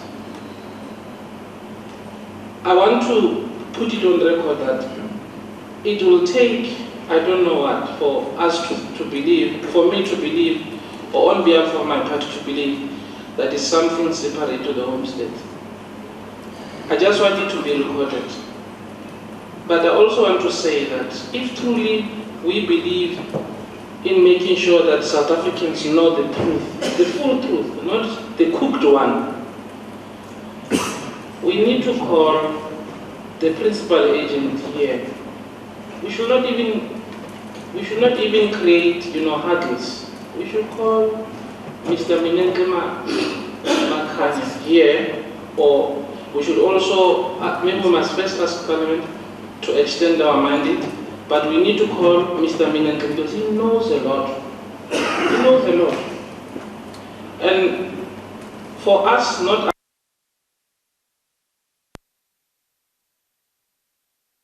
by other things in Nkandla, it will also help us to know further from him. Yes, with the public, the Minister of Public Works, it goes without saying. I mean, this, whatever has happened there, it is also giving a very, very serious doubt whether he knows what he's doing. But I hope he will come and clarify further. But I guess the day that he comes, he must also come with documents. I would even propose that he provides documents before of all these things that we've seen. I'm sure it's public knowledge. But I think there are other people who also play the role. I think we should not limit. We need to check. Maybe we need to have names of people who play the role, who can also come and assist. What is important here is not only about, it's not just a narrow view that the president must play. That is a narrow view. A bigger view is the abuse of the state power. How do we make sure that our president, as a president of this country, has not used his power to actually influence the direction of the resource? Before we can even talk about inflated prices, can he come clean and say, I haven't instructed anyone to do anything? That is also something that will help our president if he's clear. I think it's best to clear him so that we have a president who can go out with his head held high. Because I think politicking, it comes when you defend something that you can see is truthful. And if we can agree with the call of Minenke and the public protector, then it shows that we are not politicking. On behalf of my party, I am not going to agree to a situation where we destroy the character of the public protector and we don't give him an opportunity to defend himself. Because if we now, I know these are our views of other members, but if we don't also deal with this issue of saying the public protector misled the nation, and we don't allow the public protector to come and also clear and further tell us why did she say this is an amphitheater, double-story house, and so on, it will also help us. I understand the section 181 of the Constitution and so on, but this is an extraordinary case. It involves the number one, the first citizen of this country.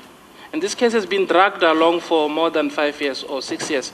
So it is in the best interest of this country and our president for this matter to be laid at rest as soon as possible. So calling the people like Minenke the Minister of Public Works, and also the Public Protector. It will help. But if we are going to concentrate on technicalities and try to hide some people and rely much on propaganda and also invest much on politics of patronage and think that we are the only people who are legitimate to talk, that will not work. And actually we are very lenient. If the Constitution would have allowed, we would have even asked for the impeachment of the President. But we are giving this process an opportunity, Honorable Chairperson. What is important is that I am not somersaulting. I'm not here for anyone's favor. So, Honorable, my view is that let I submit that Minentle Makanya, but these are the few. Others I might have others in the future. The Public Protector, and I want to emphasize, we don't share this view that the Public Protector misled the nation. We can only say that if she comes here or wherever we can be and say, sorry, I didn't understand correctly, then we can therefore proceed to say, but you know, you should have not said this and that. Now, if she's not getting an opportunity, then we want to sum it up that he has misled the nation. I think that is wrong, and then we should not set that precedence. Thank you, Honorable Chair. Honorable Kubai. Thank you very much, Chair. I think let me start with the issue that, colleagues, let's remember, and unfortunately, because some of the colleagues walked out last time, and as well, the problem that it seems like some of the documents have not been read. There's a case, which is case number 1/107/14 in the Pietermaritzburg court, where Minentle is appearing. Now, in terms of our rules, part of the issues and the challenge is going to be, he's already accounting Honorable Kloama in the Pietermaritzburg court for his role in the Nkandla matter, based on the SIU and the Public Protector's recommendation. So there's been action in that regard. So I don't want us to reinvent the wheelchair, because we seem sometimes to ignore that there's been quite a number of work that has been done as well. Let's acknowledge where work has been done and where progresses are, so that we do not in the process compromise what is currently before the courts. Because what are the implications of starting to want to interact with Minentle at an ad hoc committee level when he's currently defending himself in the Pietermaritzburg court, based on the case number I've just reflected? So these are some of the things that we've got to be cognizant on when we start making pronouncements. The consequences of what we are pronouncing here and what is currently happening. So I thought it's important for me to start there, Chair. But there's something that I can't leave not responded to. You see, yesterday when Honorable Maiman was on Power FM, he said that there are certain citizens, especially those in informal settlements, who live better than or worse than the kettles in Kroll, in Nkandla. And I thought I would leave this one to lie until Honorable Steenhuisen made the comments that he made this morning, earlier on. Because it is the continued perpetuation of the narrative that the kettles in Nkandla lives better than human beings in South Africa, which is not true. It's not true, because the cattle crawl that we saw there does not even meet what is being prescribed in the report. And if we are to say, because part of the PP's report, it gives that the PP has visited the site. So we are not expecting the report to only cover what the architects and the original reports are saying. It's supposed to cover what has been seen. And that's why we are disputing what we have seen. And I can quote the page where it is specifically saying, it's page 31, where it stipulates that there was a on-site local visit with the subs and almost the similar type of what we have done. Now, I'm not so sure which kettles, in terms of the crawl that I've seen, would have lived better. But I think the issue here is to say, yes, as much as Honorable Steenhuisen, you are saying you don't want people who account to come here, I equally don't want to see people who account to Leeuwenhof coming here.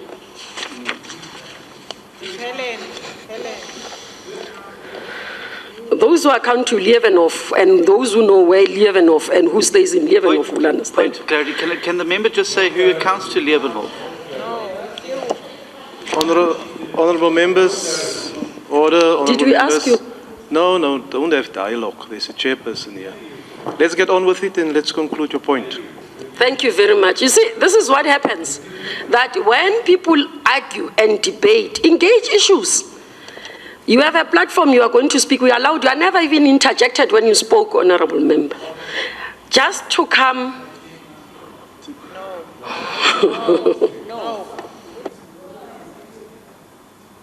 Honourable Kubai, will you conclude? Please conclude. Chair, I have a couple of issues that I want to speak to. The second issue, so as I said, that I equally don't want to see people who account to Leeuwenhof, I insist here. Issue here for me is that the allegation that the President said he didn't know about the project. In the PP's report, it's there, where he acknowledges that he has had interaction.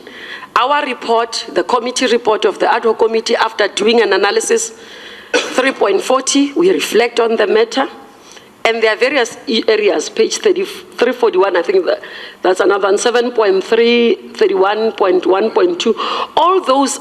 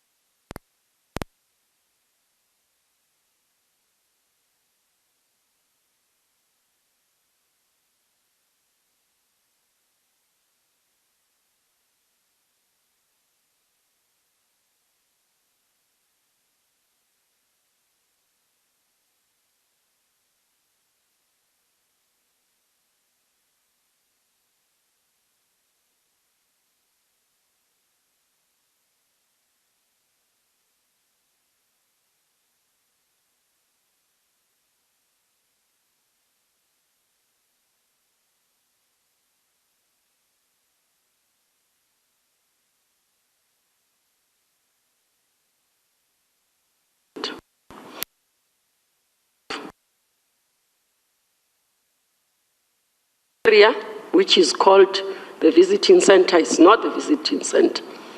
It's the reception area that we have seen, which not worth, what is it there? It is derived from the terrace that is there, that is called an amphitheater. That is not an amphitheater.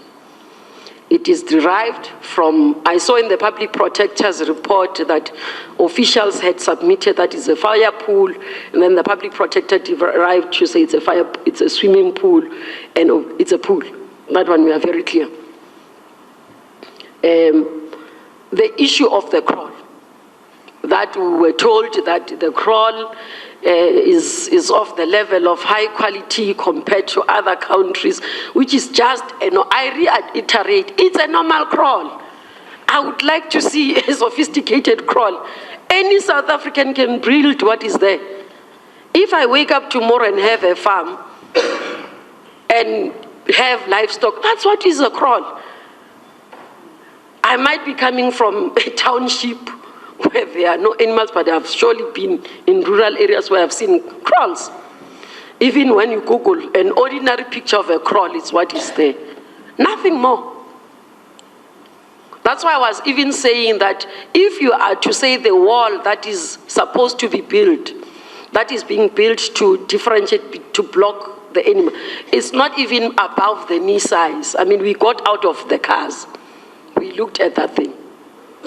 There were cow dung and everything. If there was some sophistication, surely we would have had to open the door to be able to see, because there would have been sophistication out of it. There's no sophistication.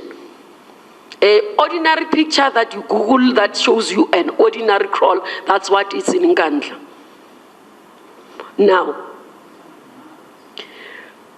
the issue of that, then we start talking about the issue of that undue benefit. What was the basis of undue benefit? Because that's what we had to come to. And every time that people have had to stand up, Parliament had to be disrupted, that pay back the money because there's been undue benefit, because there's an amphitheater. Pay back the money because you have a visitor center, double-story house. Pay back the money because you have a swimming pool. Pay back the money because you've got a sophisticated cattle kraal with chicken runs that lives in aircons. I remember at some point we listened to that.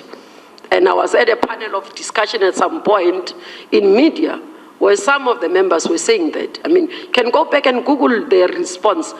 Names are attached to what has been said, Chair. I'm not being fictitious here. These are facts.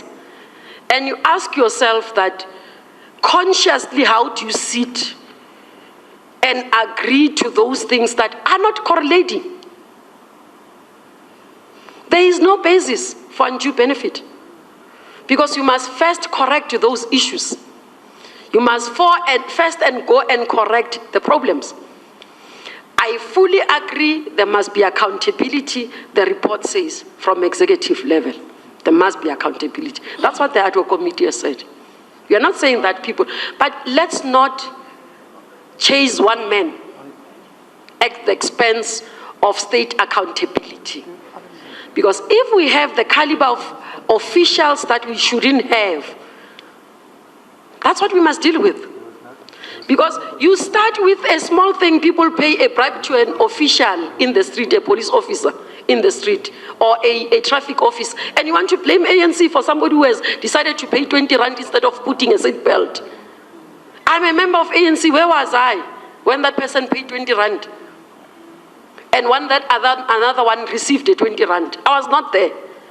But because we are in leadership, yes, we'll take responsibility to make sure that there are institutions which are strong to control and make sure that there's no corruption. We have that duty. We have that duty to ensure that. That's why we must support the action and this court case that I've named that is happening in the Pietermaritzburg, because we need accountability. Agahambe and respond there imminently and say if wants to clarify there. But equally everybody else, and I like what I saw on the report of the minister. Now, there's issues that came through around that in order for us to reject the report of the public protector, it has to be rational and all those processes. We agree. That's why we are looking at these issues and we are dealing with the matters. We were given an opportunity as Parliament to look at the matters of the report of the public protector. As we engage and we developed a report. There's a further step. The minister came to us as Parliament and he said he doesn't think that the president should pay. That's the basis why we ended up in Nkandla. Because the report of the minister says, no, based on the undue benefit that is said by the public protector, these are the areas that we think that there is no worth. We ended up there. What did we see? In an honest fact, exactly what the minister has said. The value is not there. How do you consciously say to a man of that house, say, you must pay because you benefit? What did they benefit? What did they benefit? Because literally, honestly speaking, you look at that. That is, as I said in the morning, I mean, my constituency office, if that's where the president meets. And the issue here, we need to be honest, colleagues. Former presidents in this country are still looked after. So, President Zuma, when he leaves office, he will still be looked after by the state. The state has an obligation to look after him. I worked in the presidency. I know the number of personnel, by the way.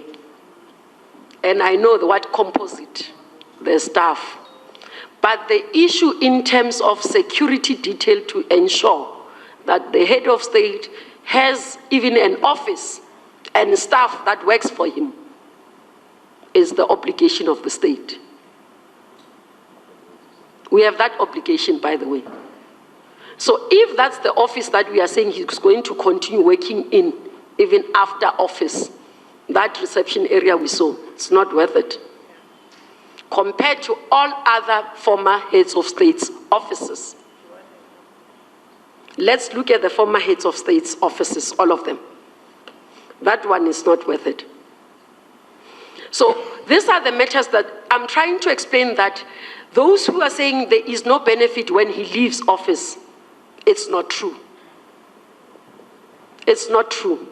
There is still, because the state would have had, if we do not have that office, he would have to go out and find an office that he will operate in, that the state must pay for. That's what happens. So there is a benefit to the state even beyond his term of office. So, Chair, in conclusion, as we move forward, we should be able to observe what we have seen objectively and not lie. They say, tell no lies, claim no easy victories. What we saw yesterday must be captured in the true sense of what we have seen, if our conscience is true. And also, we should be able to say, in respect of the money that has been wasted, we want to support speedily that those monies must be recovered. And actually, we must appeal for the courts to help us, especially those who are dealing with the cases here, even in the Pietermaritzburg, so that the matters are resolved speedily.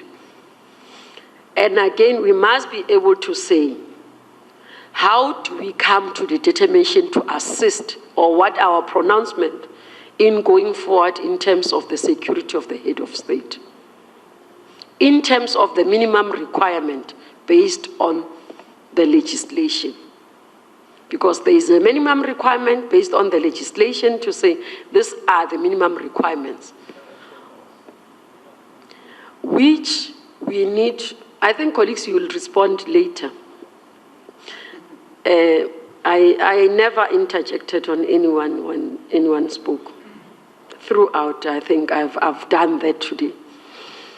Now, we need to make sure that based on those issues, those protection for the president to ensure that he has security and that he is protected as number one citizen, there is no comfort at all. I think many people who live in estate around the country, especially in suburbs in Gauteng, live better. That's my view. Having seen most of the suburbs around Sandton and Houghton and others coming from Gauteng, I always relate to Gauteng because that's what I know. And Cape Town, because I visit as well the other sides of Cape Town, Constantia, they have better security. Now, because there's cameras that are working, currently are not working there, and all that. You see, South Africans must understand that when you have a head of state, unless we want to decide today that even as members of parliament, those things that are paid to us by public money must be taken away. Because these are categories based on your level of being a public rep. There's a package that is assigned to you. If we want to take it away from the president saying you don't deserve a security-based assessment and protection because you are a head of state, you must pay it for yourself, then let's go all of us. Even our flight tickets, then they must be taken, all of us, all of these things. Because we have benefits because of being members of parliament. Let's not give an impression. Based on the requirements of our work, and based on the issues, he is head of state, there will be threats, there will be issues, he must be protected. We do work in the continent everywhere, we do work in war-torn areas and all that. We need to ensure that our head of state, it's even worse in the times where we're talking about terrorism in the world. Yeah. And we want not to take the issue of security of the head of state serious. Everywhere in the world, the security of a head of state is taken serious. And that's what we need to do as South Africans. Thank you very much. Honourable Make, followed by the Honourable Singh. Thank you, Chairperson. I think we must avoid moving in circles. I mean, we are repeating the same thing over and over again. According to me, Chairperson, the security of the head of state is not his prerogative. He doesn't say, this is the way you are going to protect me. There are agencies and institutions that do that job. If I was to give an example, a head of state can't just wake up in the morning and decides to go to a shebi, whether head of state or not. The security agencies wouldn't allow him to do that. So it means the head of state can decide, or no, I want you to drive me in a Toyota Corolla. Whether he likes it or not, the security agencies wouldn't allow that. So it is not his prerogative how he must be protected, whether he wants it or not. So to blame him, instead what we should be saying, maybe Makumalo wanted her spaza shop to remain where it was. She didn't want it at the gate somewhere. And in some way, that couldn't have been allowed. And if I was to say, I need to clarify this first because I wasn't with you yesterday, that I actually went there with the Joint Standing Committee on Intelligence, a report of which you have. And I think it needs to be mentioned that the ministerial task team reported to the Joint Standing Committee on Intelligence. And we had 2 members of the DA. They were there.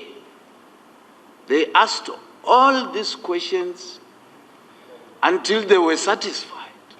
They didn't have a problem. But what happened when we went back to Parliament and we had a meeting, the 2 of them, if I was to mention their names, it was Honorable Stebe and Honorable Kutse. They came into the meeting and said, our party has instructed us not to participate anymore. That was after they've reported back on the meeting we had with the ministerial task team. So that needs to be taken into consideration. Preconceived ideas and preconceived ideas doesn't allow debate. What the DA is doing now, they are trying to blackmail us. Even before they went to Nkandla, they were saying, we are not going to take whatever decision. So what debate do we need to have with them? And they are still saying that. And that is debating in bad faith. That's why we are going to be moving in circles because of that. Issues that have been answered by looking at them, now they are shifting goalposts because the mat has been pulled under their preconceived ideas. They don't have anything to hold on anymore. And they keep on shifting goalposts. And I think we are responsible people. If a fact is a fact, then we need to agree to that. If I was to give an example, it is said that Makanya was given to public works by the president. Even if the truth is in front of us, the truth is he was the president's engineer, privately so. Now, if the security agencies want to put security features there, whilst there's building going on, it makes sense that you need to talk to this person because he is already building and some of the buildings haven't been completed. Because the security features might mean that we don't want that window there. Because of security, shift the window this side in order to protect the president. A normal thinking person would understand that in any way, they needed to talk to Makanya. If we were to it is said that the president was not an unwilling recipient. Unwilling recipient, that is trying to suggest that he determines the security features himself, and which is not the case. We are talking here, I'm very happy with what Honorable Swart said, that we are not going to sit here and talk about 240 million. What 240 million? We went there, we exactly saw what happens. Why do we keep on talking about that? If we are saying the president doesn't own what you term the barracks, and it was clearly said by Public Works that after President Zuma is no more president, Public Works will decide what to do with that property. They are not his.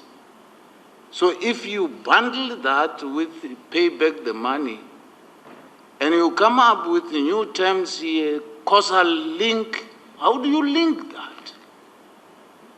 We need to be very clear. The money that we are talking about, it's plus minus 50 million. Why don't we talk about it? Because all of the other things don't belong to the president. And then Honorable Tloyama, he said we are trying to rubbish the public protector. You see, maybe the difference is in our approach. My approach would be that you have given us a report.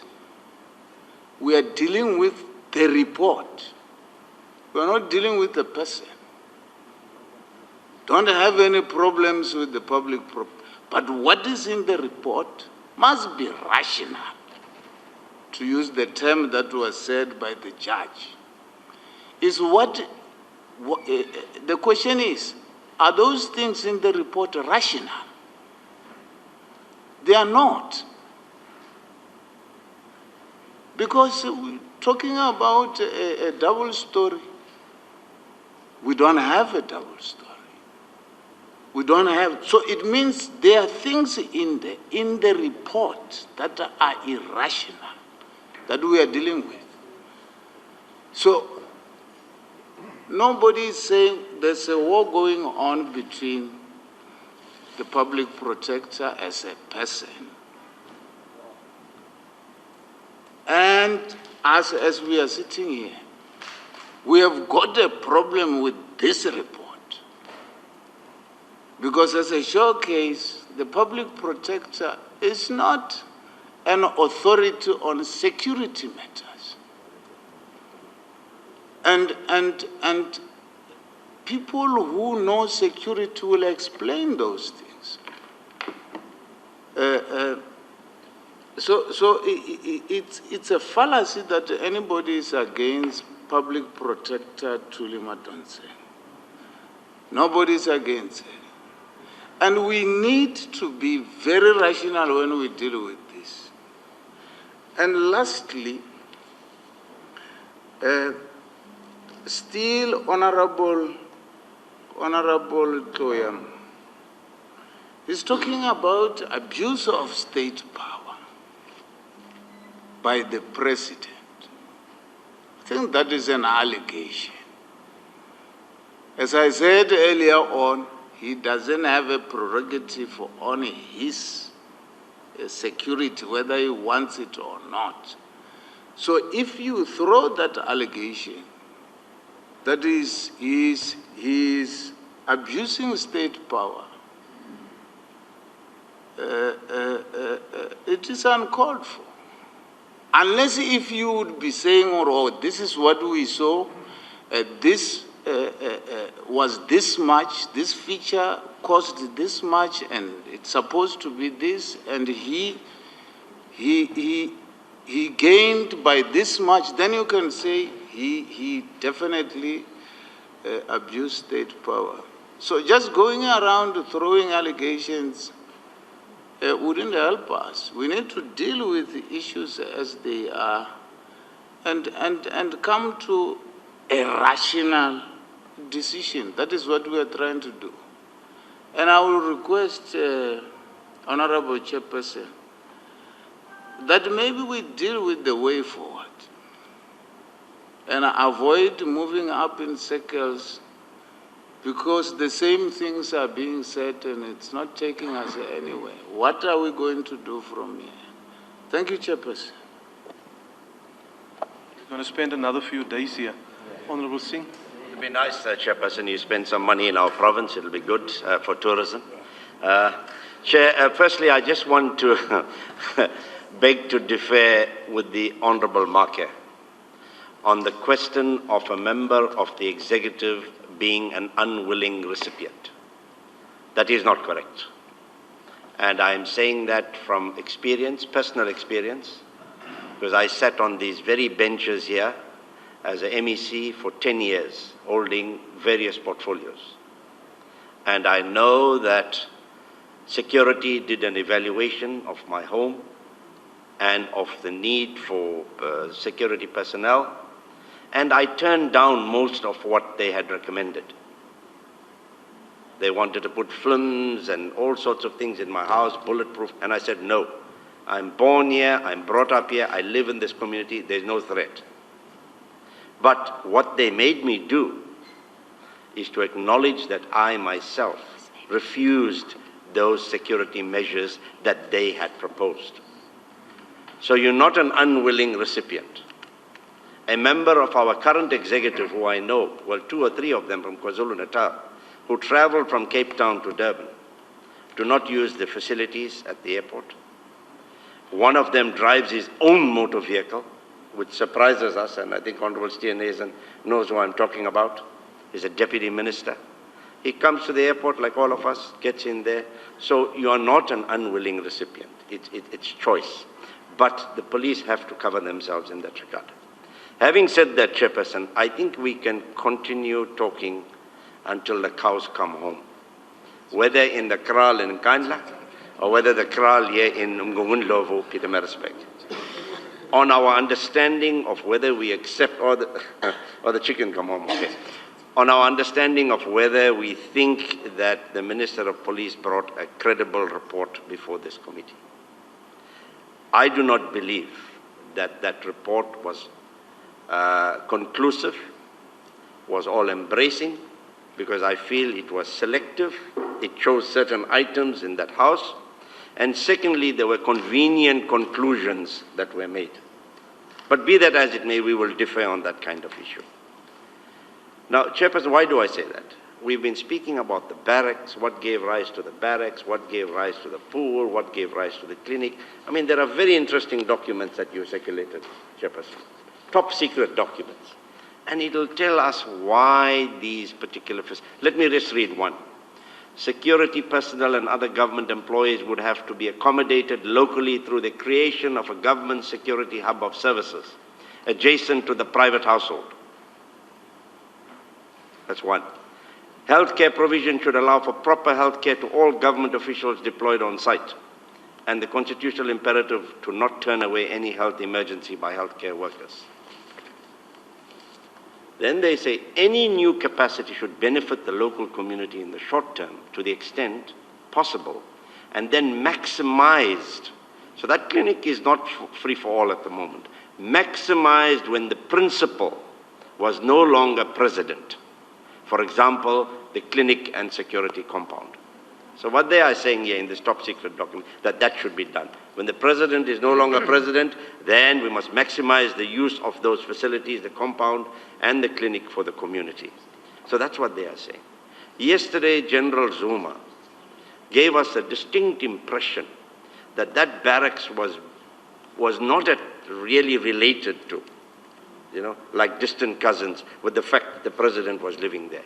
He spoke about CR SWAT and what happens at CR SWAT, Durban Central Police Station, and he said, well, we can't build on Ngonyama Trust land. We have to check all those things out moving forward. But Chairperson, I think on the question of the kraal, Honorable Kubai, the kraal and the chicken run, they're very ordinary, but there's been extraordinary expenditure on those things, and that's what we need to look at. Why the extraordinary expenditure on very ordinary infrastructure that was provided? Now that is our responsibility.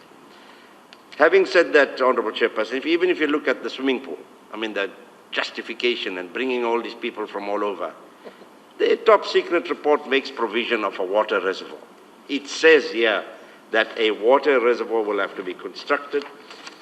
In order to curb potential fire hazard and due to lack of infrastructure and water, which was erratic, a water reservoir was constructed for firefighting purposes, a water reservoir.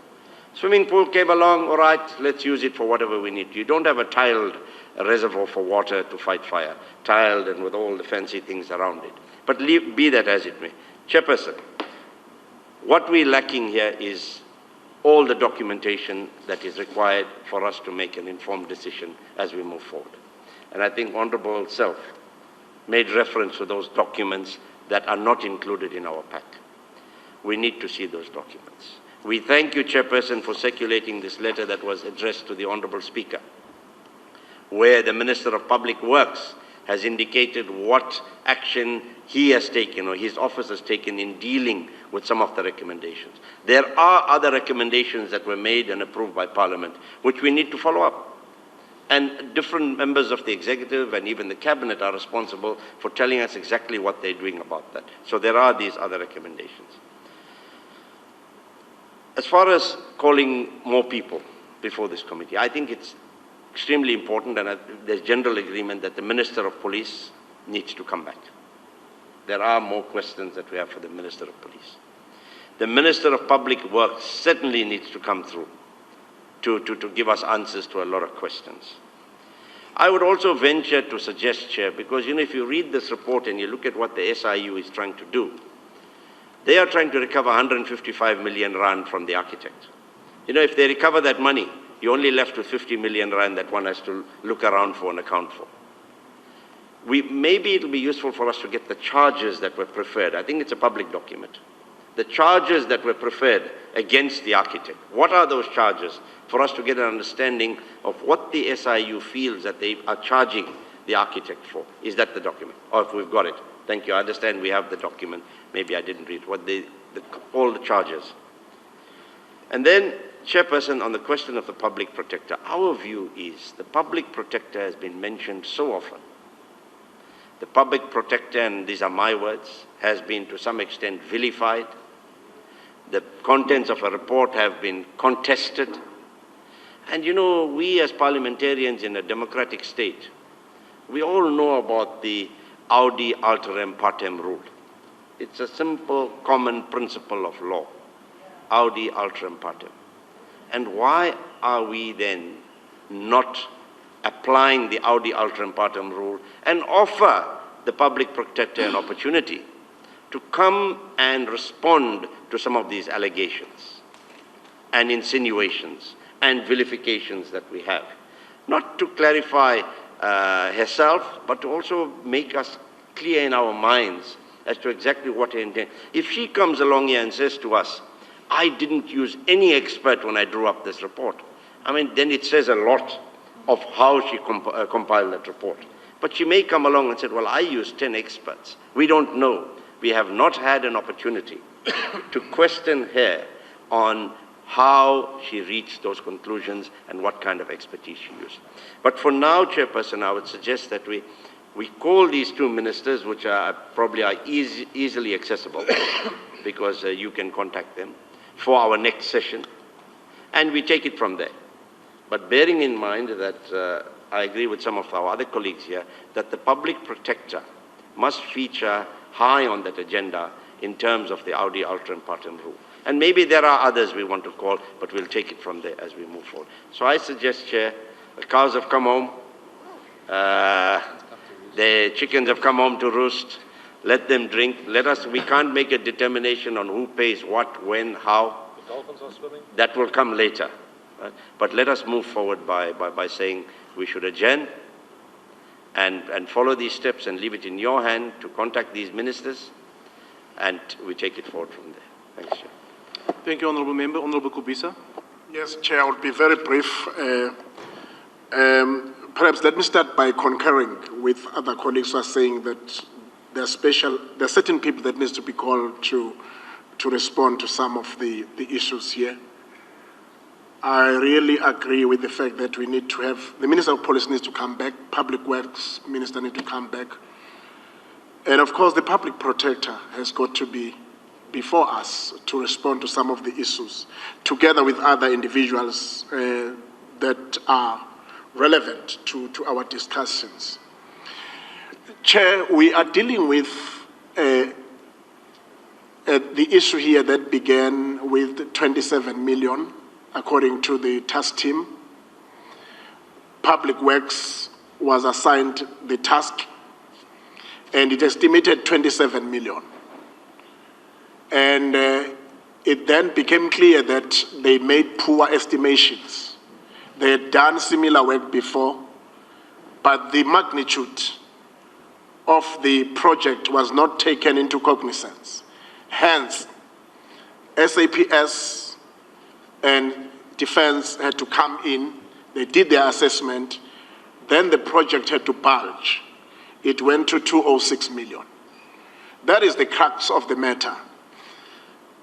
Our brief also was to look at the security and non-security features. We went there. And there is a confluence of thinking somewhere among us here that there was an escalation, inflation of prices. That is a point that cannot be argued. There was.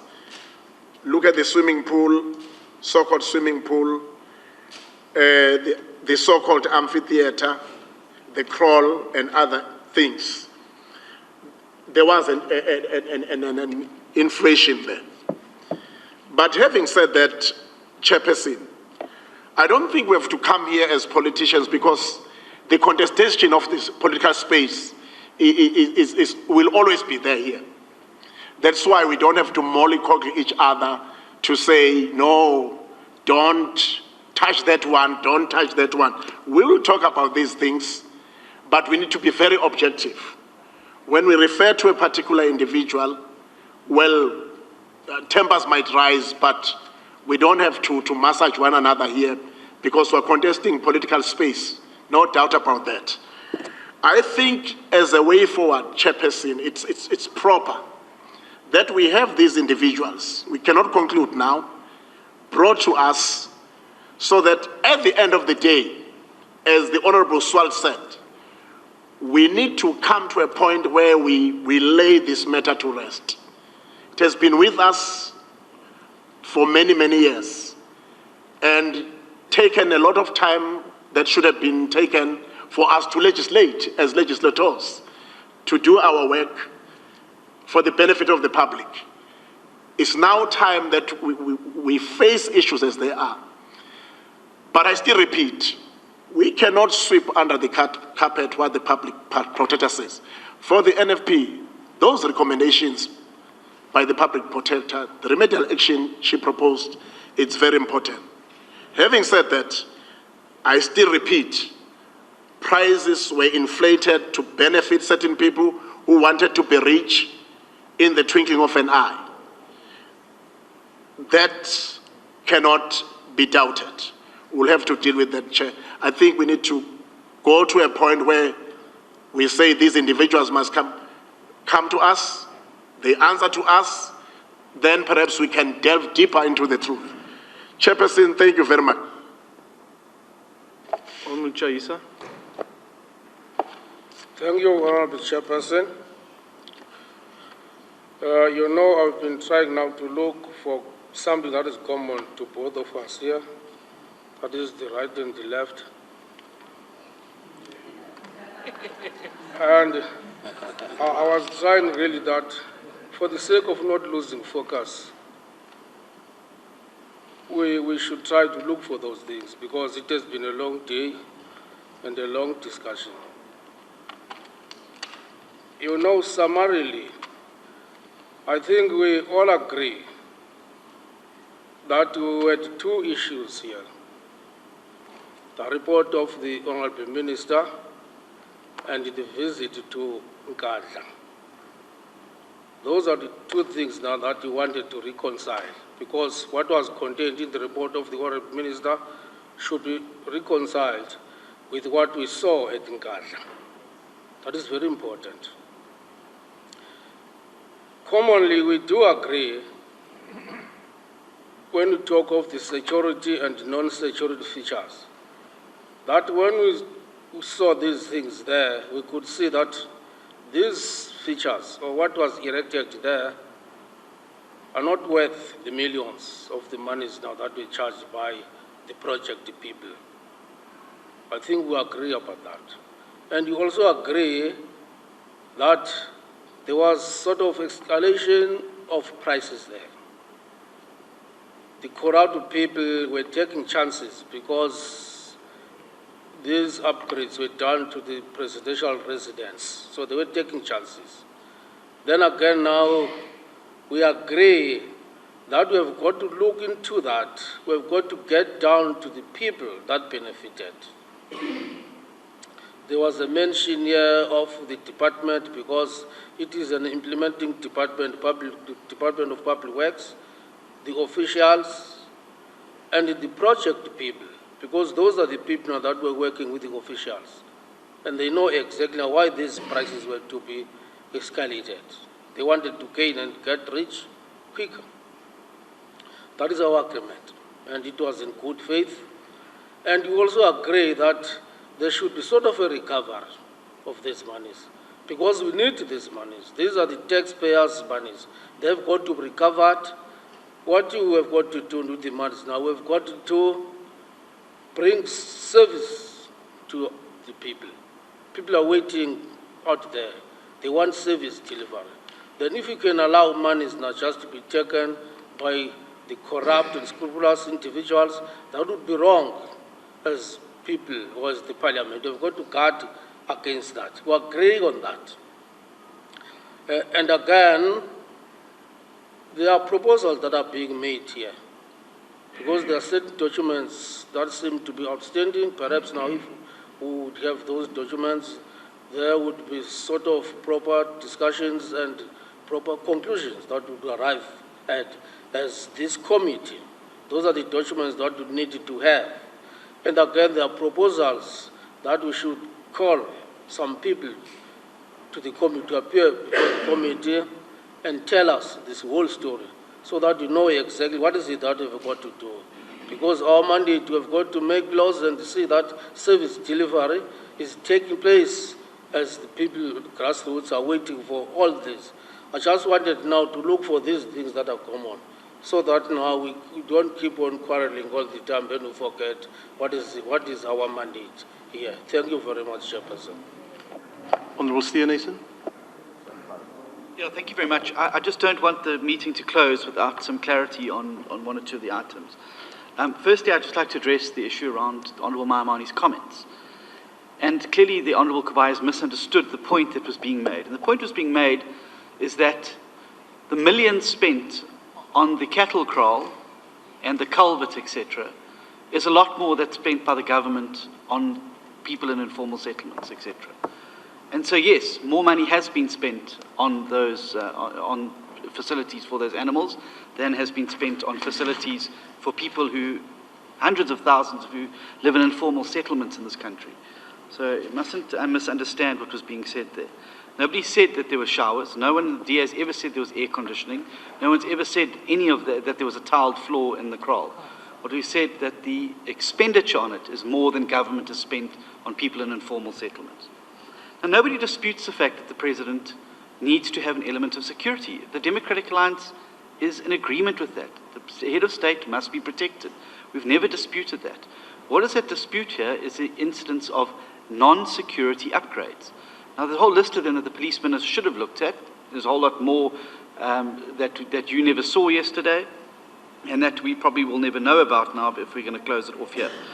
Needless to say, I think that the Honourable Kabai is actually onto something today, and I'm quite in agreement with her for a change. I think she's got a great angle in terms if she wants to start comparing the benefits that we as members of Parliament get for our jobs. Because do you know what happens when we run out of tickets?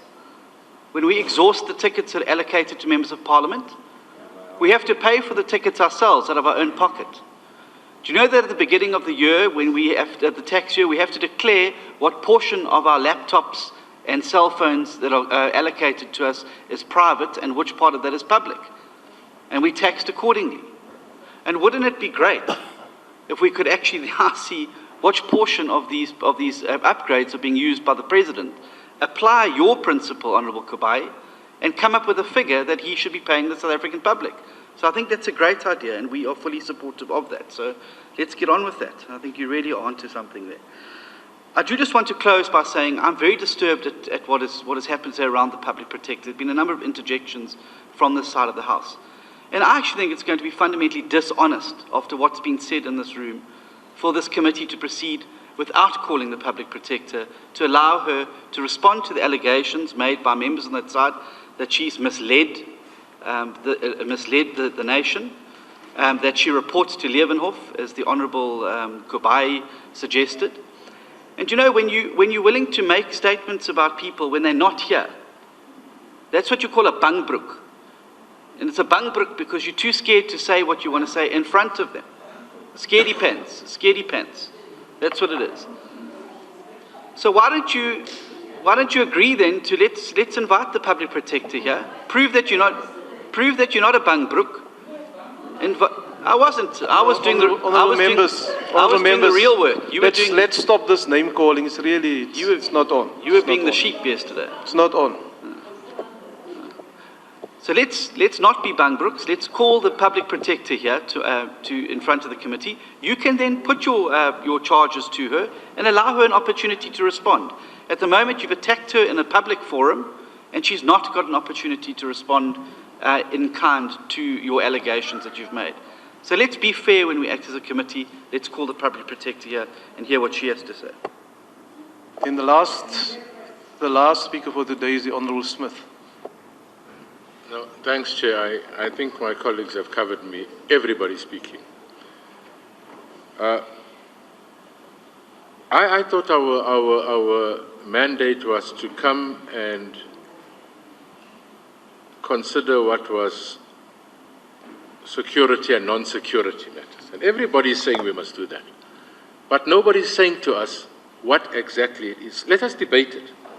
I mean, the public protector, for instance, in her report, and the minister, I think, took guidance from there. She says in her report on 11/11 that, maybe I should read it just so that I'm not misquoted or not accused of saying things that she didn't say, or the report didn't say. The report says the President is to take steps with the assistance of National Treasury and SAPS to determine the reasonable cost of the measures implemented by DPW at the private residence that do not relate to security, which include what she calls the visitor center, what she calls the amphitheater, what she calls the cattle crawl, what she calls the chicken run, and what she calls the swimming pool. What I think we should be doing is take those matters and debate whether they are security or non-security and get them out of the way. If they're security, then there's no cost. If they're non-security, then there's cost. But we can't have this debating to death what we saw. I think there is something here that we should be working on, Chair. If members then think there are stuff more than this that is not there, this is what the public protector said in her report. That's what the minister responded to. Let us discuss whether those are security or non-security, and to what extent are they or not security measures, and then determine if there must be some payment. If there are members that feel that there are other matters, let them come and motivate why they say there are other matters that need to be discussed and debated. But we can't just sit and almost fish in the dark, because I think it was Mr. Steenhuisen that said anything could be a security instrument if you wanted to, anything. So we must not be, or we must be careful that at least we deal with finite matters. Because anything that I bring up that was on that premises, I could claim are for security purposes. And somebody else could claim are not for security purposes. I'm saying there are 5 matters here. The minister dealt with those 5 matters. Can't we use that as our starting point? Deal with those matters, get them out of the way. If members feel there are more than that, let's deal with them. But I don't think, Chair, that we can sit in this. By the way, this is an ad hoc committee with a mandate, with a time frame. We can't sit here and then say, and make this a super committee or make this the work of Parliament forever. Parliament has its structures. I'm suggesting that if there are matters that emerge from here that need ongoing supervision or oversight, there are portfolio committees that deal with those things on an ongoing basis, because they're not going to be finished today in terms of the oversight. There are existing structures that can deal with them that are as competent as you and I, by the way. There's nothing special about this ad hoc committee. Absolutely nothing. Other portfolio committees can do. We can say that this matter must be delegated to the Portfolio Committee of Public Works for continuous oversight. But let us deal with the 4 matters I'm suggesting, Chair, or the 5 that have been identified and agreed by everybody.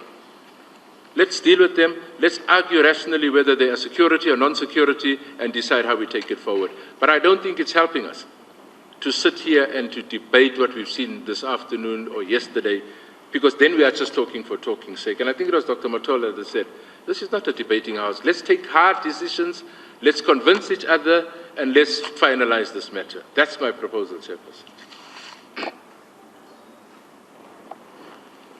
No, thank you, Honourable Members. Honourable Members, the Honourable Sin made a proposal that we adjourn today, and earlier you will recall that there was a request for certain missing documents or pages to be furnished so that if members have questions of clarity around those pages, that they can engage in it. I engaged the staff attached to the office of the Minister of Police over lunchtime, and they are in the process of sourcing those missing pages. And I will ensure that members get it tomorrow. I'm also of the opinion, and having discussed it after the Minister of Police addressed us on Tuesday, his willingness to come back to the committee at any given stage to come and provide clarity, if need be. The Minister of Police will be interacted with so that we can deal with those matters. And then also, the Speaker has referred the document that has been distributed in terms of the response of the Minister of Public Works on a lot of the issues that has been referred to today to this ad hoc committee. So this ad hoc committee is no longer just seized with the one matter dealing with the report of the Minister of Police.